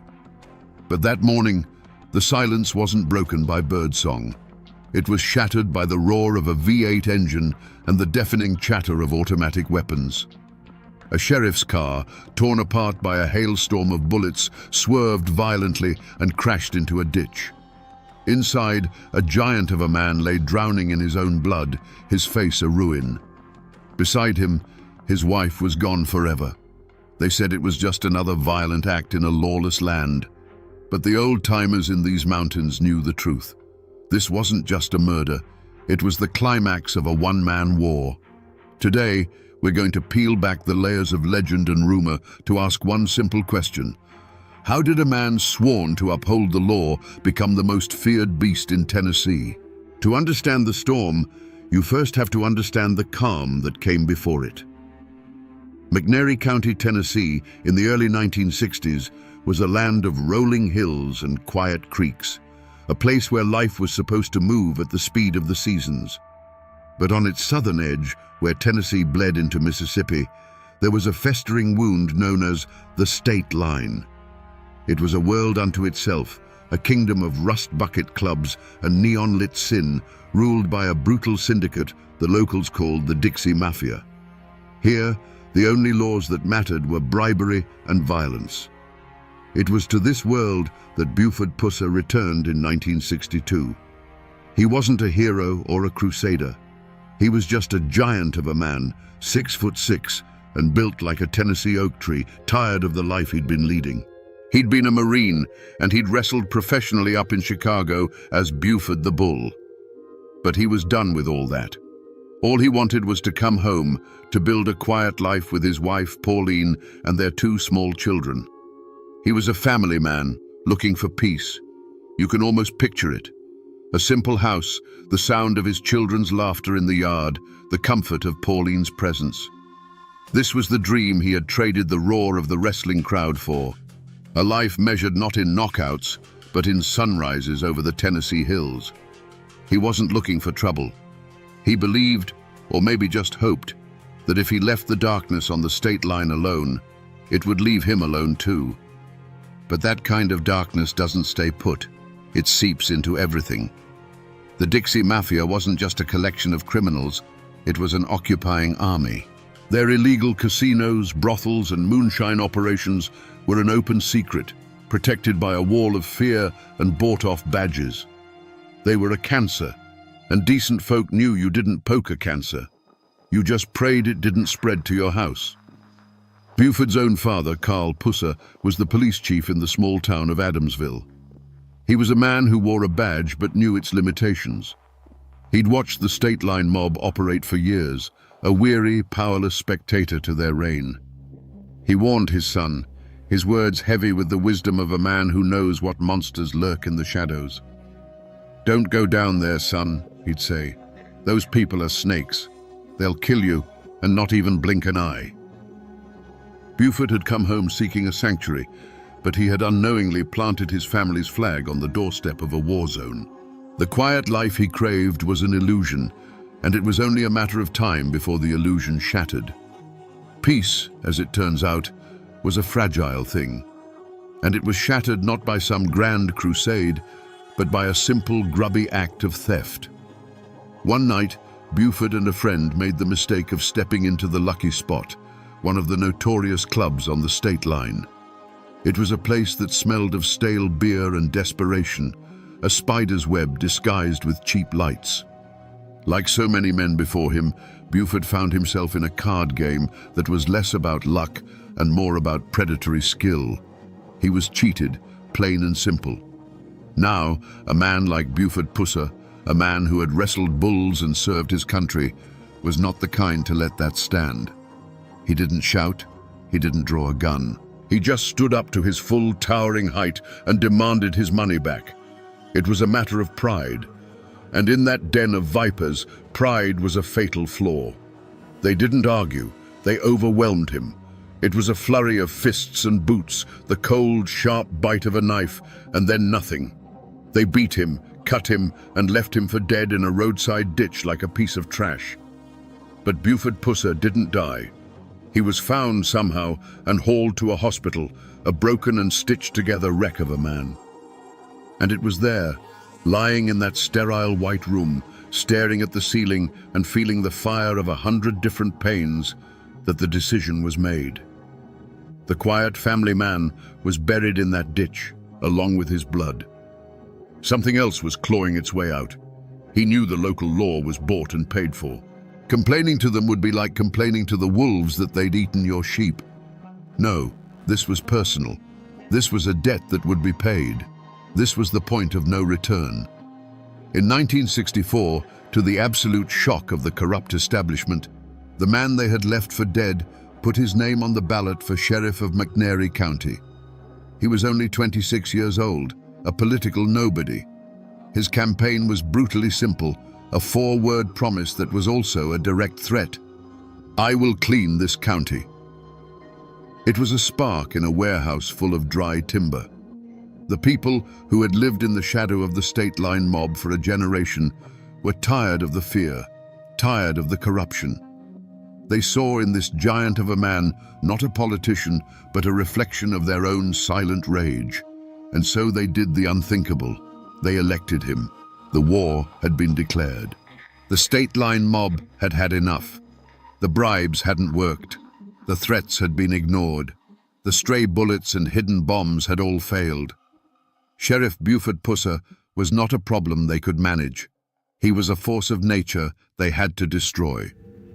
And so they set a trap, simple and brutal, baiting it with a lie. The call came in before dawn on August the 12th, 1967. A report of a disturbance, a routine call-out on a lonely stretch of road. Buford grabbed his keys, but this time he wasn't going alone. His wife, Pauline, had a bad feeling. She always worried, and that morning her worry was a physical thing. She insisted on going with him. It was a habit born of love, a small act of solidarity that would place her directly in the path of the hurricane. They drove through the quiet, misty Tennessee morning, the conversation likely turning to their kids, to the simple plans of a day that would never come. And then, in the rearview mirror, a black Cadillac moving too fast, closing the distance with predatory intent. It pulled alongside them. For a heartbeat, there was just the hum of 2 engines racing down an empty road. Then the world came apart. The morning calm was ripped to shreds by a sound that didn't belong there, a mechanical, stuttering thunder that echoed off the pines. This wasn't a pistol shot. This was a declaration of total war. The sheriff's car, a heavy fortress of American steel, became as fragile as glass. The windows didn't break, they vaporized into a million glittering fragments. The metal body was punched through again and again, perforated by a force that tore through it like wet paper.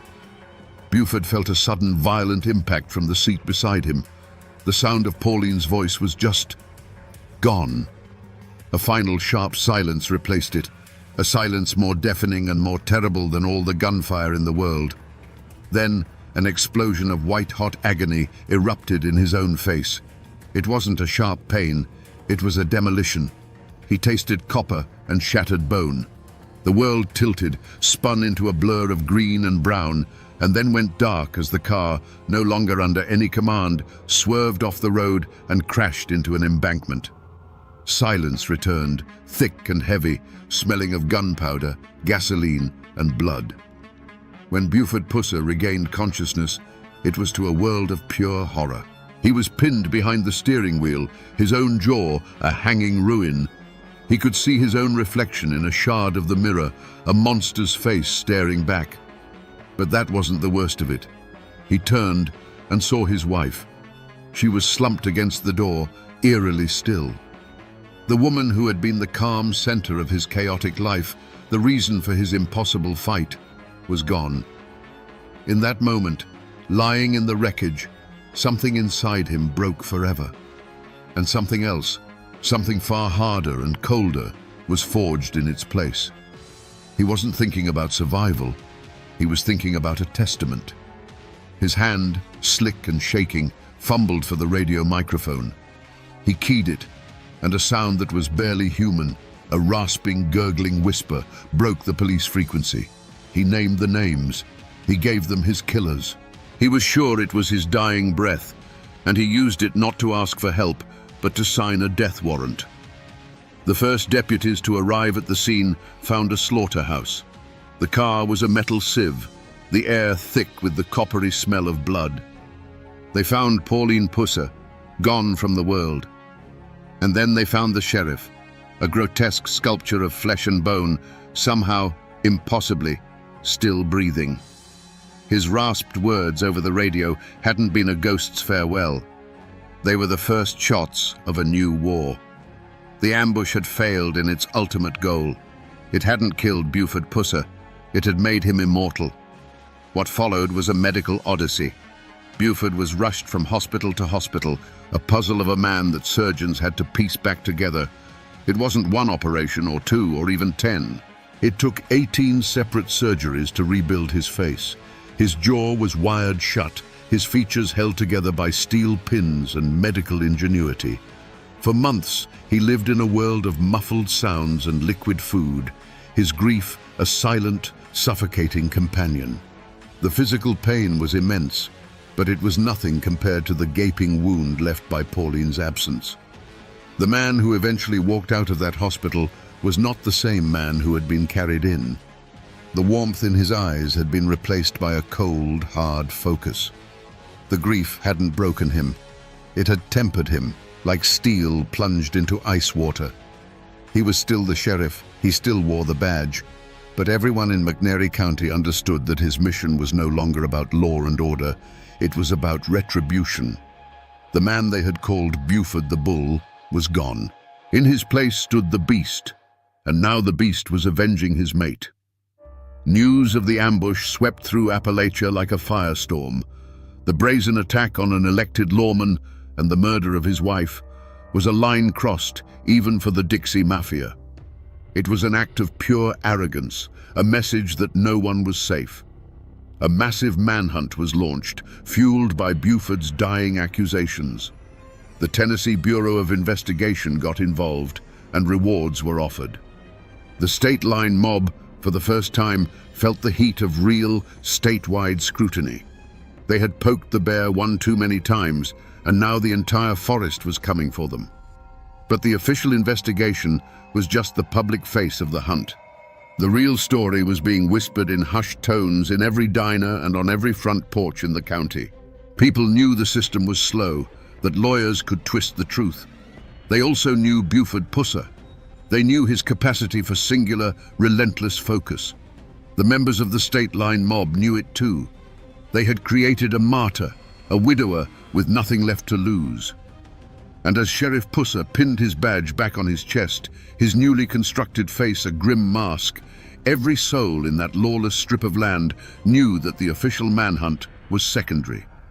The real judgment was coming, and it wouldn't be delivered in a courtroom.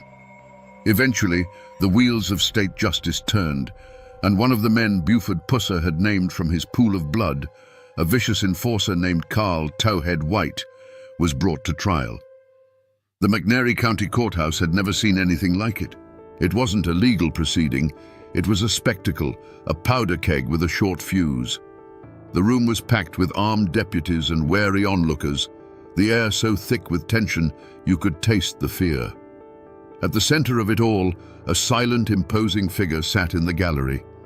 It was Buford, his face a permanent, ragged roadmap of the violence he'd endured, his eyes fixed on the man in the defendant's chair.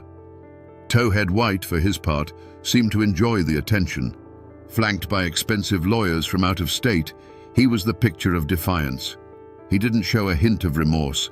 Instead, he wore a smirk, a look of smug confidence that told the whole world he believed he was untouchable.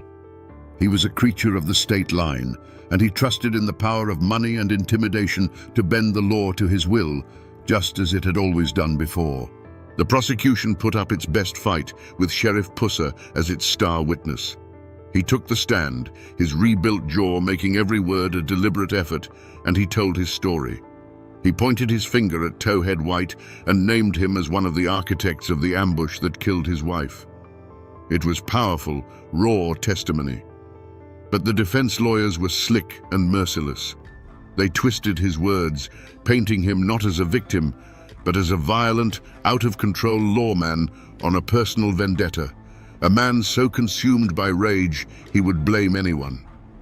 Without a murder weapon, without other witnesses willing to talk, the case began to fray. It was his word, his pain, against a wall of silence. Then came the verdict.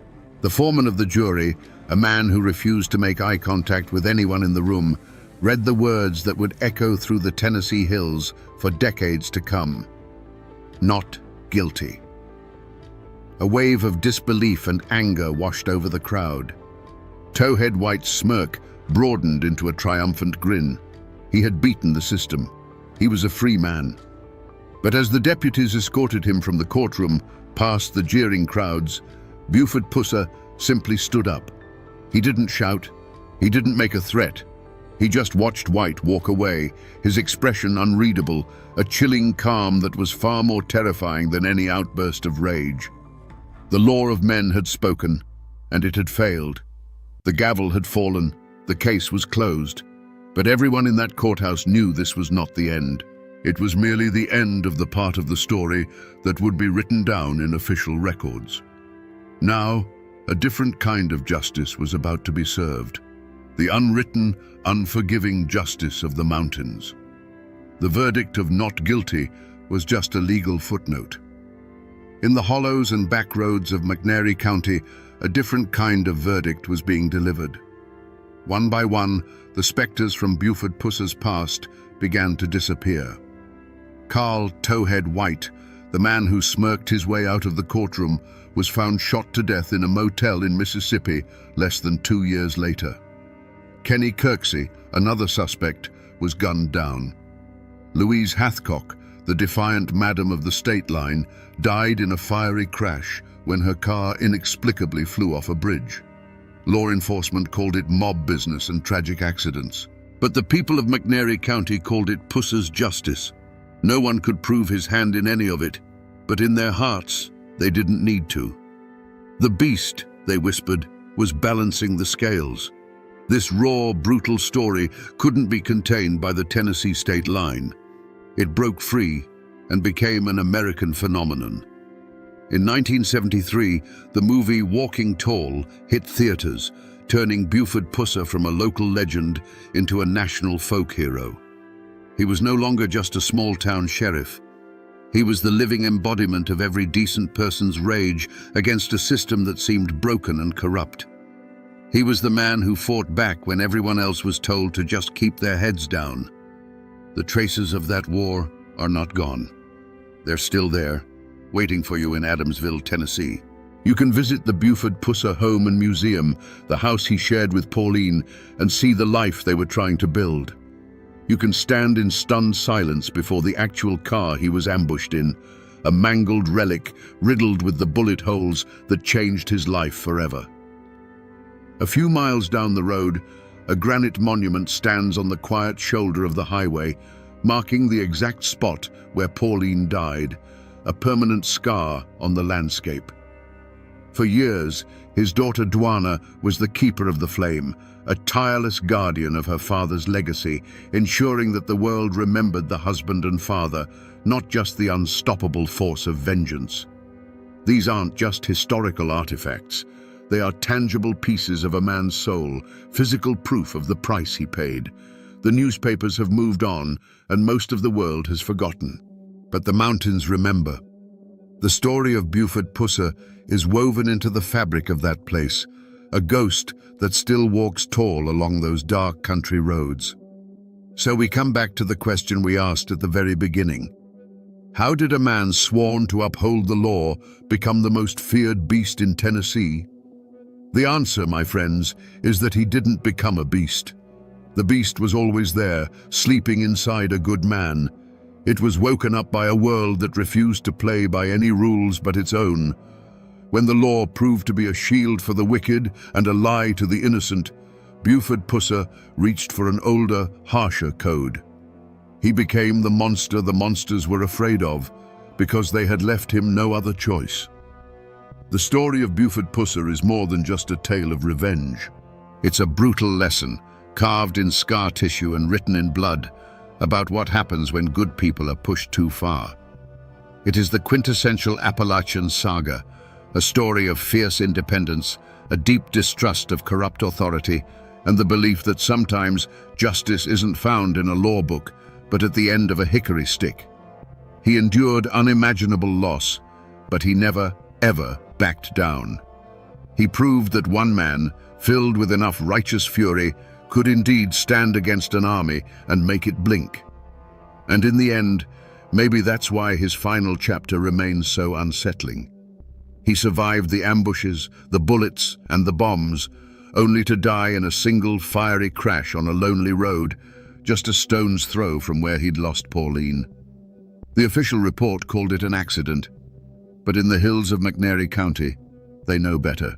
They believe the darkness he fought so hard finally found a way to snuff out his light with one last cowardly act. His death became the final, chilling piece of his legend, a mystery that will never be solved. He wasn't a perfect hero. He was a flawed and furious man who walked into hell and decided to kick the door down.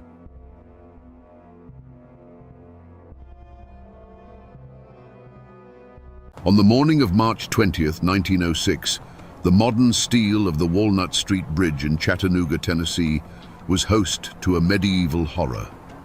Dangling from a thick rope tied to a girder was the body of a man riddled with bullet holes, a silent silhouette against the rising sun. This wasn't a secret crime, hidden in the shadows. This was a public spectacle, a brutal message left for the entire city and the entire nation to see. The victim was a man named Ed Johnson, and just hours before his death, he had been granted a stay of execution by the United States Supreme Court. He was, by law, under federal protection. So what happened on that bridge? How could a mob tear a man from his cell and lynch him in open defiance of the highest court in the land? Today, we will answer that question. We will unravel a story of a city's rage, a sheriff's betrayal, and an injustice so profound it sparked an unprecedented legal battle for the very soul of America. Before he was a name in a Supreme Court case, Ed Johnson was just a man trying to find his way. He was 24 years old, a handyman, and a member of the Second Baptist Church. He wasn't a troublemaker. By all accounts, he was quiet, unassuming, and known for his steady work.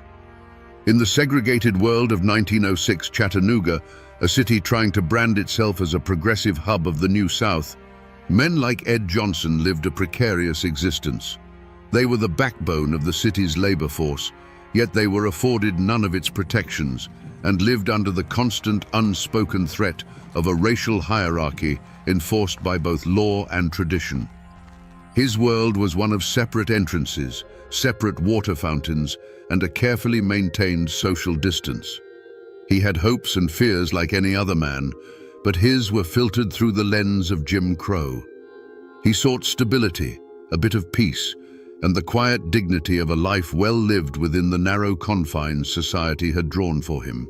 He was, in short, an ordinary man, which made him the perfect blank canvas onto which a city could project its deepest fears and hatreds. Miles away, in another part of that same city, lived Nevada Taylor. She was a young white woman, and her world was the mirror opposite of Ed Johnson's, defined by a different set of rigid expectations. Her life was meant to be one of protected virtue, of church socials, and a future promised within the safe confines of her community.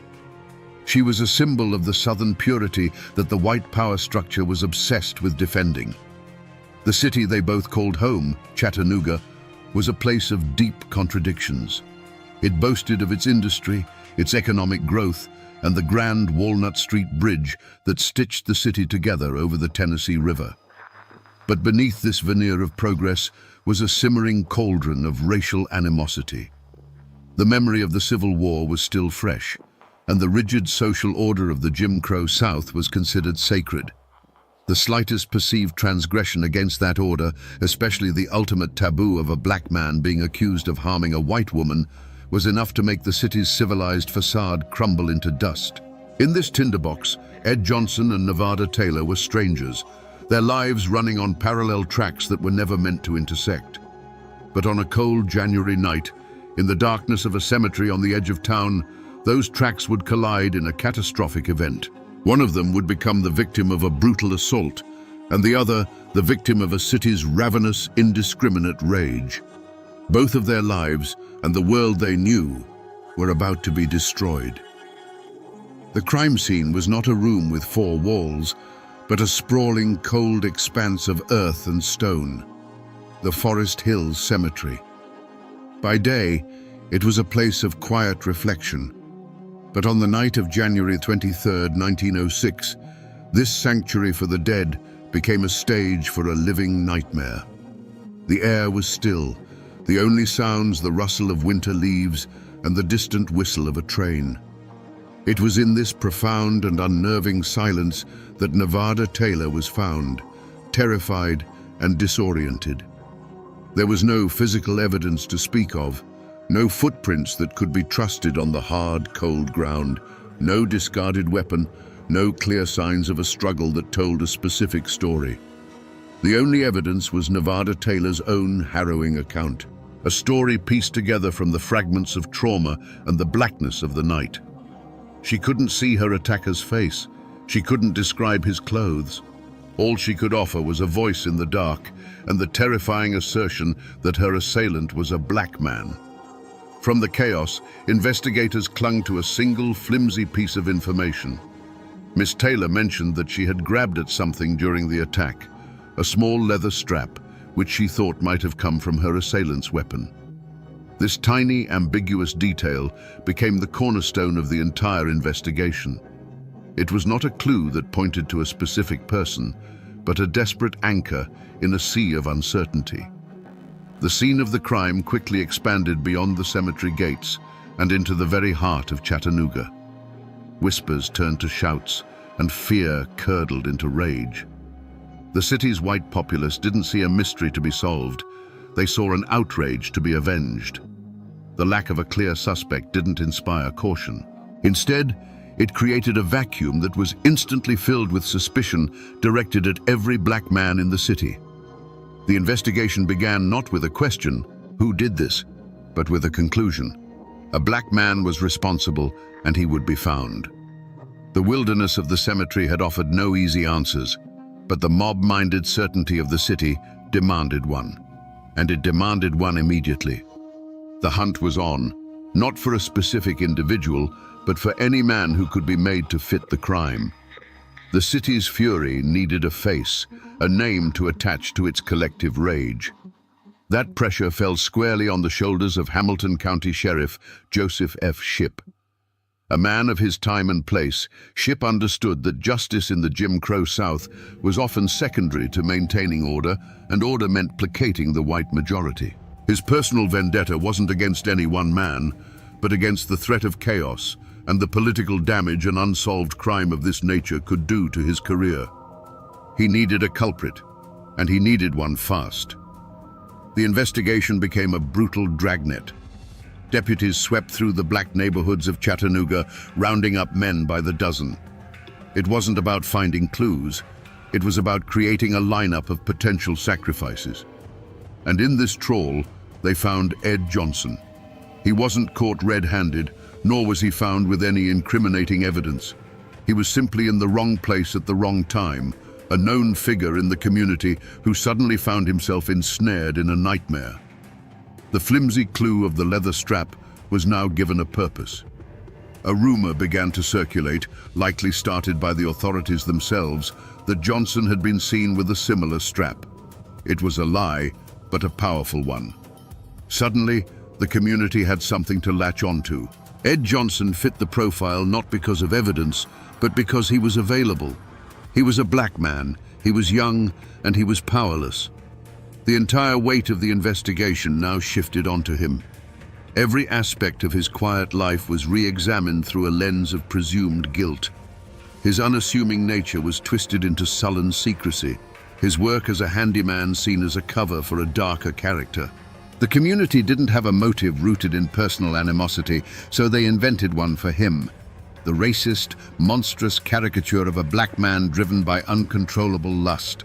A vile stereotype used for a century to justify racial violence. The mob had its villain. The Whispers had found their target. In the face of a lynch mob and a hostile legal system, a man has one last line of defense: his own lawyers. They are supposed to be his sword and his shield, the one party in the room bound by oath to fight for him, no matter the odds. For Ed Johnson, this sacred trust was placed in the hands of two court-appointed attorneys, W.G.M. Thomas and Robert Cameron. But this is where the story takes a chilling turn. The deepest betrayal wouldn't come from the mob in the streets, but from the very men sitting beside him at the defense table. There was no hidden affair or secret greed driving these men. Their motive was something far more common and far more poisonous. They simply did not believe their client was innocent. They were products of their time, white men of standing in a society that had already condemned Ed Johnson in its heart. To them, defending him was not a pursuit of justice, but an unpleasant professional obligation. A vigorous defense would mean alienating their peers, the judges, and the entire white community of Chattanooga. It was a battle they had no intention of fighting. Their actions in the courtroom, when re-examined, tell a story not of a failed defense, but of a defense that was never truly mounted.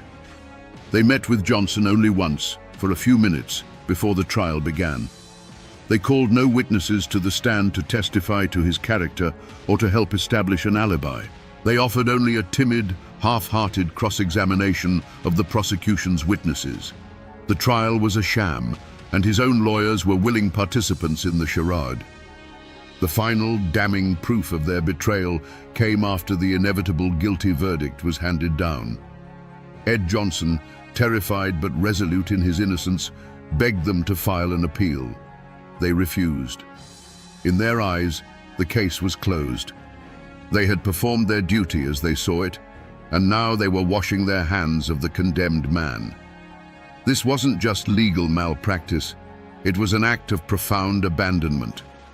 Ed Johnson's supposed guardians had delivered him, bound and gagged, to his executioners. He was utterly and completely alone. Just when Ed Johnson's fate seemed sealed, a new and unexpected force entered the fray. It did not come from within Chattanooga's white power structure, but from outside of it, from a quarter no one had bothered to consider.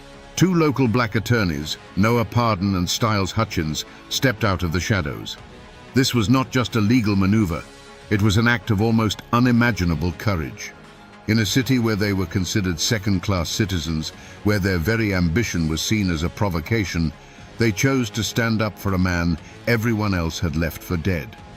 Their motive was not profit or personal gain. It was a radical belief in the promise of American justice, even when America itself had broken that promise time and time again. They saw a sham trial, an innocent man railroaded, and a violation of the most basic constitutional rights. Their interest clashed directly with the unwritten law of the city, which demanded a swift execution to satisfy the mob. Pardon and Hutchins were not just fighting for Ed Johnson, they were challenging the entire corrupt edifice of Jim Crow justice. Their presence created an immediate and dangerous unease. They were threatened, intimidated, and ostracized. But they refused to back down. When the Tennessee Supreme Court slammed its doors in their face, they made a decision that would change legal history. They decided to appeal to an authority far outside the state, a power that the Chattanooga mob could not control, the Supreme Court of the United States. This was the ultimate external threat. The news that two black lawyers were taking their case to Washington, D.C. was seen as an outrageous act of defiance.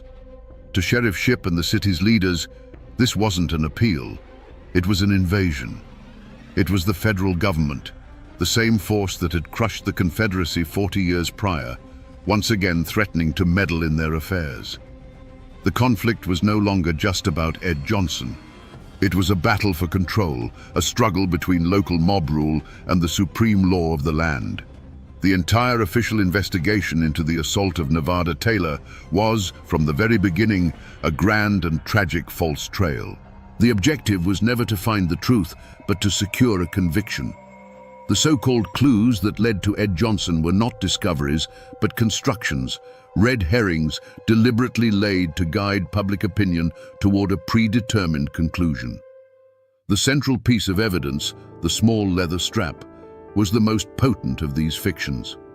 Investigators treated it like a smoking gun, a direct link to Johnson, despite the fact that no one could ever definitively prove it belonged to him or that it was even connected to the crime.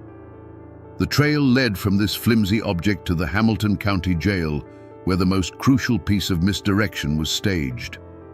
The identification of Ed Johnson by Nevada Taylor was not a moment of clarity, but of manufactured certainty. She was brought into a dim room where Johnson was the only suspect presented. Her initial hesitation, her uncertainty, was brushed aside by the forceful suggestions of the lawmen around her. Under immense pressure, she gave them the identification they wanted. This shaky, coerced statement, which should have been a dead end, was instead treated as an irrefutable fact. Meanwhile, any path that might have led to the truth was quickly blocked off. Ed Johnson had an alibi. Witnesses in the black community could place him at a saloon far from the cemetery at the time of the attack. But these leads, the only ones that actually pointed toward his innocence, were never pursued. The authorities simply weren't interested.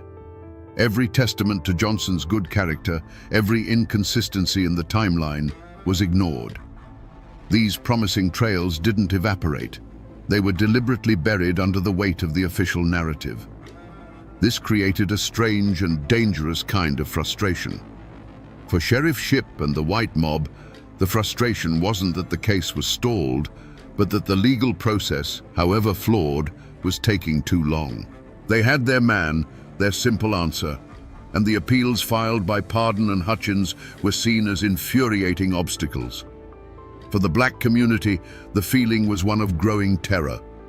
They were watching a legal system actively lead itself down a false path, and they knew that at the end of this trail lay not justice, but a hangman's noose for an innocent man. In Chattanooga, the truth was not buried by a lack of evidence, but by two formidable walls of silence. The first was a wall built by the white community, not of quiet whispers, but of a deafening, unified roar. It was an unspoken agreement that Ed Johnson was guilty, a conclusion reached before the trial even began. This wasn't just about one crime, it was about defending a fragile social order. To question Johnson's guilt was to question the very foundation of their world, to suggest a white woman could be wrong and a black man could be innocent. Any white person who harbored doubts learned quickly to keep them to themselves, lest they be branded a sympathizer, a traitor to their own.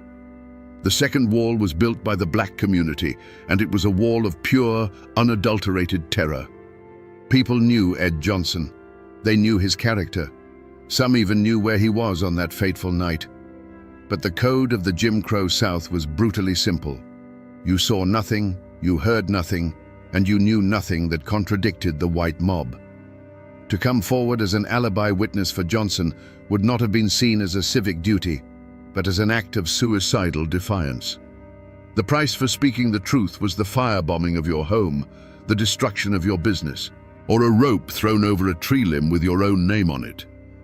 This silence was born from a deep and justified distrust of the law. The police and the courts were not seen as protectors, but as the enforcement arm of the white power structure. To go to Sheriff Shipp with information proving Johnson's innocence would be pointless and perilous. The system was not designed to find the truth. It was designed to produce a result, and that result had already been decided. The psychological toll on those who dared to breach this wall was immediate and severe. Noah Pardon and Styles Hutchins were the ultimate examples. By taking Johnson's case, they shattered the silence. In return, they were marked men, Their lives were openly threatened, their reputations dragged through the mud. They were hunted in their own city, forced to flee for their very survival. The message sent to the rest of the community was chillingly clear. This is the fate of those who speak. After that, the silence became absolute. With the Tennessee courts turning a deaf ear and the execution date looming, all hope seemed to be lost. The legal road had run out, and the gallows were being prepared.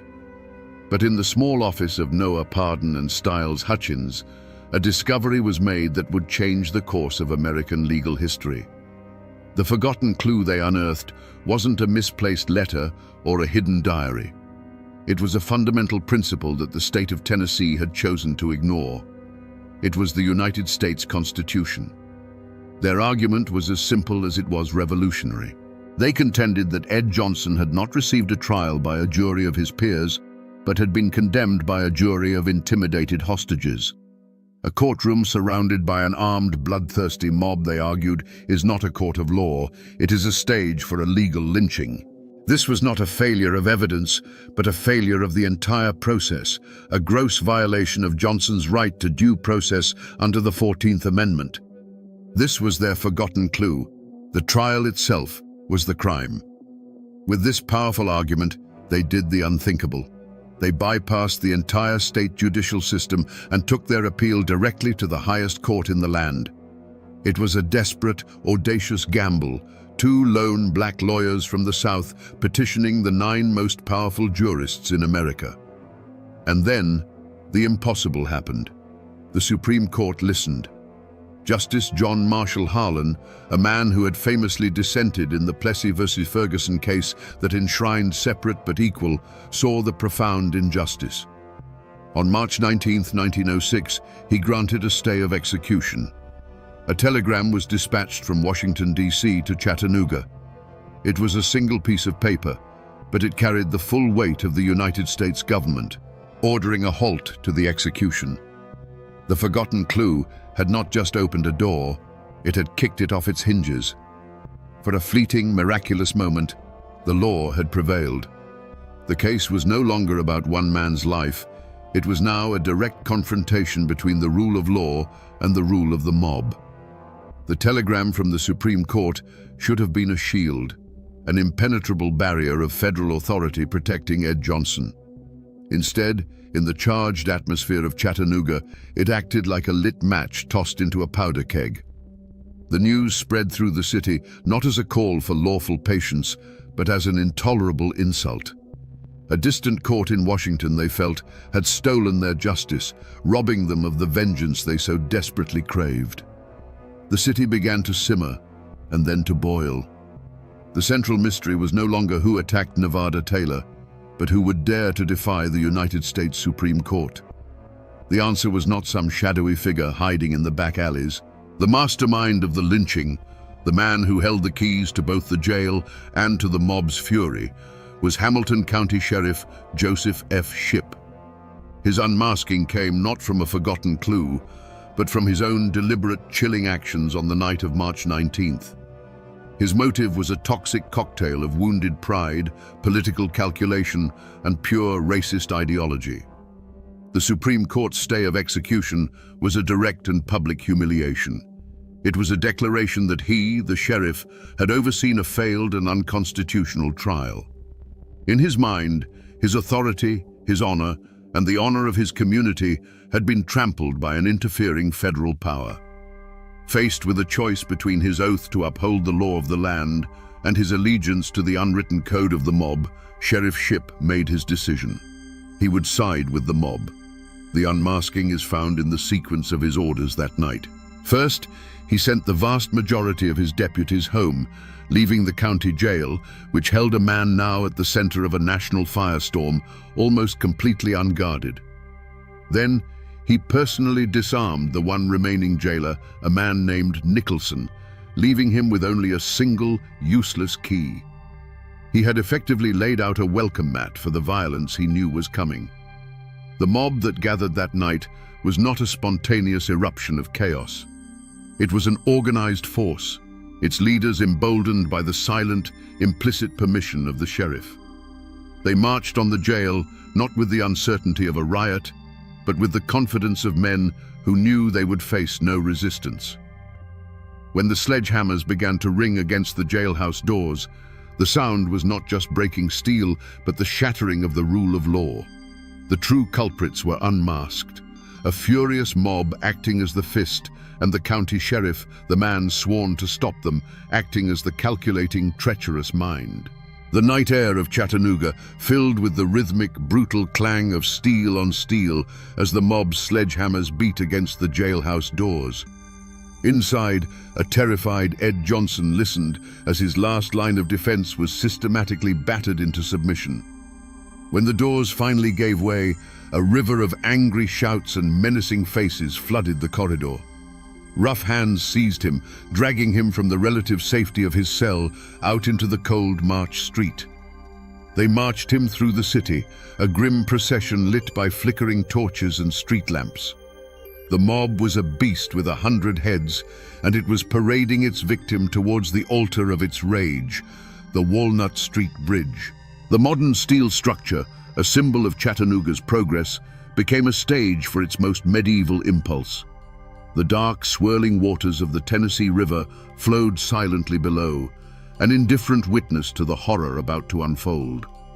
On the bridge, under the vast, starless sky, a thick rope was thrown over a steel girder. In this final, terrifying moment, Ed Johnson was granted a chance to speak.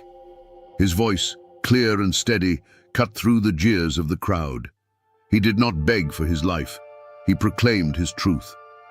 "I am an innocent man," he declared to the faces surrounding him. "I am not guilty of this crime.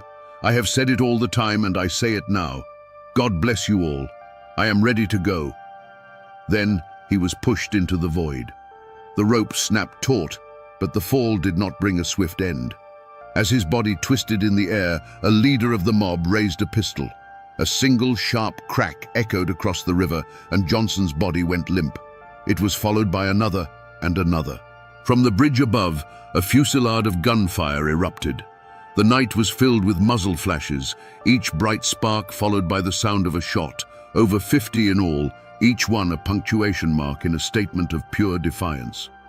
And then, as suddenly as it began, it was over. A ringing silence descended upon the bridge, broken only by the whisper of the wind through the steel girders and the distant bark of a dog. Ed Johnson's body hung motionless, a haunting pendulum suspended between the city and the dark river below. The mob, its terrible work done, quietly began to disperse, leaving their gruesome message hanging in the night for all the world to see. News of the lynching in Chattanooga was not just news of a murder, it was news of a rebellion.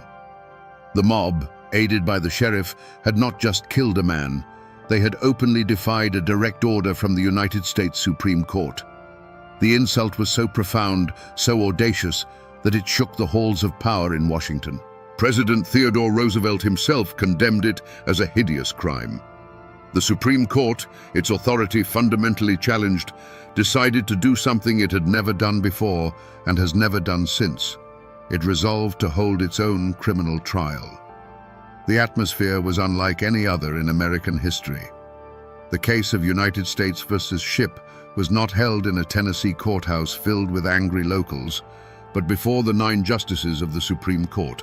The defendants, Sheriff Shipp and several leaders of the mob, were summoned to the nation's capital.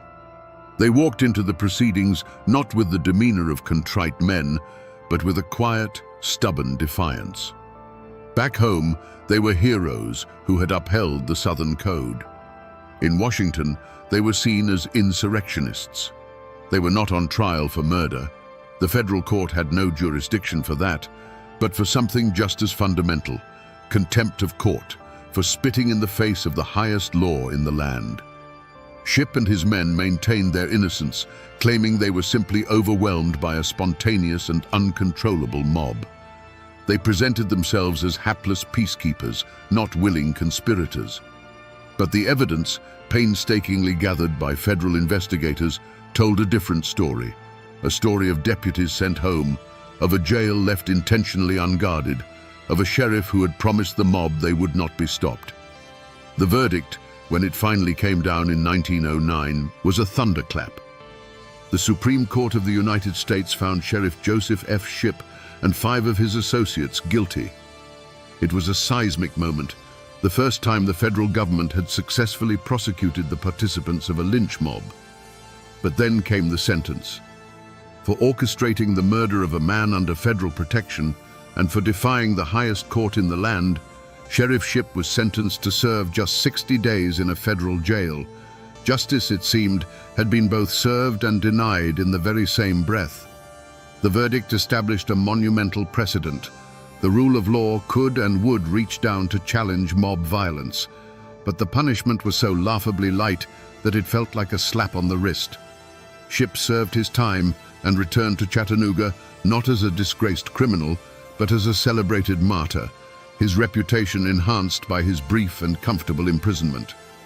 The verdict was a landmark victory for the principle of law, but a bitterly hollow one for the cause of true justice. The lives of everyone touched by the tragedy of Ed Johnson were permanently fractured, their futures sent spinning in new and often tragic directions. For the 2 men who fought for him, Noah Pardon and Styles Hutchins, the price of their courage was exile. They were hounded from the city they sought to better, their legal practices destroyed, and their lives under constant threat. They became fugitives from the very mob they had tried to defeat in a courtroom, forced to rebuild their lives in the anonymity of the North, their names whispered in Chattanooga's black community with a mixture of reverence and fear. They had won a moral victory, but suffered a devastating personal defeat. The opposite was true for Sheriff Joseph Shipp. He did not return from his 60-day sentence in shame. He was welcomed back to Chattanooga as a conquering hero. He walked the streets not as a convicted criminal who had defied the Supreme Court, but as a champion of Southern honor who had stood up to federal overreach. His complicity in the lynching did not end his career. It solidified his legacy among the white majority. He became a living symbol of the South's defiance, his life a testament to the fact that in the Jim Crow era, some crimes were not only tolerated, but celebrated. Nevada Taylor, the young woman whose assault was the catalyst for the entire nightmare, retreated into a life of quiet obscurity. The trauma of that night in the cemetery was compounded by the horror of what was done in her name. She never spoke publicly of the events again, living out her days in the long shadow of a crime she survived and a murder she inadvertently caused. Her life, like Johnson's, was irrevocably defined by that one terrible night. For the black community of Chattanooga, the lynching of Ed Johnson became a ghost story told for generations, a brutal lesson in the consequences of defiance. It cast a pall of fear that lingered for decades, reinforcing the city's rigid racial hierarchy with the haunting image of a body hanging from the Walnut Street Bridge. But a seed of resolve was also planted. The fight for Ed Johnson's name did not die with him. It was a slow, stubborn pursuit of justice that spanned nearly a century, a legal and moral reckoning passed down through the years, waiting for a time when the city would finally be forced to confront its past. If you walk across Chattanooga's Walnut Street Bridge today, you will see a city reborn. It is now a pedestrian walkway, a beautiful expanse of blue steel where families stroll, cyclists glide by, and tourists take photos of the Tennessee River below. It is a symbol of the city's vibrant present. But the steel beneath your feet tells a different story. The massive girders that support this scene of modern leisure are the very same girders from which a noose was hung in 1906. The bridge is not just a landmark, it is a monument to a murder, a tangible physical remnant of a night of profound horror. For nearly a century, the official story of Ed Johnson was a ghost, a tale whispered in the black community but largely erased from the city's public memory. But ghosts have a way of demanding to be seen. In the year 2000, 94 years after his death, the Hamilton County Court officially overturned Ed Johnson's conviction, a stunning and long overdue admission of the injustice that had been done. The echo of his last words, "I am an innocent man," had finally found its way back into a courtroom and been affirmed as truth. Today, not far from the foot of that very bridge, a new monument stands. It is the Ed Johnson Memorial, a solemn and powerful space dedicated to his memory and to the courage of Noah Pardon and Styles Hutchins.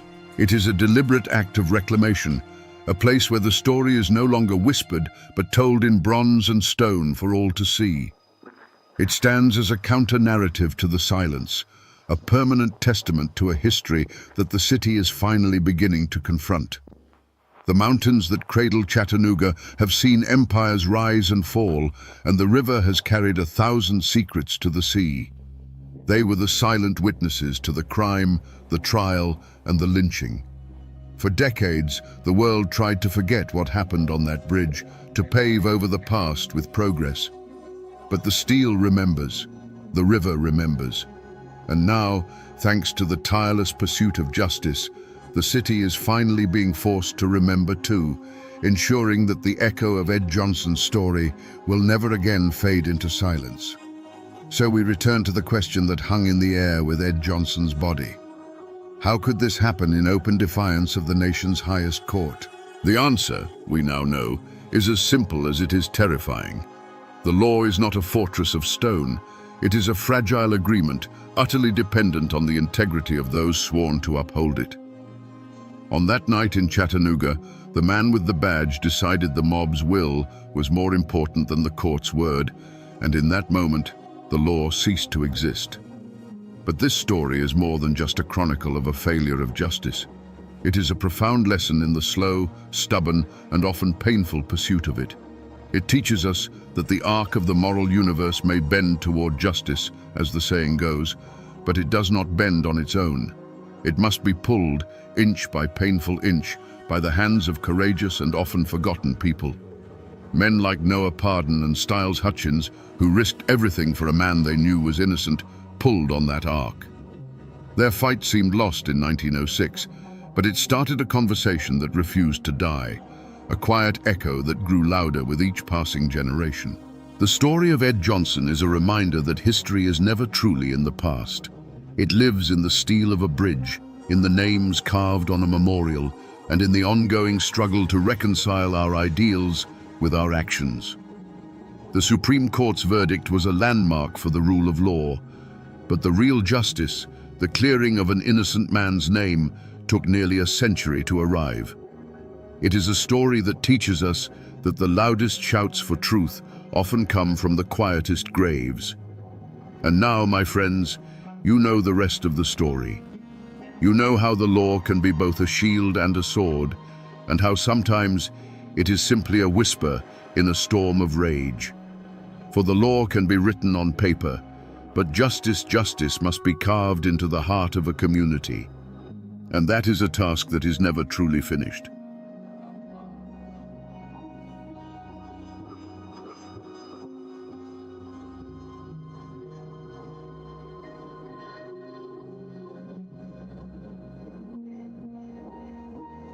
The world knows their names, Hatfield and McCoy. They've become a punchline, a cartoon of feuding hillbillies chasing each other with shotguns over a stolen pig. But on the first night of 1888, in the frozen darkness of the Tug Fork Valley, there was no laughter. There was only the smell of kerosene and the glint of rifle barrels in the moonlight as a war party surrounded a small family cabin. The goal wasn't robbery, it was extermination. They say it was all about a pig, or a Romeo and Juliet romance gone wrong. But the old-timers in these mountains and the dusty court records tell a different story. A story of Civil War wounds that never healed, of wealth and political power, and of a brand of Appalachian pride so fierce it would rather see a valley drenched in blood than surrender an inch. Today, we're not just telling the story, we're putting the legend on trial. We will find out what really happened on the Devil's Backbone and why this family war nearly became a real war between two states. Before the gunfire and the headlines, there was just the Tug Fork Valley, a rugged, isolated world carved between the mountains of West Virginia and Kentucky. The river itself was the lifeline and the boundary, a ribbon of muddy water separating two states and soon two families. In these hollows, life moved to an ancient rhythm of planting and harvest, of hard work and quiet faith. The forests were thick with timber and game, the creeks ran clear, and a family's wealth was measured not in dollars, but in the number of children they had and the loyalty of their kin. This was a world unto itself, governed by its own codes, where a man's word was his bond and his honor was worth more than his life. On the West Virginia side, the undisputed patriarch was William Anderson Hatfield, better known as Devil Anse. This was no simple-minded hillbilly. Devil Anse was a shrewd businessman who had built a successful timber operation, employing dozens of men. He was charismatic, fearless, and a natural leader. During the Civil War, he had led a Confederate guerrilla unit called the Logan Wildcats, earning a reputation for being as tough and unforgiving as the mountains themselves. He was a force of nature, a man who bent the world to his will, and his family, the Hatfields, were a powerful and respected clan. Across the river, in Kentucky, lived Randolph McCoy, or Randall. He was a different kind of man, older, leaner, and weathered by a life of farming. Where Anse was a booming presence, Randall was a quieter, more stubborn man, his pride rooted deeply in his land and his large family of 13 children. He, too, had served in the Civil War, but he had worn the blue of the Union Army. In a valley where allegiances were everything, this fact alone was a crack in the foundation of their community. For a time, this difference was just a quiet fact of life. The Hatfields and McCoys were neighbors, after all. They attended the same church picnics and harvest festivals. They traded livestock and did business together. There was even a Hatfield who had married a McCoy.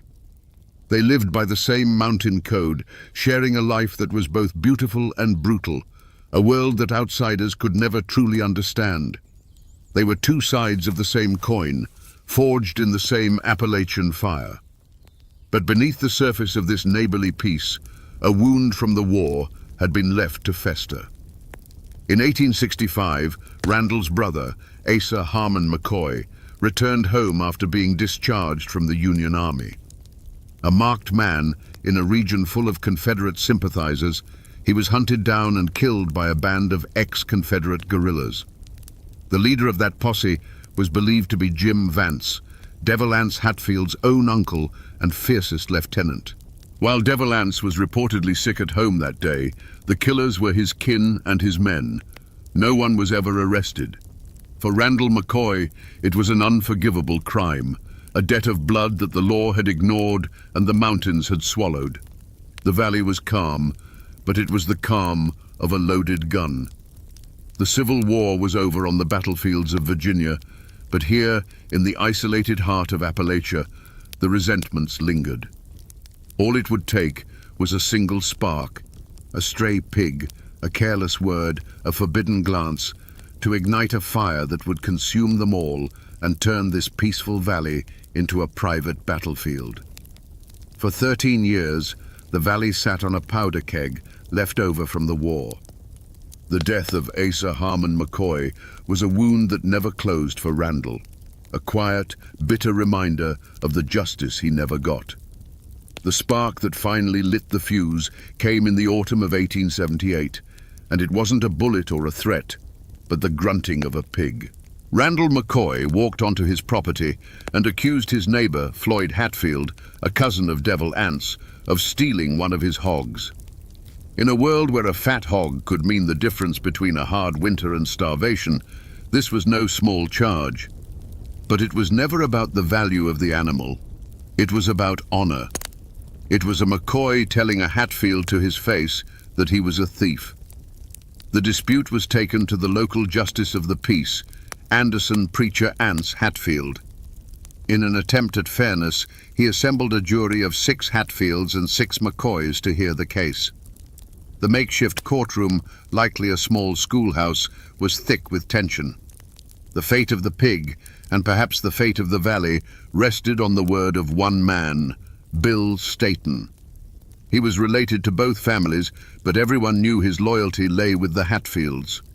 Staton took the stand and swore that he had seen the pig and that it rightfully belonged to Floyd Hatfield. The jury was deadlocked until one of the McCoys, Selkirk McCoy, swayed by Staton's testimony, cast the deciding vote. The pig belonged to the Hatfields.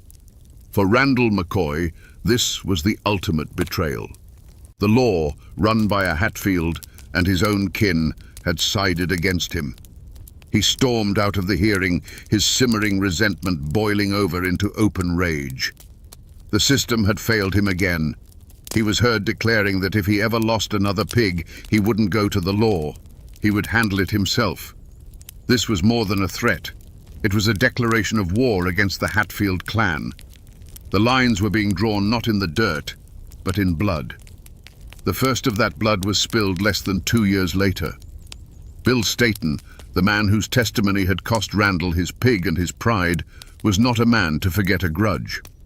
One day, he got into a heated argument with 2 of Randall's nephews, Sam and Paris McCoy. The argument escalated quickly. Words turned to threats, and threats turned to action. In a flash of violence deep in a wooded hollow, guns were drawn. When the smoke cleared, Bill Staton lay dead on the forest floor. Sam McCoy had been shot and seriously wounded, but he would survive. Now it was a Hatfield who was dead, killed by McCoys. Sam McCoy was arrested and put on trial for murder, but he claimed self-defense. The trial was held in a Hatfield-controlled county in West Virginia. Citing the lack of evidence and the known animosity between the men, the court acquitted him. To the McCoys, it was justice. To the Hatfields, it was a slap in the face. A McCoy had killed one of their own and walked free. The cycle was now complete. A theft, a trial, a murder, and an acquittal. The courts were useless. From this moment on, the only justice either family would recognize would be delivered from the barrel of a gun. In the midst of this simmering hatred, something dangerous and beautiful bloomed. At a local election gathering in 1880, Devil Ance's son, John C. Hatfield, laid eyes on Randall McCoy's daughter, Rosanna. He was handsome and reckless. She was strong-willed and passionate. In the closed world of the Tug Fork Valley, their attraction was like a lit match tossed into a barrel of gunpowder. They fell into a whirlwind romance, ignoring the storm clouds gathering over their families. Rosanna, blinded by love, soon left her family's cabin to live with John C. among the Hatfields, a betrayal her father Randall would never forgive. But their love story was doomed from the start.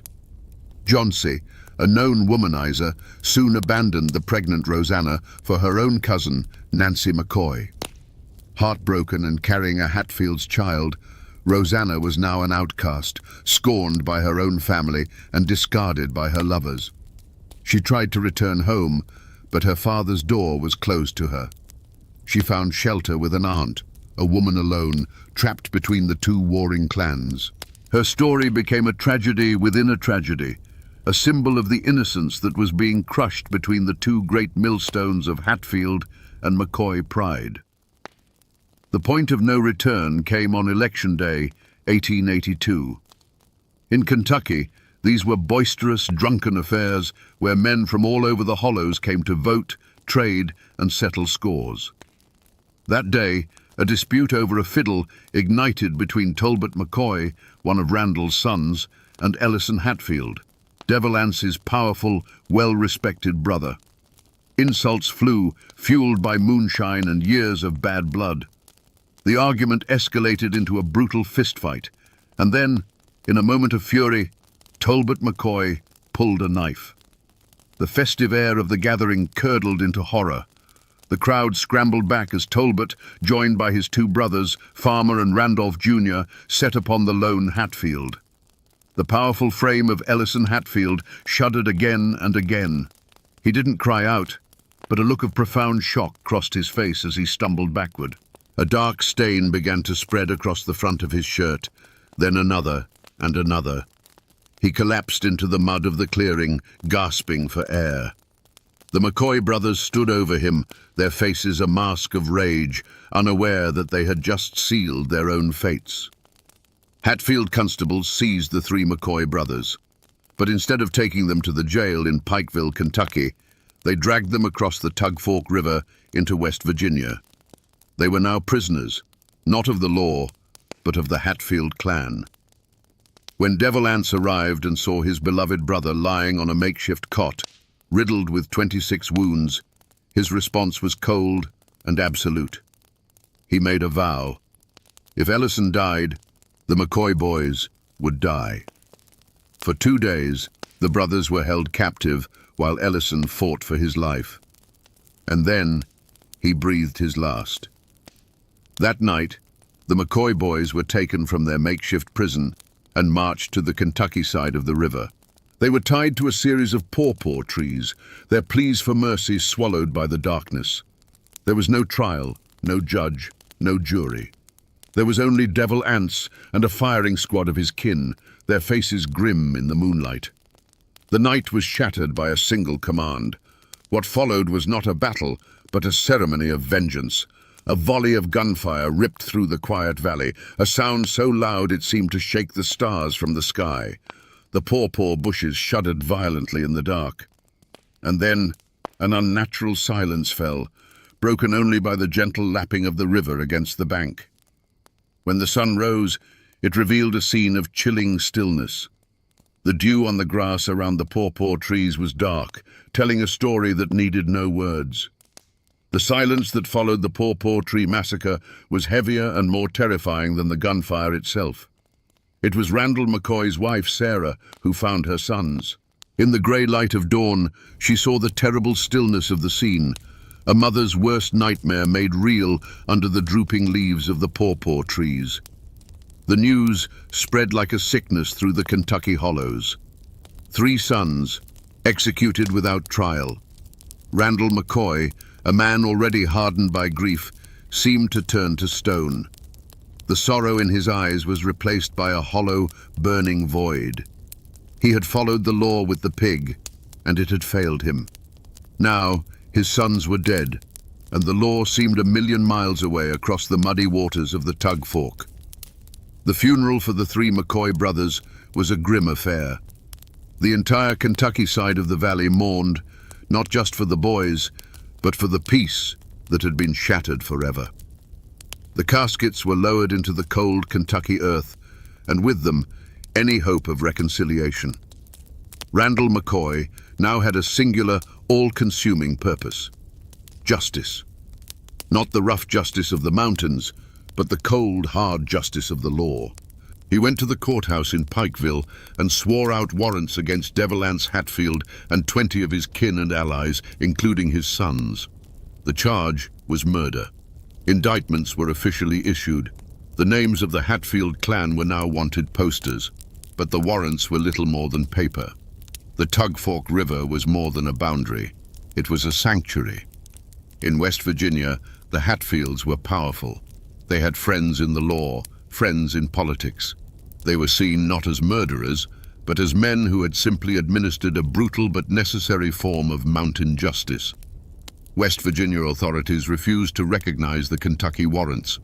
Devil Anse and his men were untouchable, living freely just a stone's throw from the state that wanted them hanged.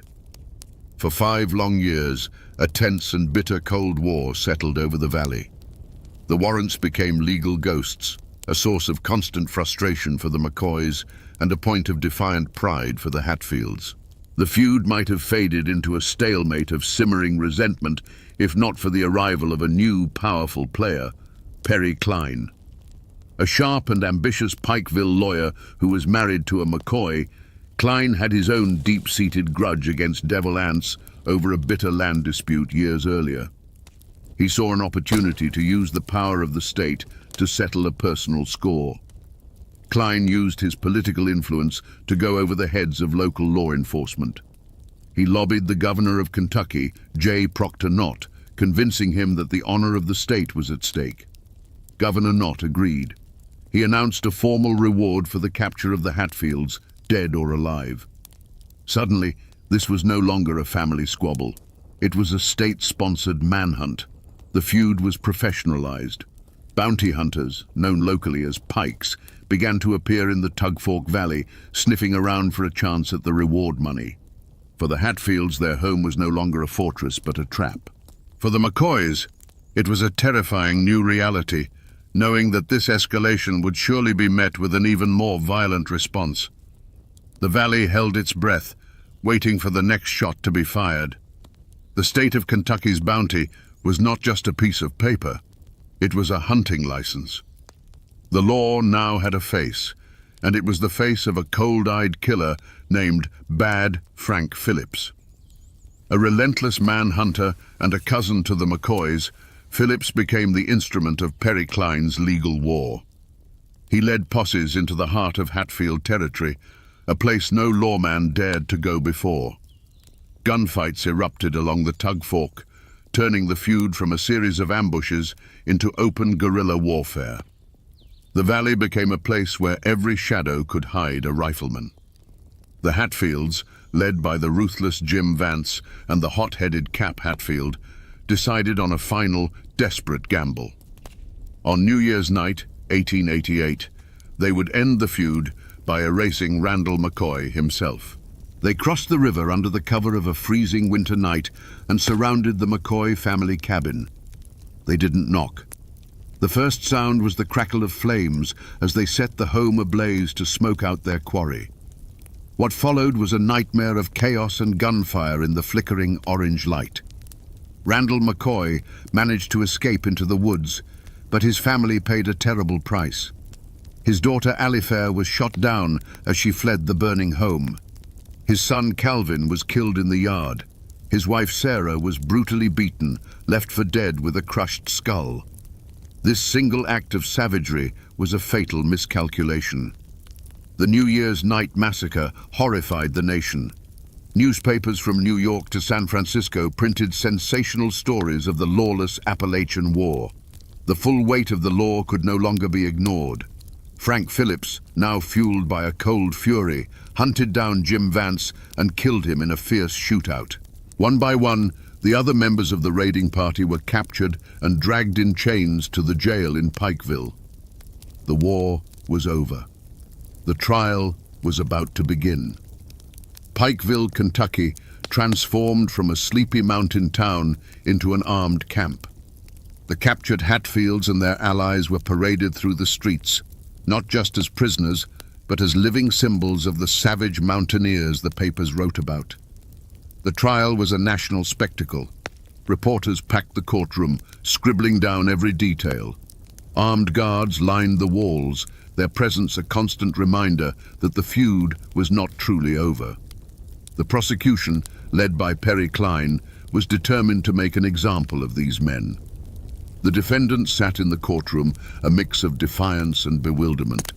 Most of them were just foot soldiers in a war started by older, more powerful men. The key to the prosecution's case was Ellison Cotton Top Mounts, the illegitimate and simple-minded son of the murdered Ellison Hatfield.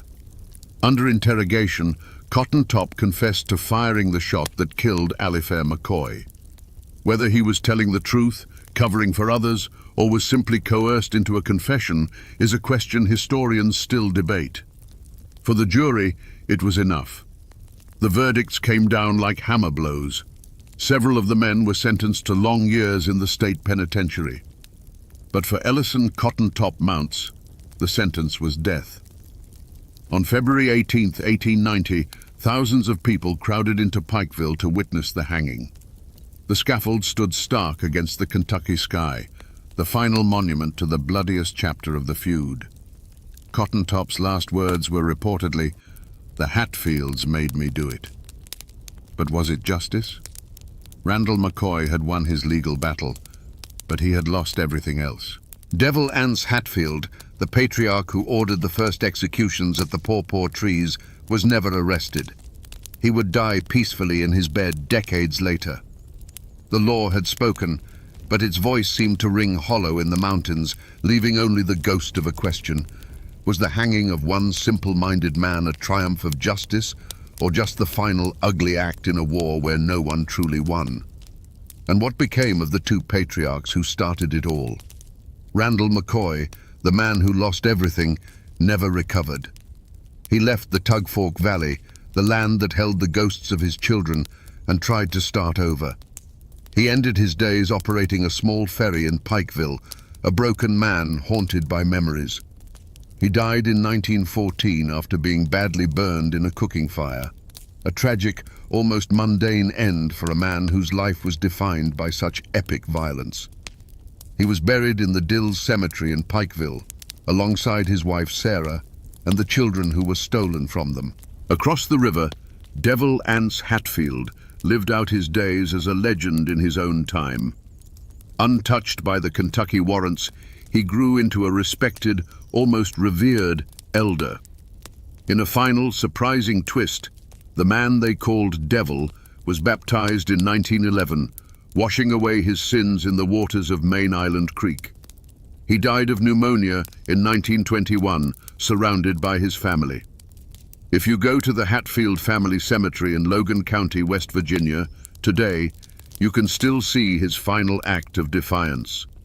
A life-sized Italian marble statue of Devil Anse stands over his grave, watching over his clan, even in death, a powerful testament to the man who fought the law and won. The feud did not destroy the families. It forged them in fire. Today, the descendants of the Hatfields and McCoys are doctors, lawyers, judges, and even a former governor of West Virginia. They have moved far beyond the bloody legacy of their ancestors. In a remarkable act of reconciliation, the families began holding a joint reunion in 2000. Every year, they gather in Pikeville for a festival of peace and friendship, playing tug-of-war across the very river that once divided them. They share stories, shake hands, and symbolically sign a truce, declaring an official end to the hostilities. Yet the land itself refuses to forget. The Tug Fork Valley is now a tourist destination, with historical markers pointing out the site of Randall's burned cabin, the pawpaw trees, and the place where Bad Frank Phillips shot Jim Vance. You can drive the roads and hike the trails where these men once hunted each other. The names Hatfield and McCoy have become a brand, stamped on everything from whiskey bottles to ATV trails. But if you stand quietly by the banks of the Tug Fork and listen past the hum of the tourists, you can almost hear the echoes of the past. The mountains remember the truth, even if the world has turned it into a story. So we come back to the question we asked at the very beginning. What really happened in the Tug Fork Valley? Was it all for a pig? No. The pig was just the excuse. Was it about the star-crossed love of Johnsy and Rosanna? No. They were just casualties. Their story, a single sad chapter in a much larger book. The truth, my friends, is that the Hatfield-McCoy feud was a war that began long before the first shot was fired. It was born in the divisions of the Civil War, fueled by the iron-willed pride of two patriarchs and ignited by a profound distrust in a system of law that seemed foreign and unfair. This story is a brutal lesson in what happens when honor curdles into vengeance and family loyalty demands a price paid in blood. It shows us how a community can turn on itself when it feels abandoned by the outside world, creating its own savage code of justice. It's a conflict that marks the violent transition from the old ways of the mountains, where a man's clan was his law, to the new world of courthouses and state lines. It's a testament to the fact that once the cycle of violence begins, it rarely ends with a winner. It only ends with graves. Today, the names Hatfield and McCoy are known across the world, often as a joke. But the real story is not a comedy. It is an American tragedy. It's a reminder that behind every legend there are real people with broken hearts, and behind every punchline there is a headstone. It's a story of hatred, yes, but it's also a story of the fierce, unyielding spirit of the Appalachian people, a spirit that could endure so much bloodshed and